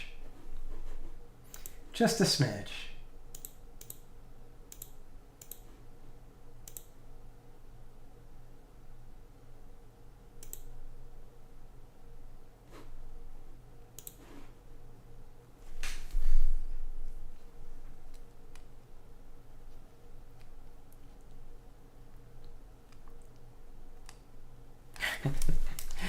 So I have to make it an enemy.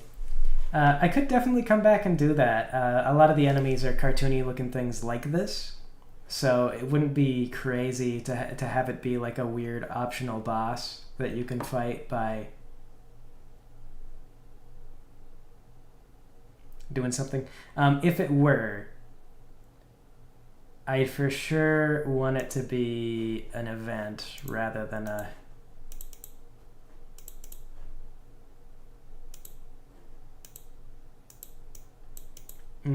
but it doesn't... I could make it a collection of tiles. Yeah, okay. I could make it a collection of tiles.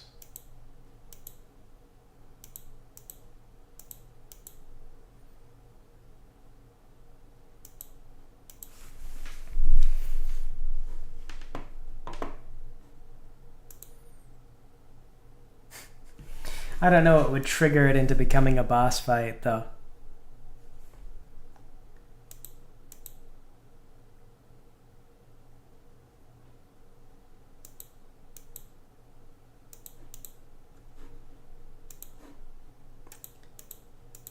The frog is like the secret. You can imagine like the secret ultimate, that boss that you like. It's harder than the actual final boss in the game, and you've got to...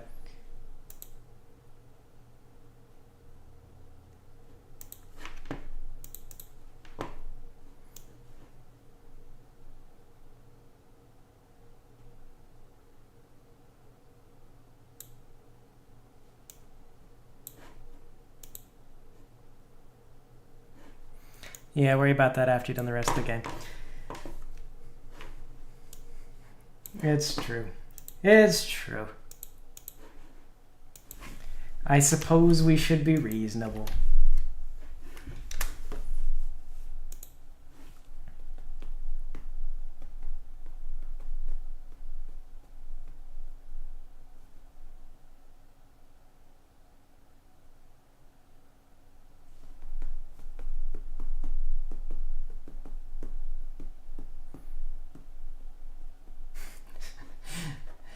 A bunch of nanomachines take over the strongest thing it can find. It is the frog! Happens to be the strongest thing they can find.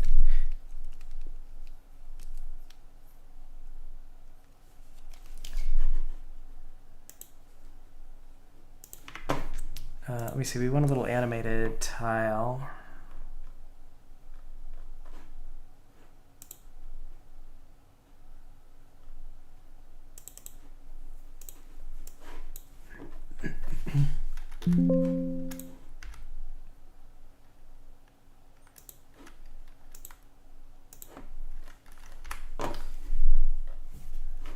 So kind of here's where we're at then with that.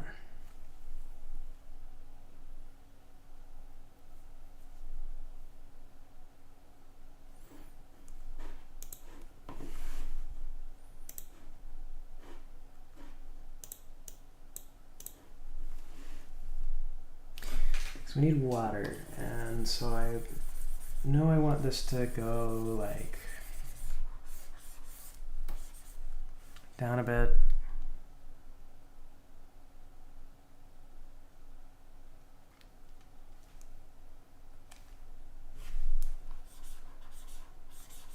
Only just a little on. 1, 2, 3. On the left-hand side, we don't want to go down all the way.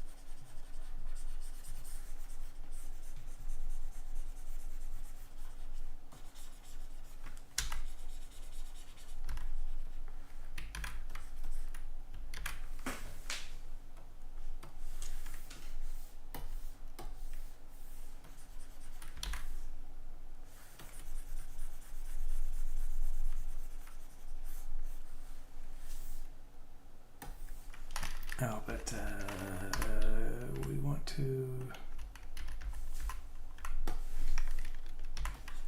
make sure that this is blank, or not blank, but set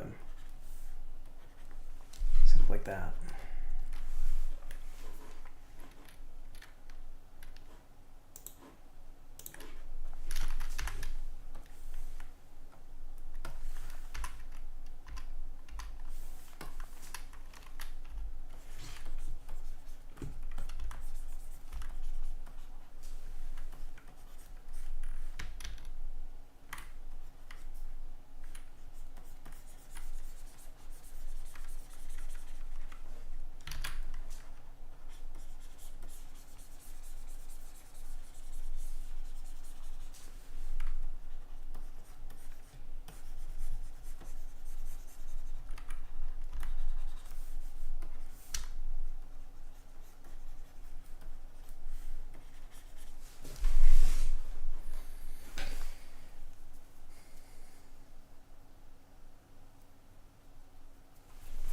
Defeat fog. Defeat the fog and defeat an entire French orphanage.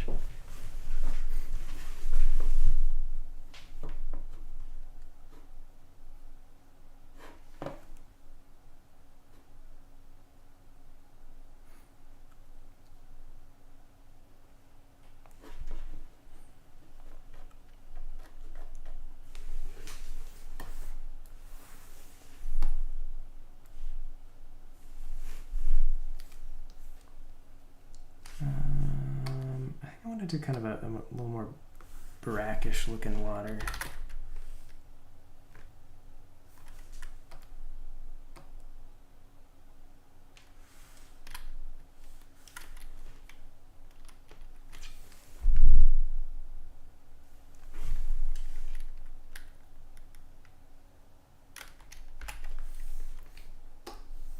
And this is where it all gets a little complicated because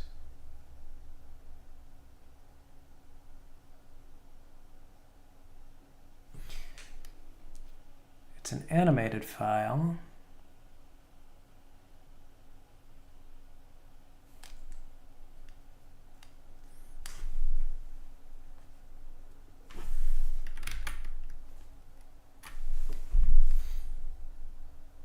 So how do I want to go about this?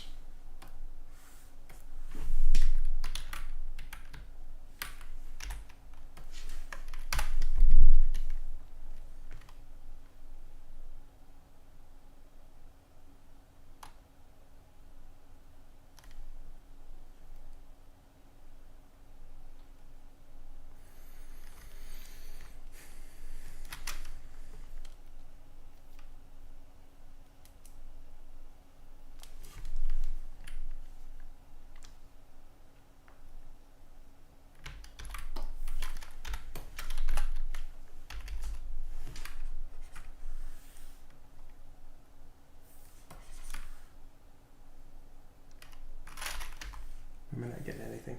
Oh. Because it does need to be up above. Alright.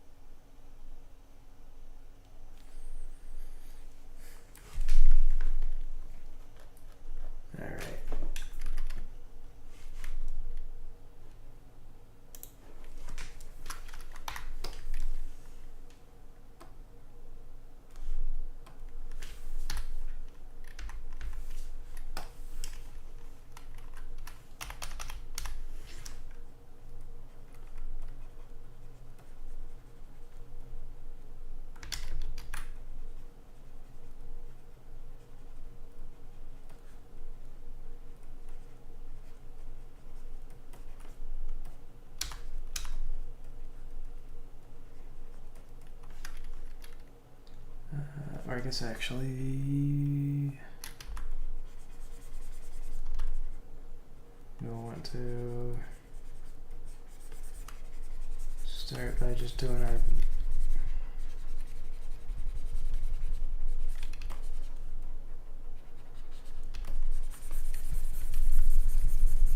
purple down here.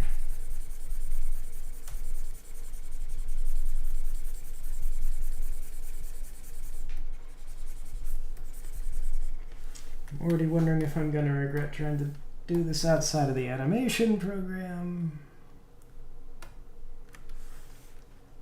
Seems like I would.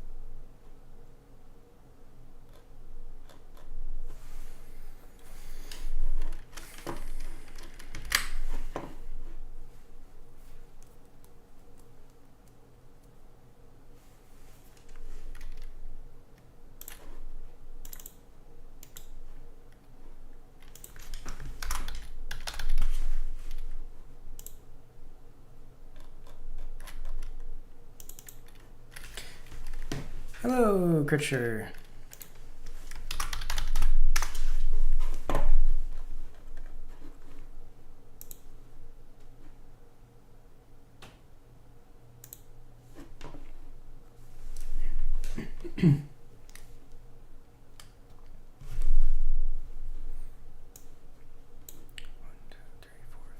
Seven.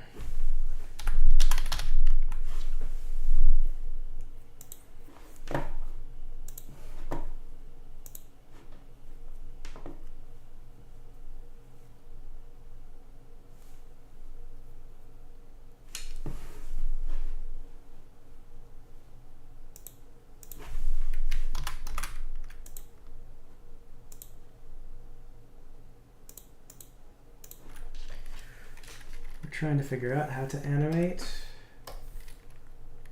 water. Sure, welcome to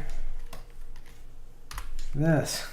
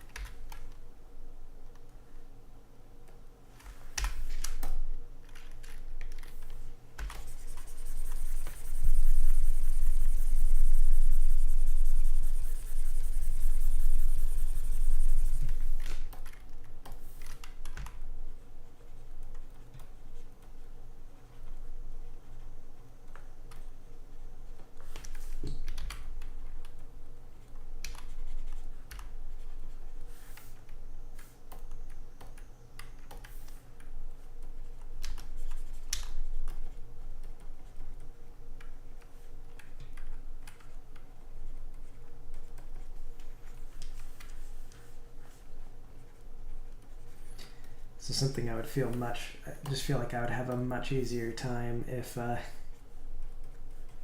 were doing it in my animation software. So it'll be so much easier. Will this look good? I have no idea. I just don't know. One of the bigger problems is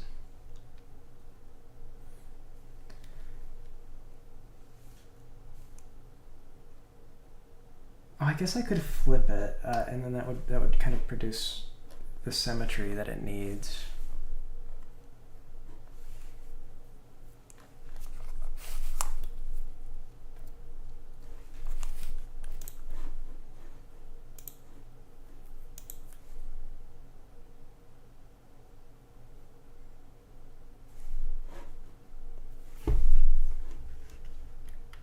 Nine.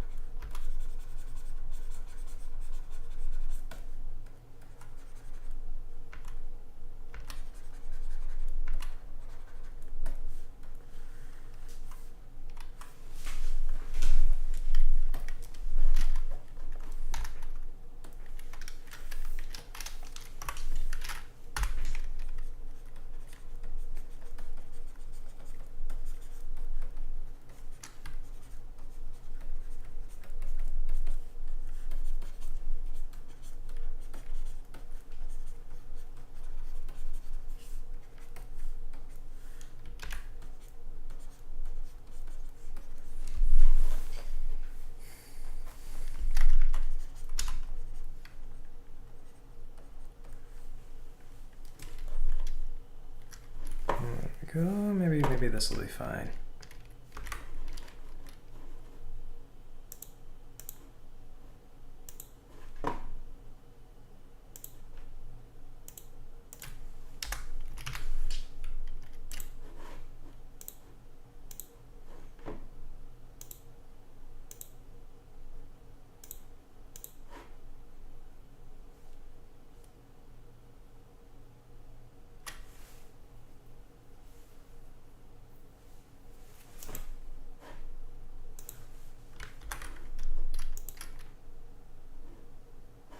Oh, well, no, let me just flip it all horizontal.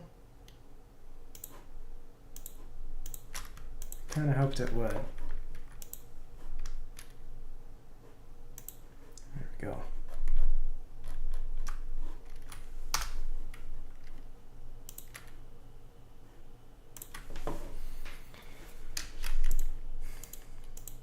Should be 8.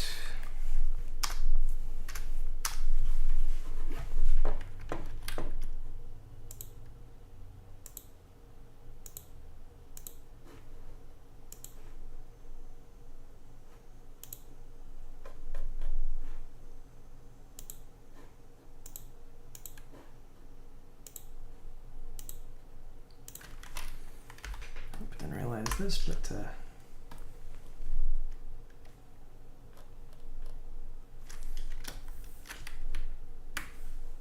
it's not actually. It wasn't gonna work because I gotta.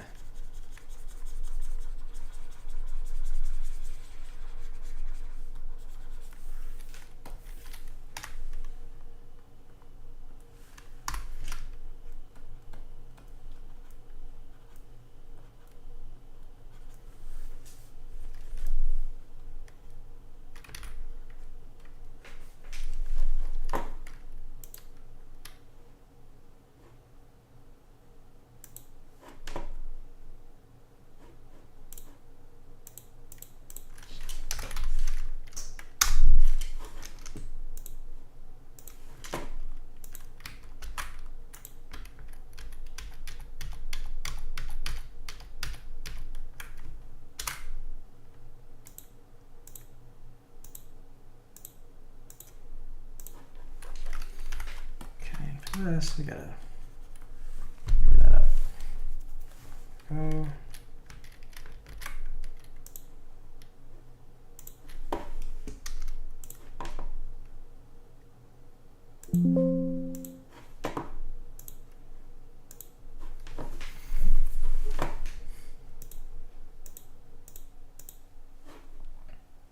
Okay, for this one, need to go back to it and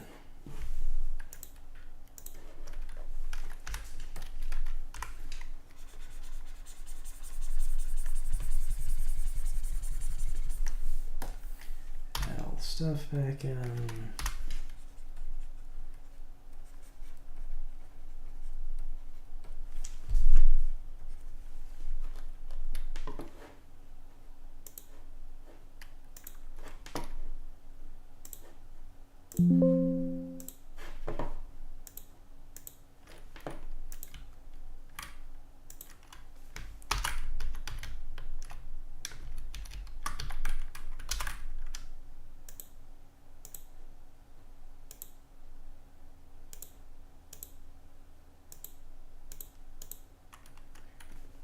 Alright, and here's this. Actually, I'll just copy and paste that. And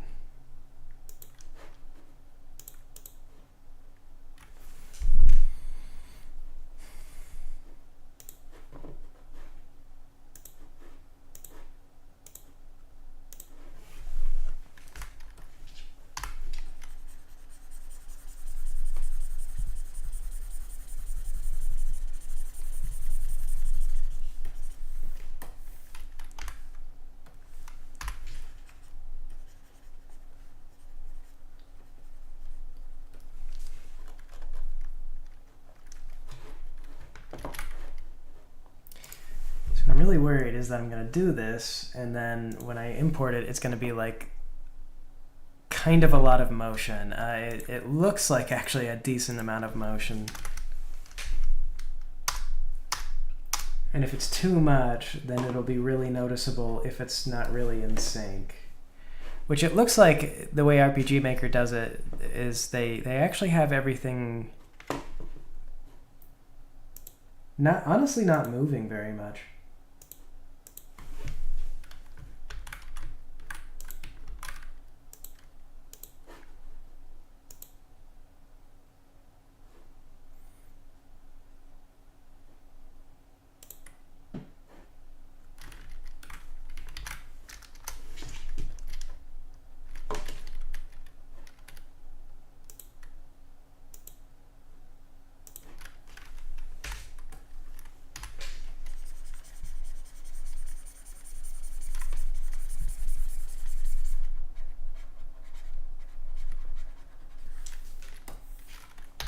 And okay, that's not really gonna work just because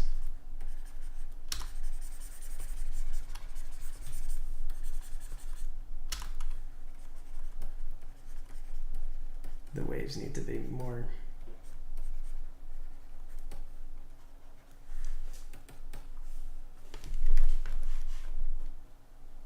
up there, and also the whole thing needs to come down.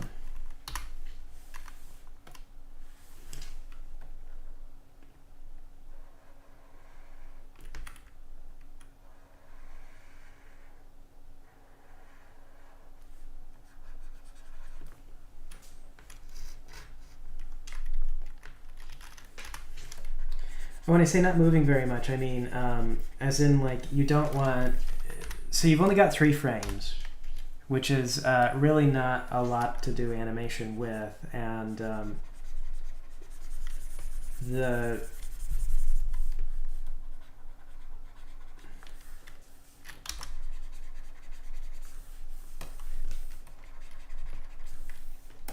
if you have like a lot of movement, like you've got waves and there's just like a lot of wave stuff going on, it can be kind of noticeable, especially in just like only 3 frames, because you have like a dramatic change in like amplitude in the waves.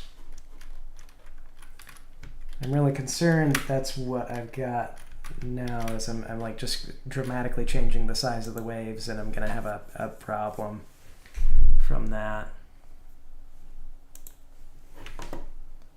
Because we'll see. Because you can kind of see here's how it goes, and it's a lot more than what RPG Maker does. RPG Maker barely has any change, and what it does is it actually what they do is they just rise and fall a little bit on the shoreline. So all the stuff in the middle, it doesn't look like they really do much with it to animate it.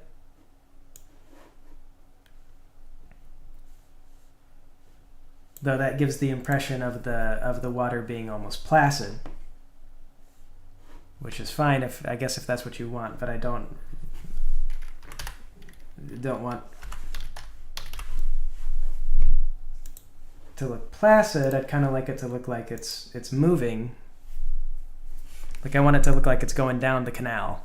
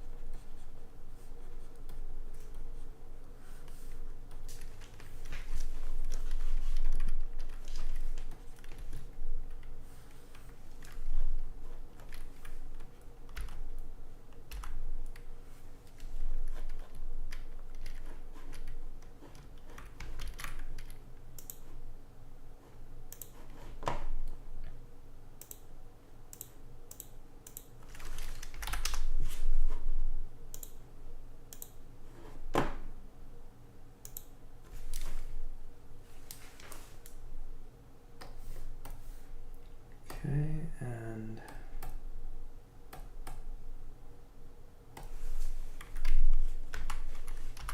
then you just flip this.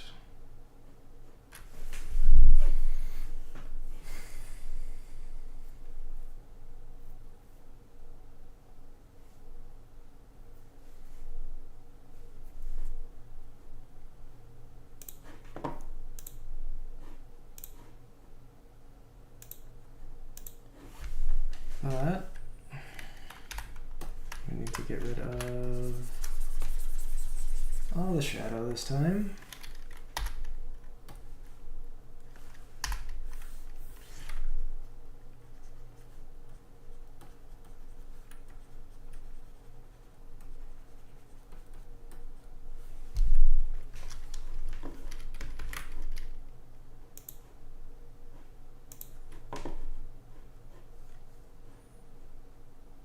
Okay, 14 canal.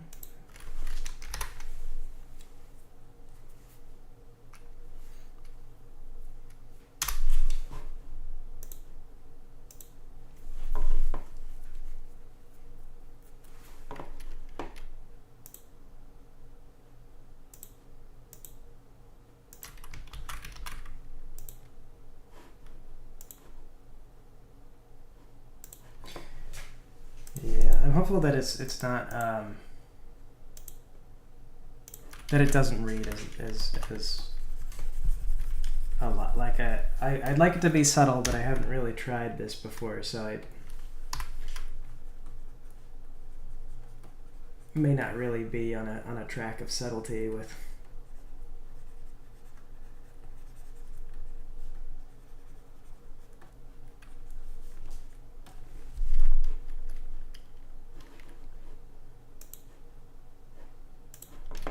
With this, but I guess I'll find out.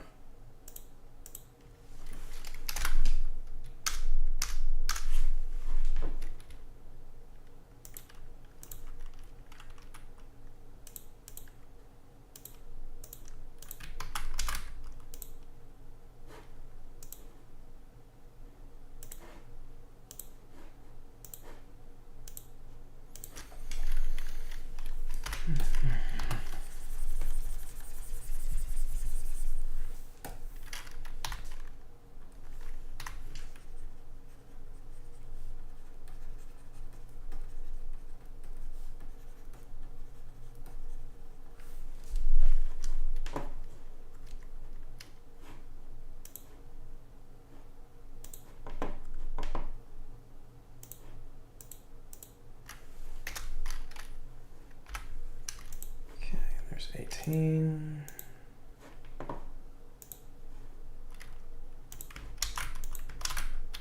Go all the way back up to the top, and we will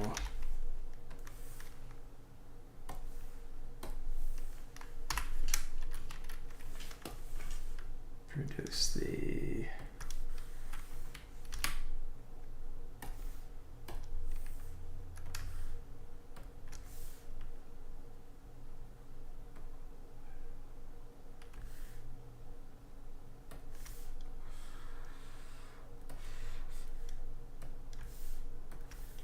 so 1, 2, 3, 1, 2, 3.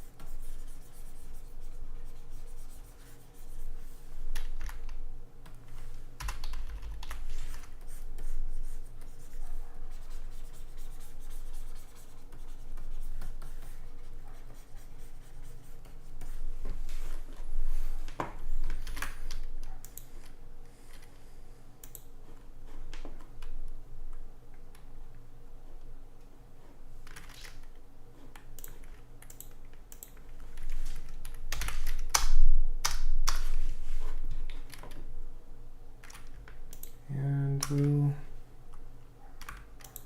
grab that.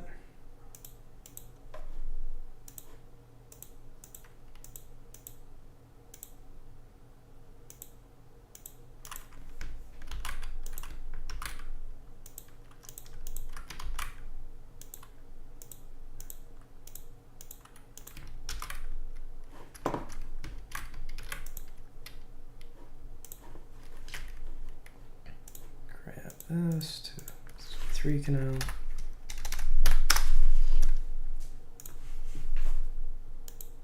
Five, 1, 2.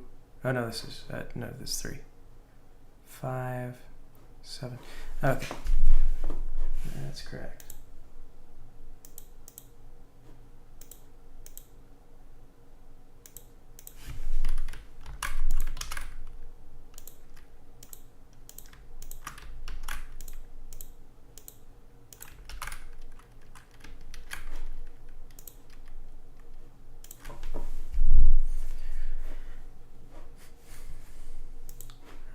One, 2, 3, 4, 5. 5 canal. 5.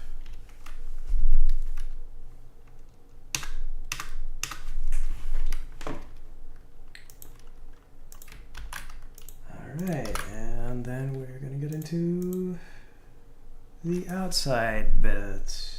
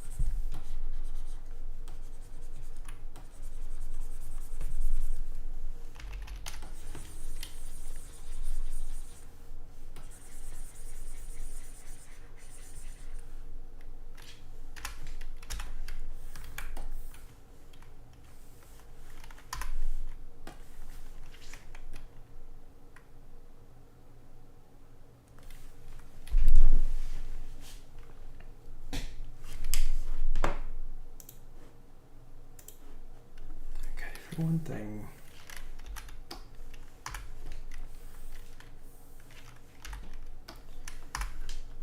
Just to go the opposite way. And have our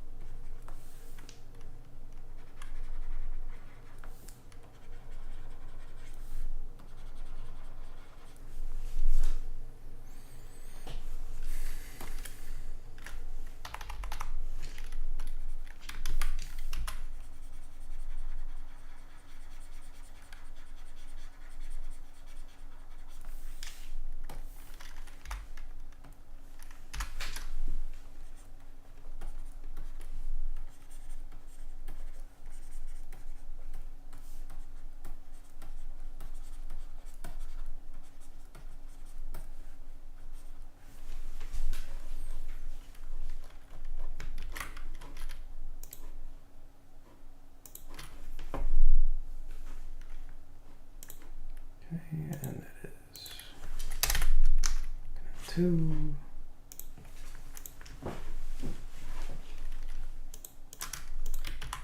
And there's not really much I can do except for just copy this one and keep on working with it.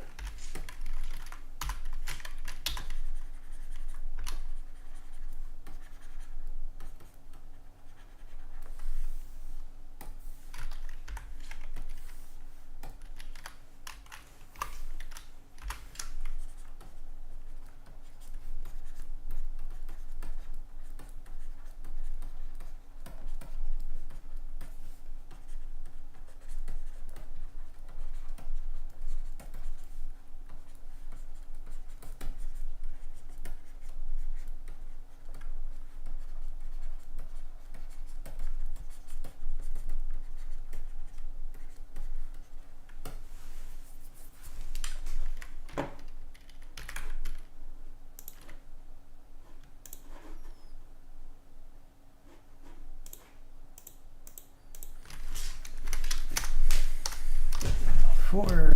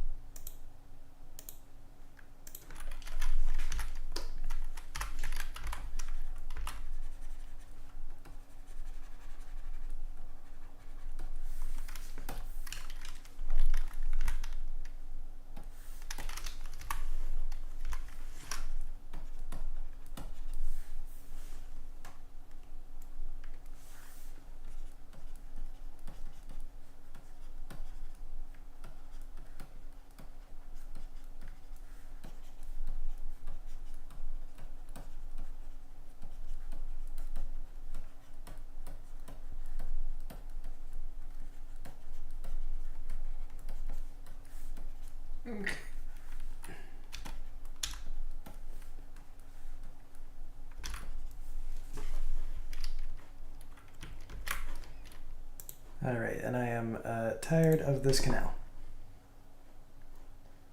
Sick and tired. Don't want to canal anymore. So hopefully it's all perfect and there is nothing wrong and I can export a canal and I feel like nothing ever works the first time. So here we go. 2,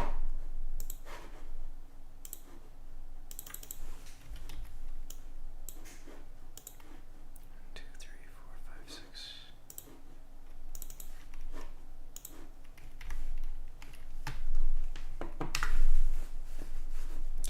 Yeah, perfect on a first try is absolutely reasonable to shoot for and should generally be expected every single time. It's weird if you don't get it and you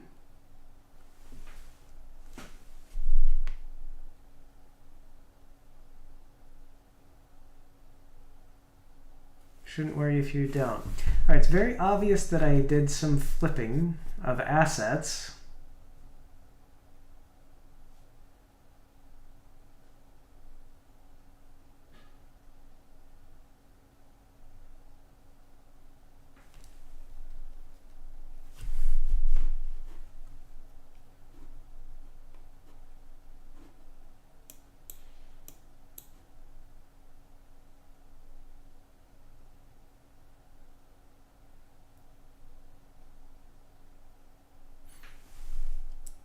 But we'll just see how it looks, I guess.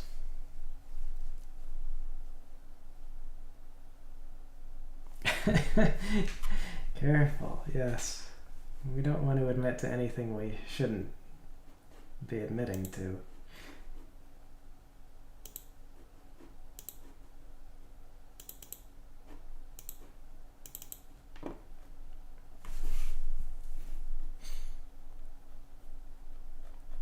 Alright, canal.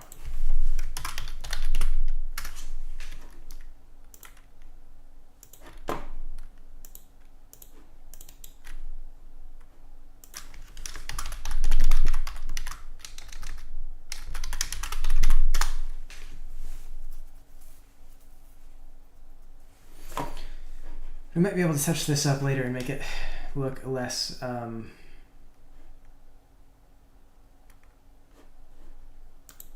a little less ugly, but we'll see.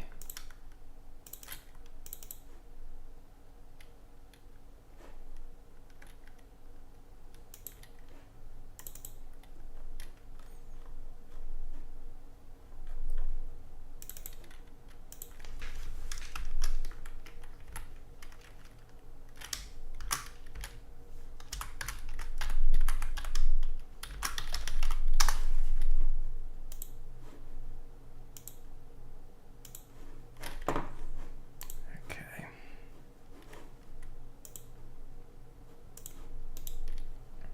Dungeon A1. What are you? You are 768 by 576.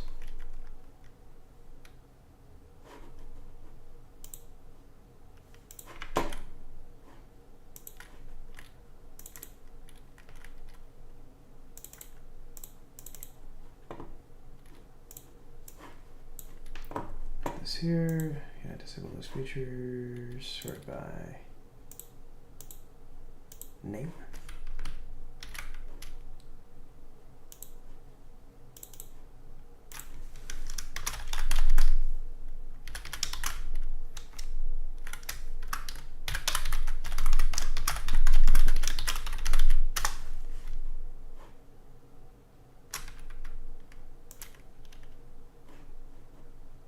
Okay. Take it on over to our project.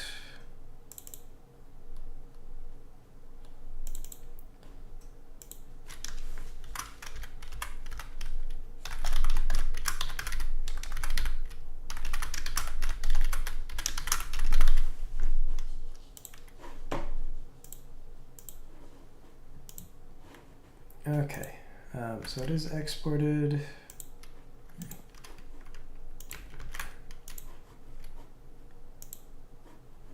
Let's have a look.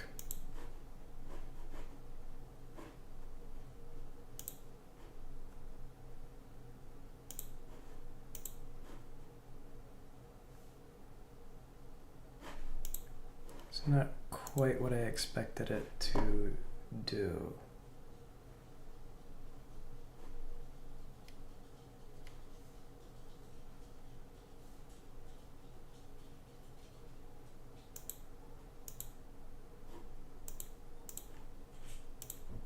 Does it not realize?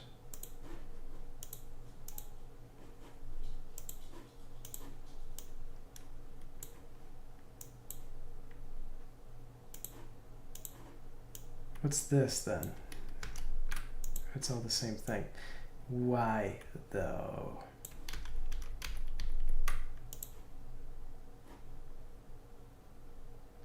Why is it displaying that like a million times? That's incredibly... It's making me nervous. How are things going? They're going okay. We have a frog. We're trying to import like an animated tile set. And I don't know how, I don't know if it's working because it looks suspiciously like it's not going to work.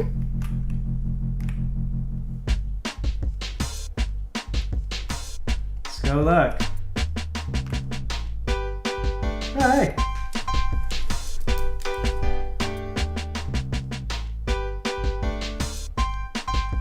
All right.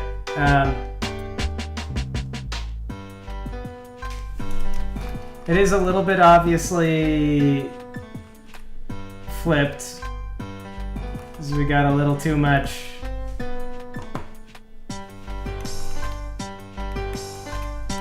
Too much symmetry.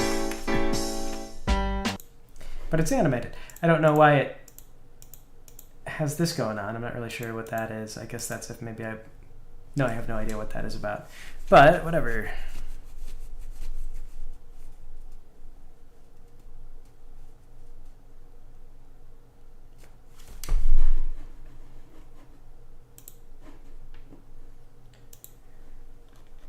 So we just need to kind of make that look a little less ugly.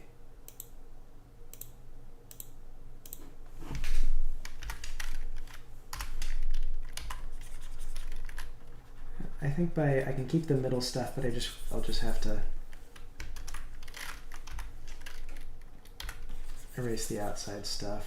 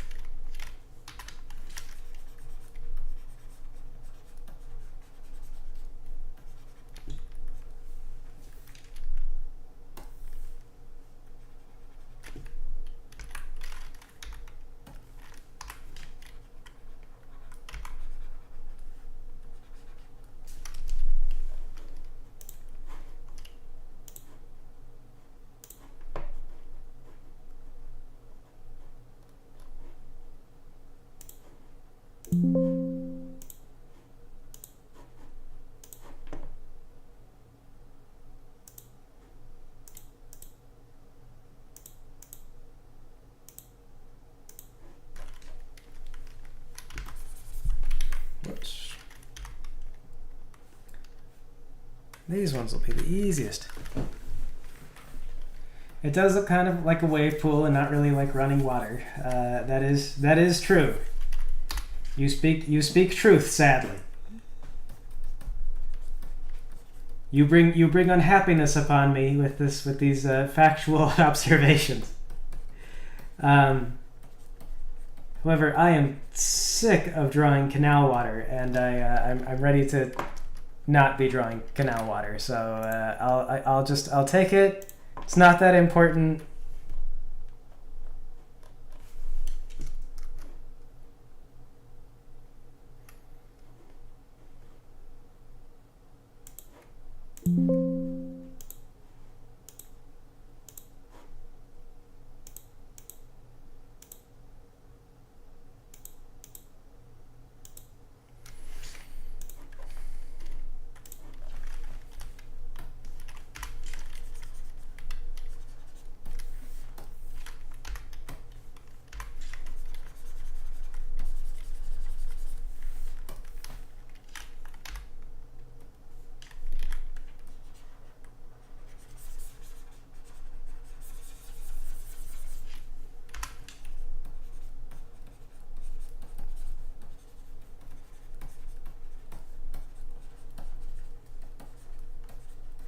It's one of these things.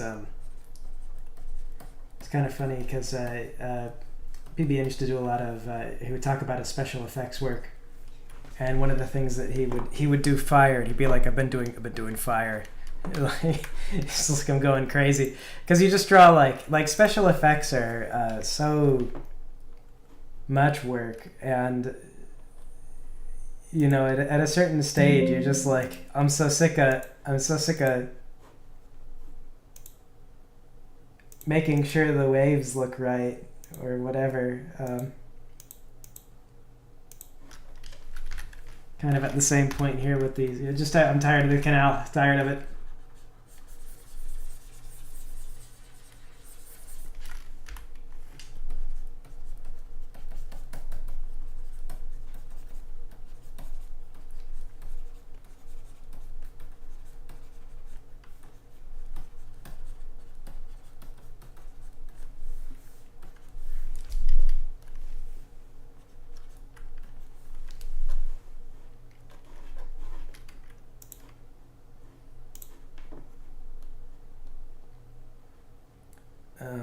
Gosh, what are we even on? Which canal? This is not even quite the last one.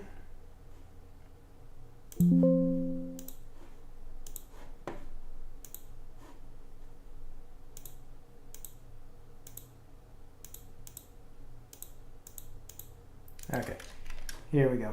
Yeah, all I did was I took the stuff that I have. It's community wave pool now. Yes, that's why it's down by the park. It's for the kids.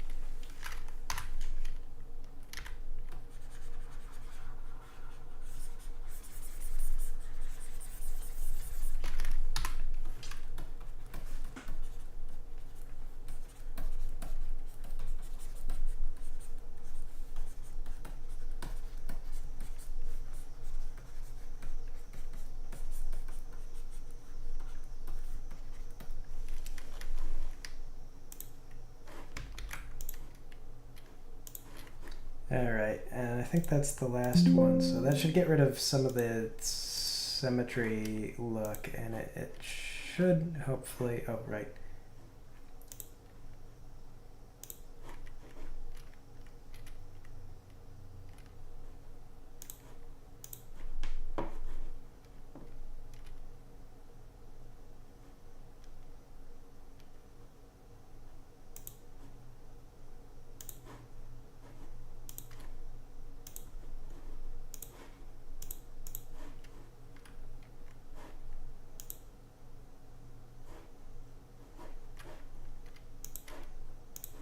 Okay, let's check it out now.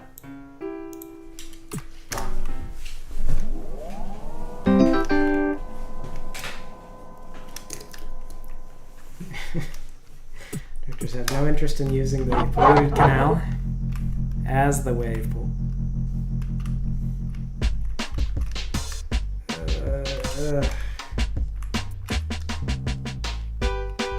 There we go.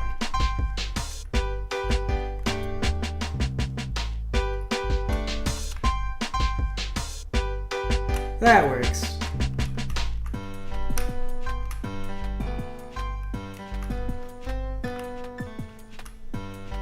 Man, on the bright side, at least having tile sets finished is making this go by a little faster. We don't have to draw new grass and trees. Very monitoring.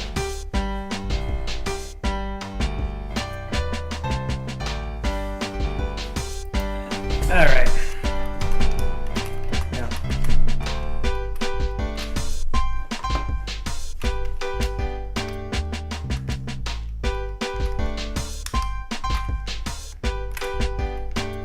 I do feel at least like it's starting to look like an actual game you might play, and not just, you know. Anyway, though, this will lead to a little sewer entrance over here. So you go over here, sewer entrance, and then much later in the game we'll use that. But for now, it'll just be one of those things. You can go check it out, and you'll be like, oh, I wonder what the sewer entrance will be used for later.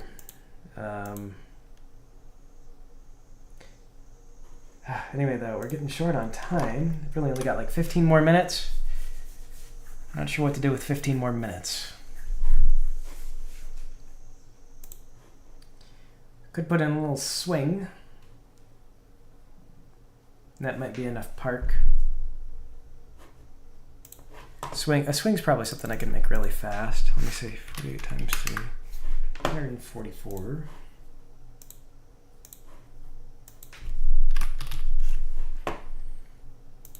144, and then we'll make it big so that looks nicer when I scale it down. And this one we'll just take the top down stuff, and that should be good.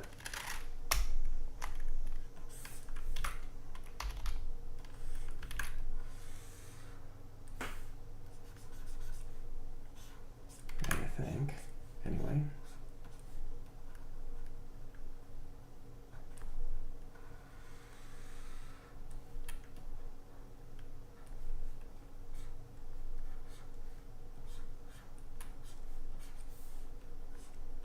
Swing set.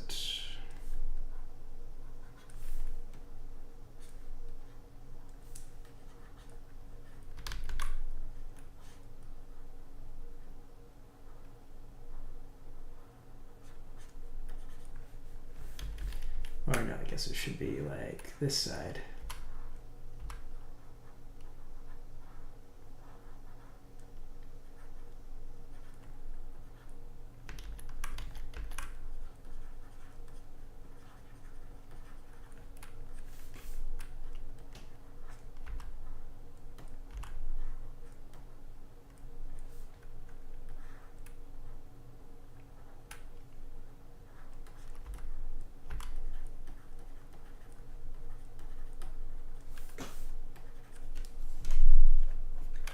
Hopefully at a distance that reads as a swing set and not as like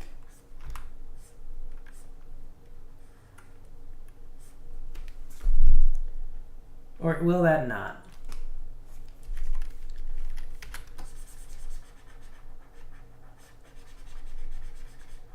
Kind of worried. Gonna have to like do straight up and down kind of thing.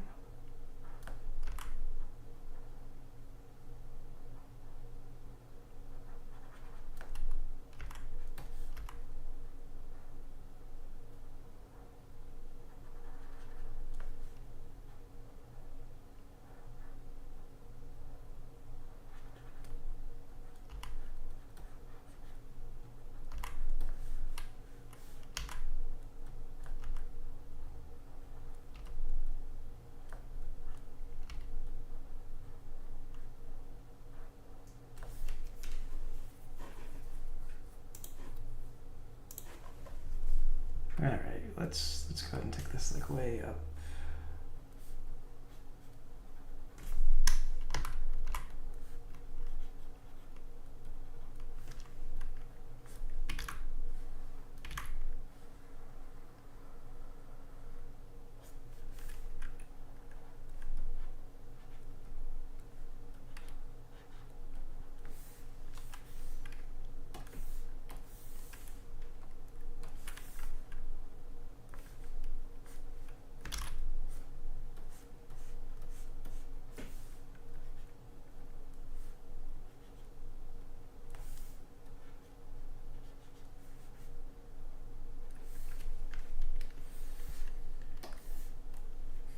Okay, and the swing set itself will be more like a gray.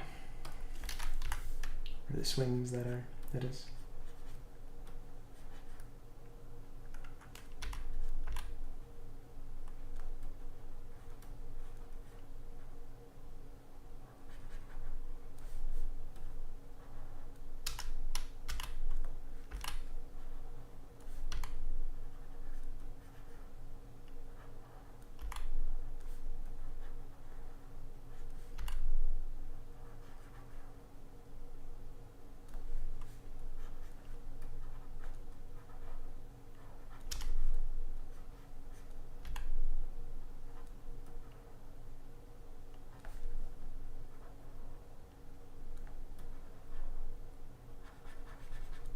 The swing set is also kind of under the tree.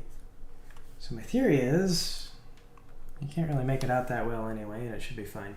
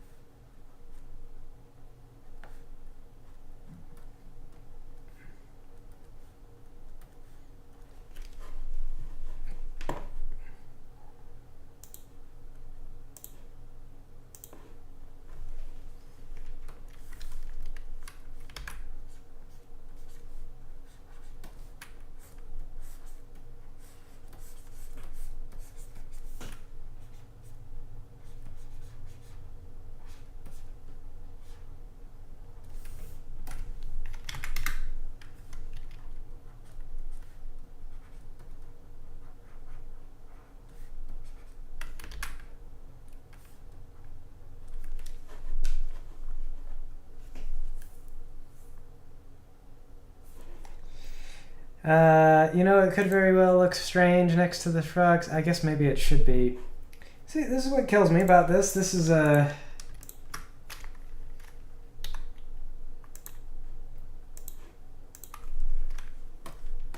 Because I guess you would have... Like, you'd be looking at this from the top, which would be the strange thing.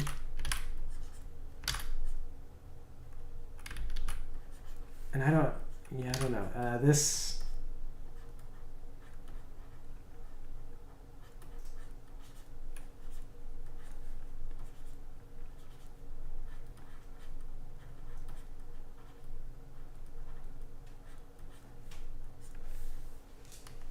How would the legs go down is the thing. I mean, like, would it be... Would they be straight up and down? Or would they be, like... How am I supposed to... Because I think they'll just be like that.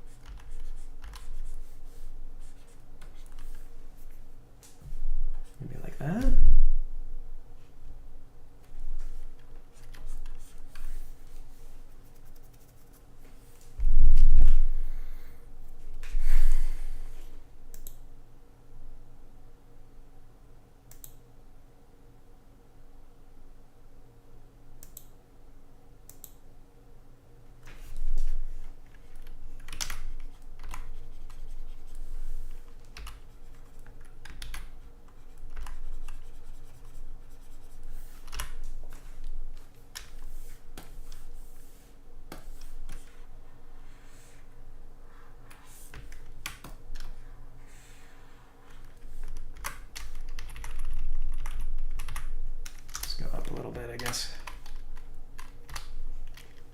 Machines allergic to sand? They probably would be, actually.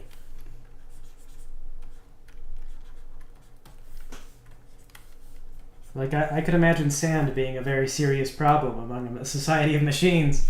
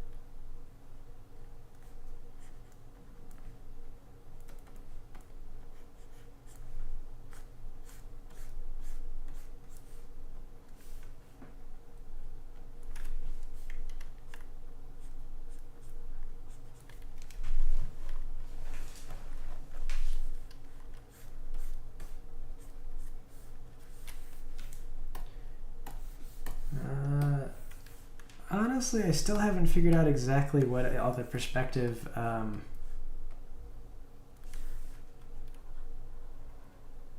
really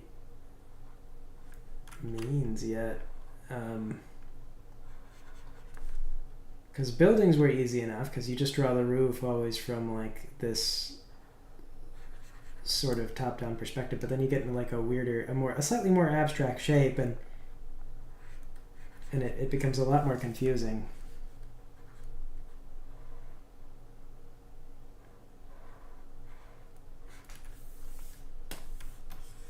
Speaking of, let's go ahead and take these down a little bit.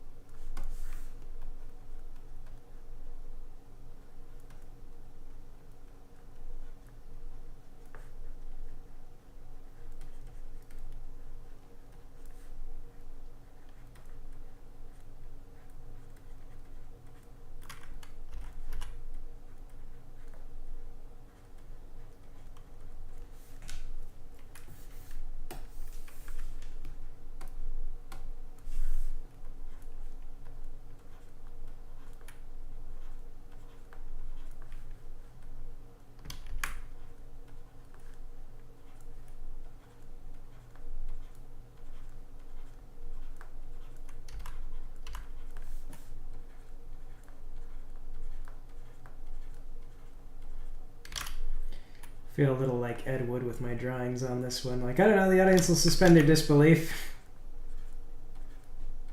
It might be fine though, because this is slightly larger than, well, it's like twice the size of what it's going to ultimately look like.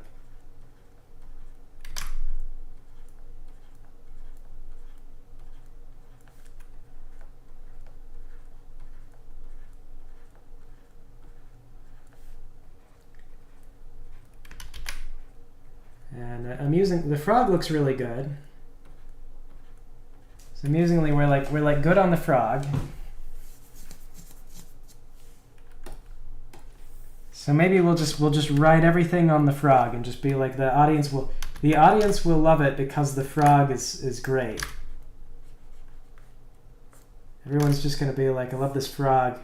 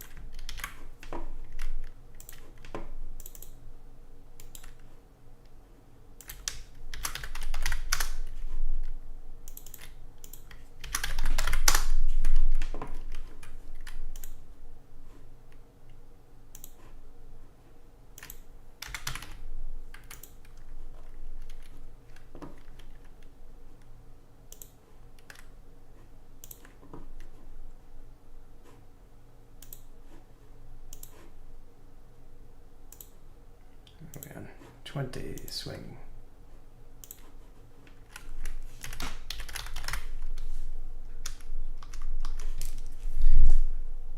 Okay, we'll see how this works, and then I gotta go.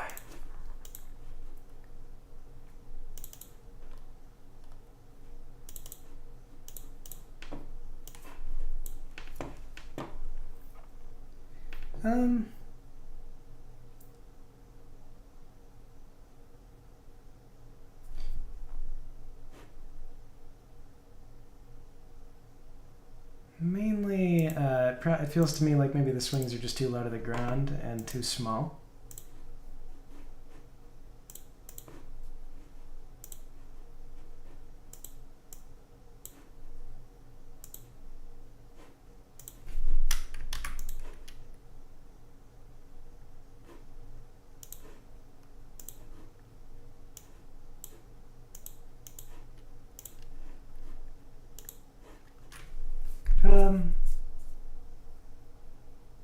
Although it is okay.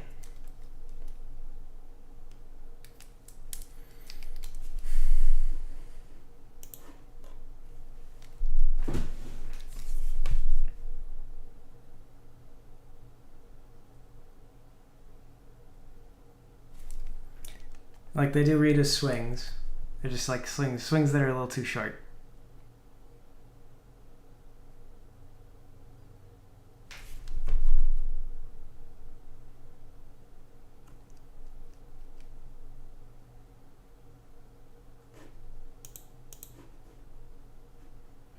Swing's not made for bulky robots.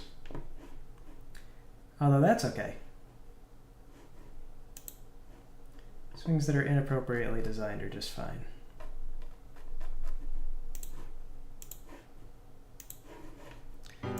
Let's have a look and then I gotta go.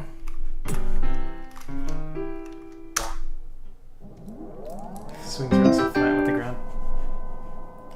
Oh yeah. They are like really low to the ground. Yeah, I guess the shadow hasn't been really fun.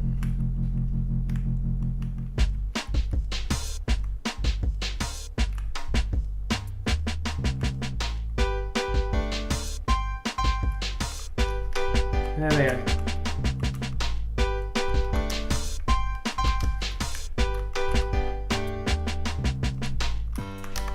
Cut up.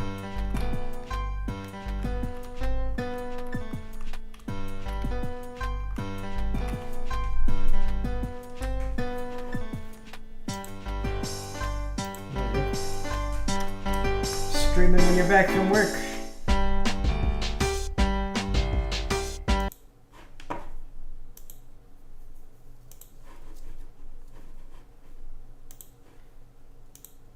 Well, that's good. I'm gonna keep at it. I'll be I say most weekdays. Yeah. Okay. So yeah. So thanks for joining me, you guys. You have a good rest of your days or nights or whatever. It's all perfect. It's all lining up for the Europeans. Okay, yeah, you guys have a good